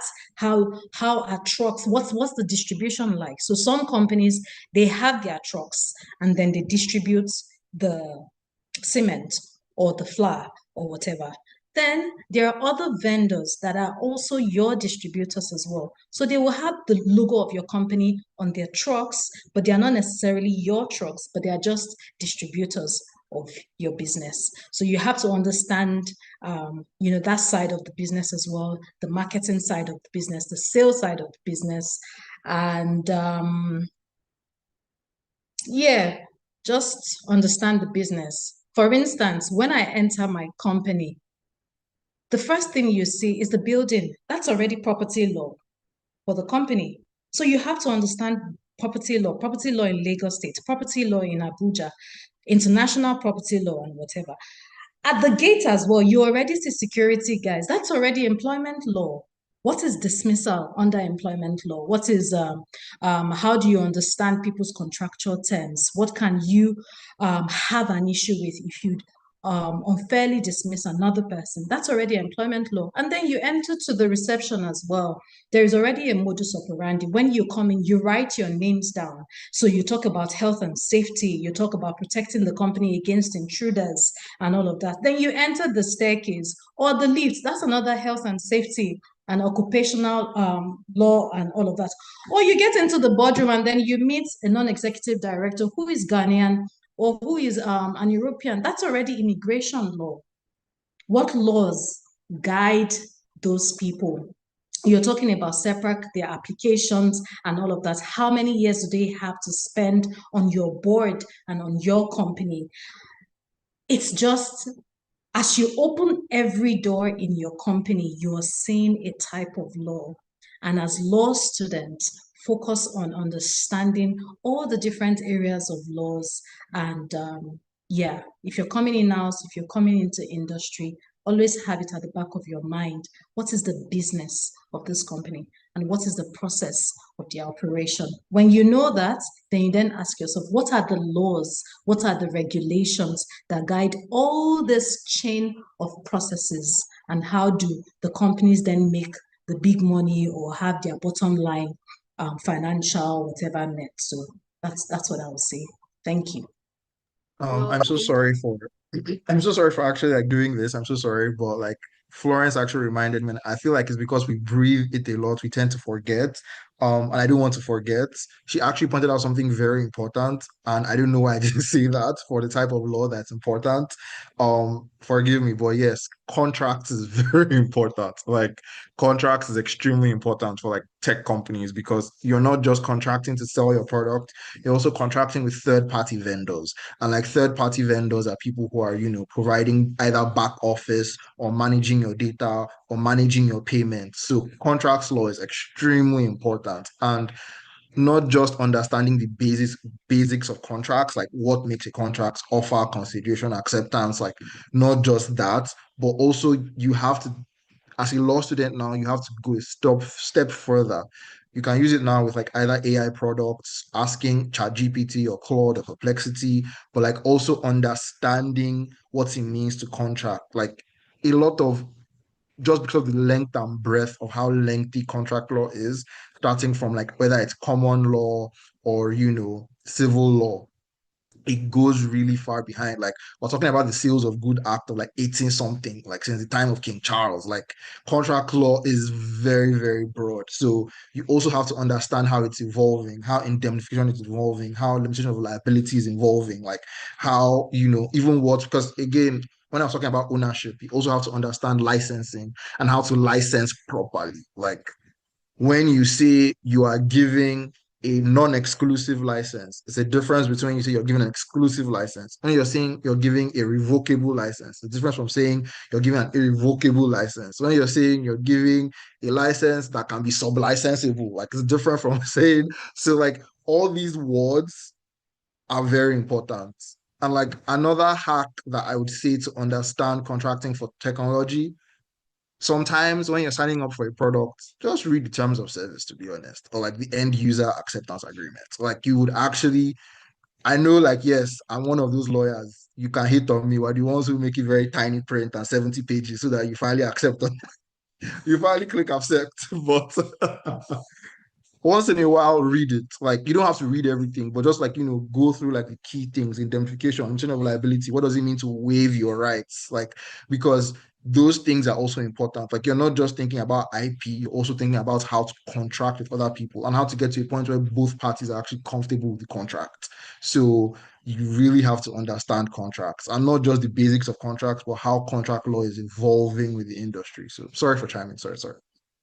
It's fine. It's very valid. Yeah, very valid. Thank you so much for that. Well, I'm looking at the time. We went way over time.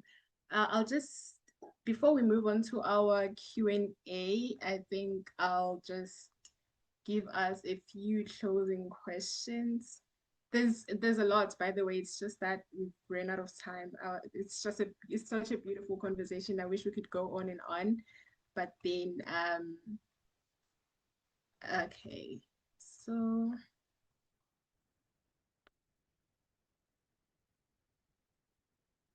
Okay, I think we can just move on to the closing questions. So the closing questions are, if the audience has to remember only one thing from today's discussion, what would you want it to be? Before we move on to our Q&A, I think Ms. Florence will begin with you. Yes. Yeah, what would I want it to be? I would say take each day at a time, learn where you are. Just take, like, you cannot add to your days and you cannot subtract from your days. So just embrace the challenge of the day. Law comes with rigor, mental, emotional, and that's what makes a lawyer, the ability to contextualize mentally and provide solution to problems. But I would say that you should treat yourself with gentleness and love yourself.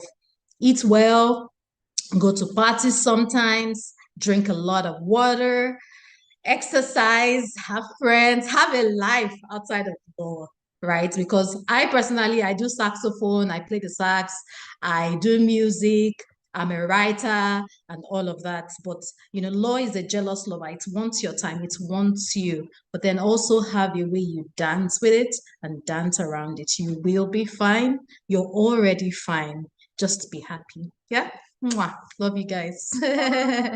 Beautiful, beautiful. Thank you so much for that. Miss Lolade, over to you, ma'am. If there's anything, one thing that you'd want a student to hold on forever after this, what would you want it to be?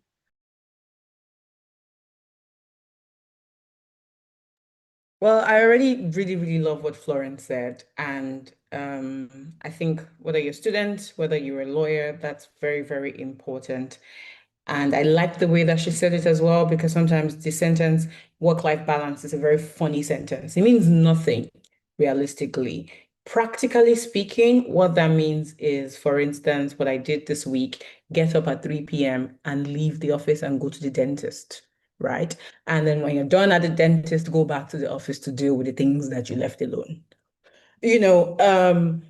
Wake up in the morning, whether you like morning, I like exercises in the morning. It's difficult for me in my sector right now because we resume ridiculously early. So sometimes when I don't make it in the morning because I just cannot get up, I do it in the evening.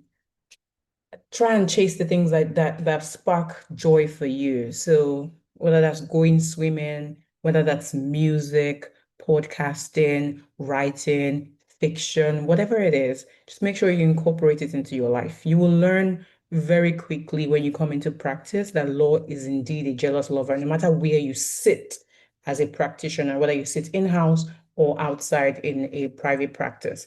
If you wanted to, you could work from 7 a.m. to 2 a.m. every day.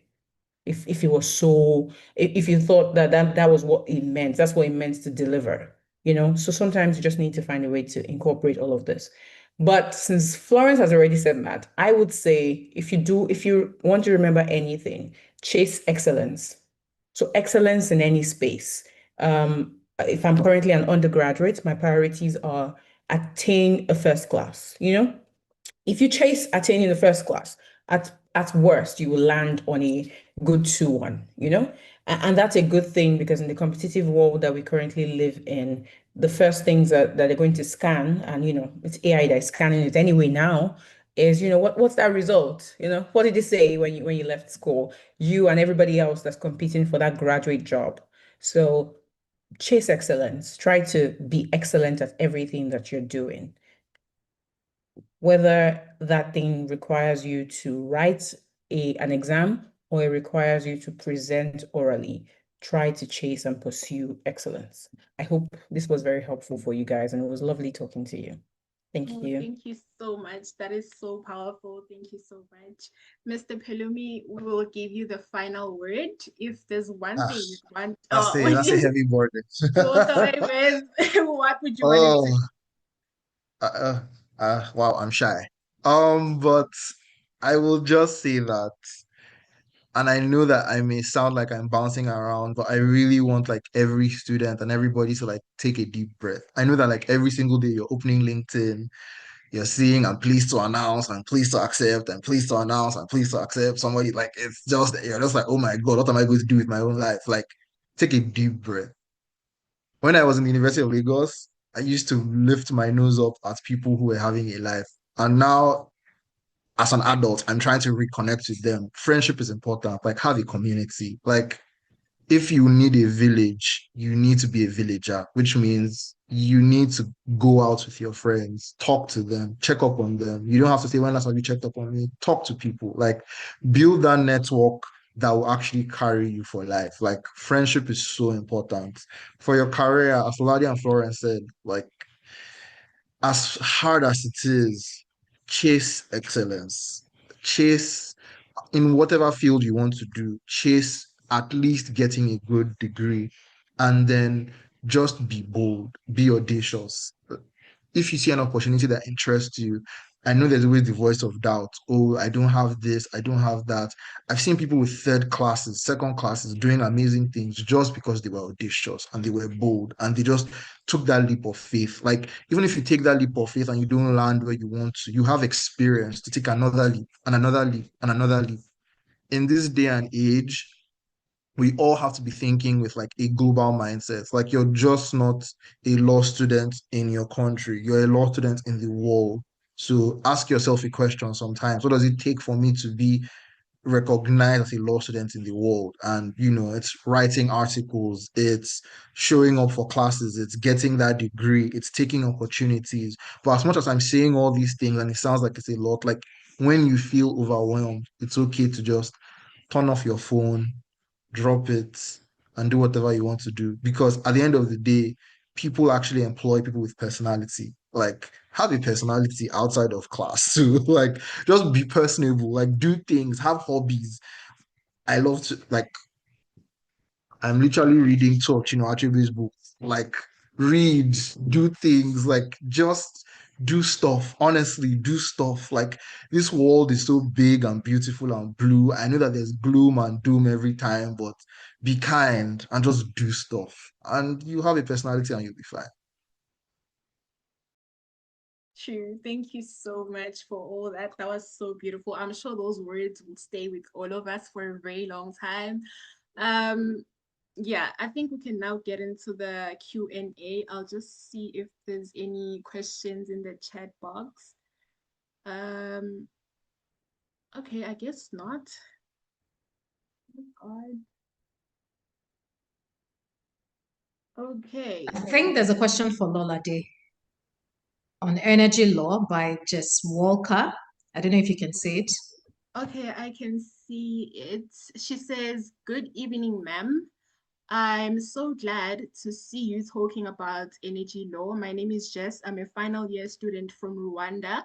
So I have created this long-term goal of specializing in nuclear energy law, but I've come to realize that opportunities to study this field are relatively rare and often difficult to access, especially in Africa.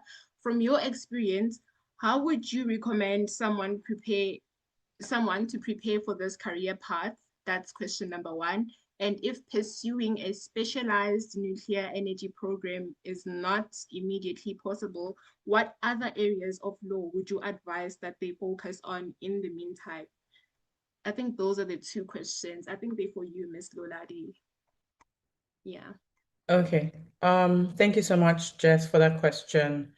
And I guess it's helpful that Pelumi just said what he said.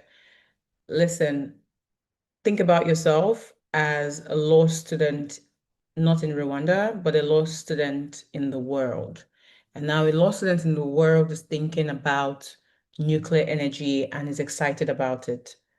Where in the world is nuclear energy happening? There's Germany, there's Japan, there's China that's currently building nuclear energy spaces. And now there are more countries as well that are exploring how building a nuclear facility to provide energy sources is a more sustainable thing. And the only thing that you would need to worry about are the guardrails for protecting it. So you want to look at what's happening in the global world of energy, yes?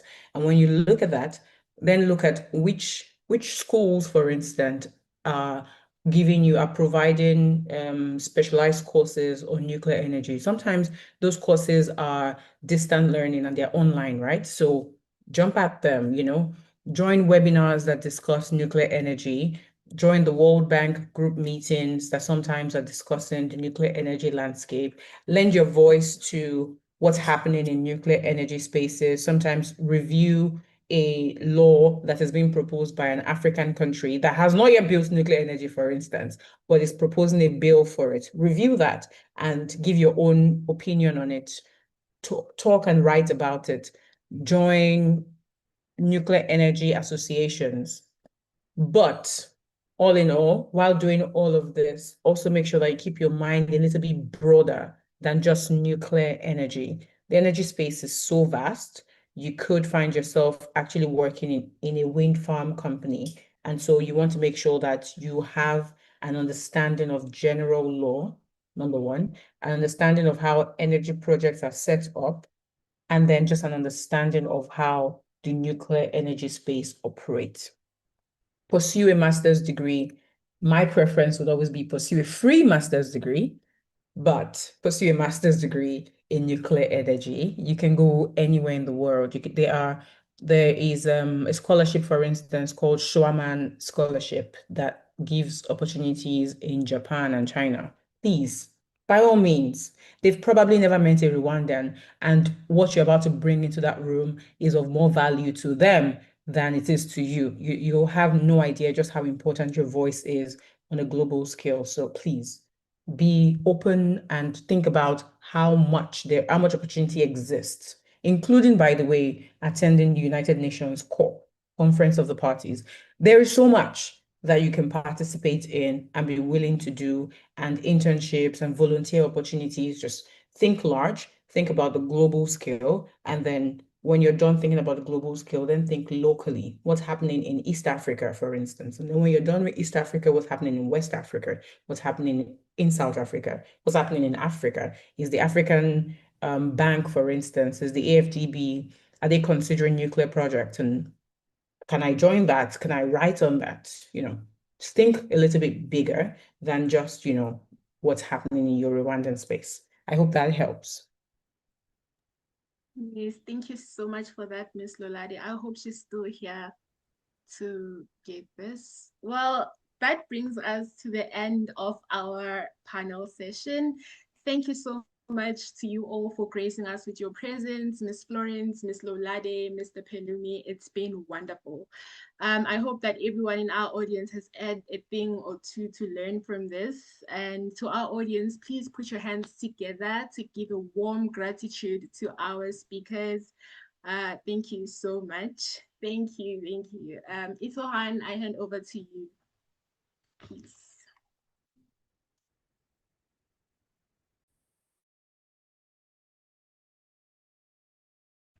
Thank you so much, Nomkosi, for that amazing, amazing session. And thank you to our distinguished panelists. Okay, I see a hand up. Radia, do you have a question that you would like to ask one of the panelists?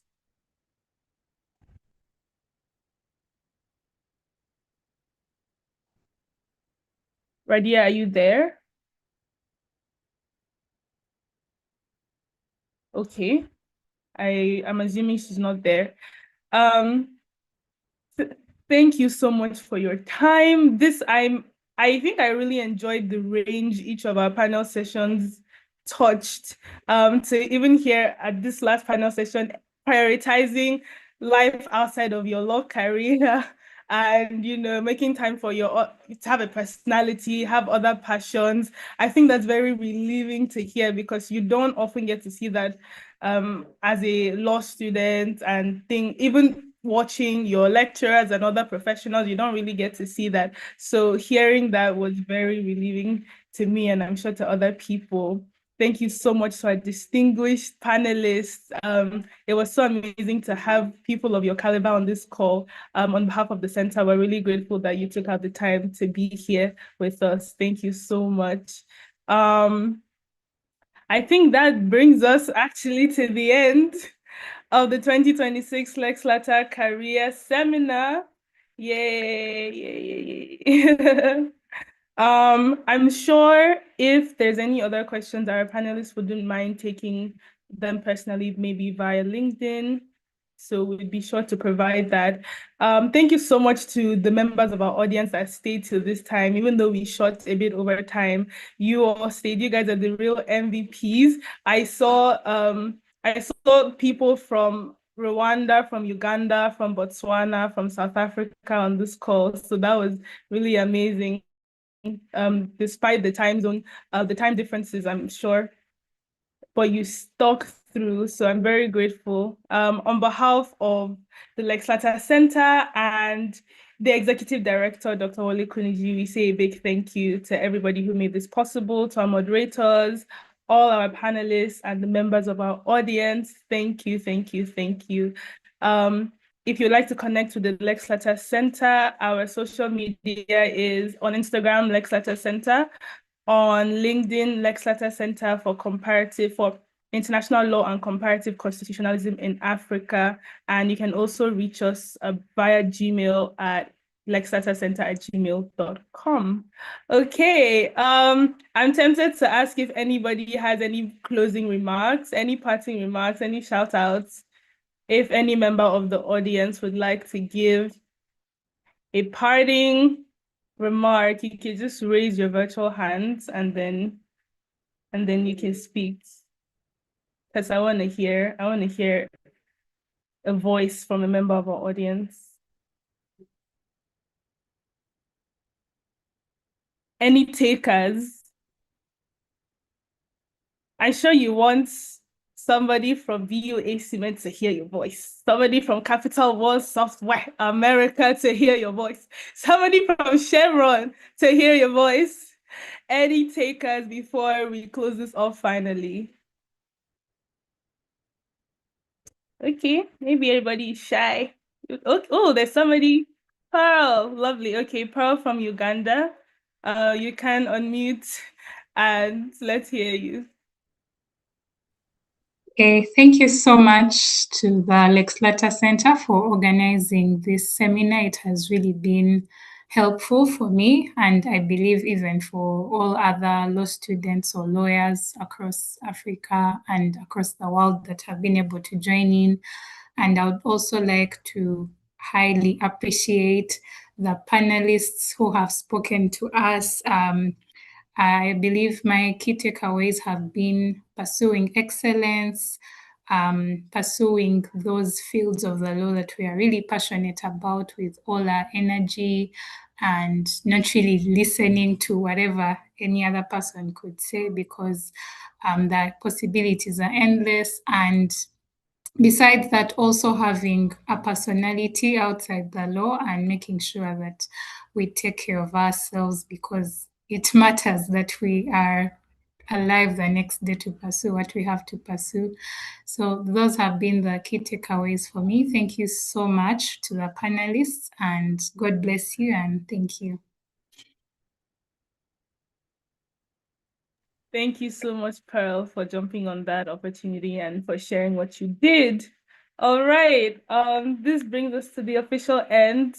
Good morning, good afternoon, good evening to everyone from wherever you're joining us around the world, and to our participants watching on YouTube, because this was streamed on YouTube as well. Thank you so much for joining us. Yeah, that's it. See you next time. We host other seminars over the months in the year, and we'll be sure to let you know what's coming next. Well Bye. done, Toma. Thank you so much. Bye, everyone. Bye. Bye.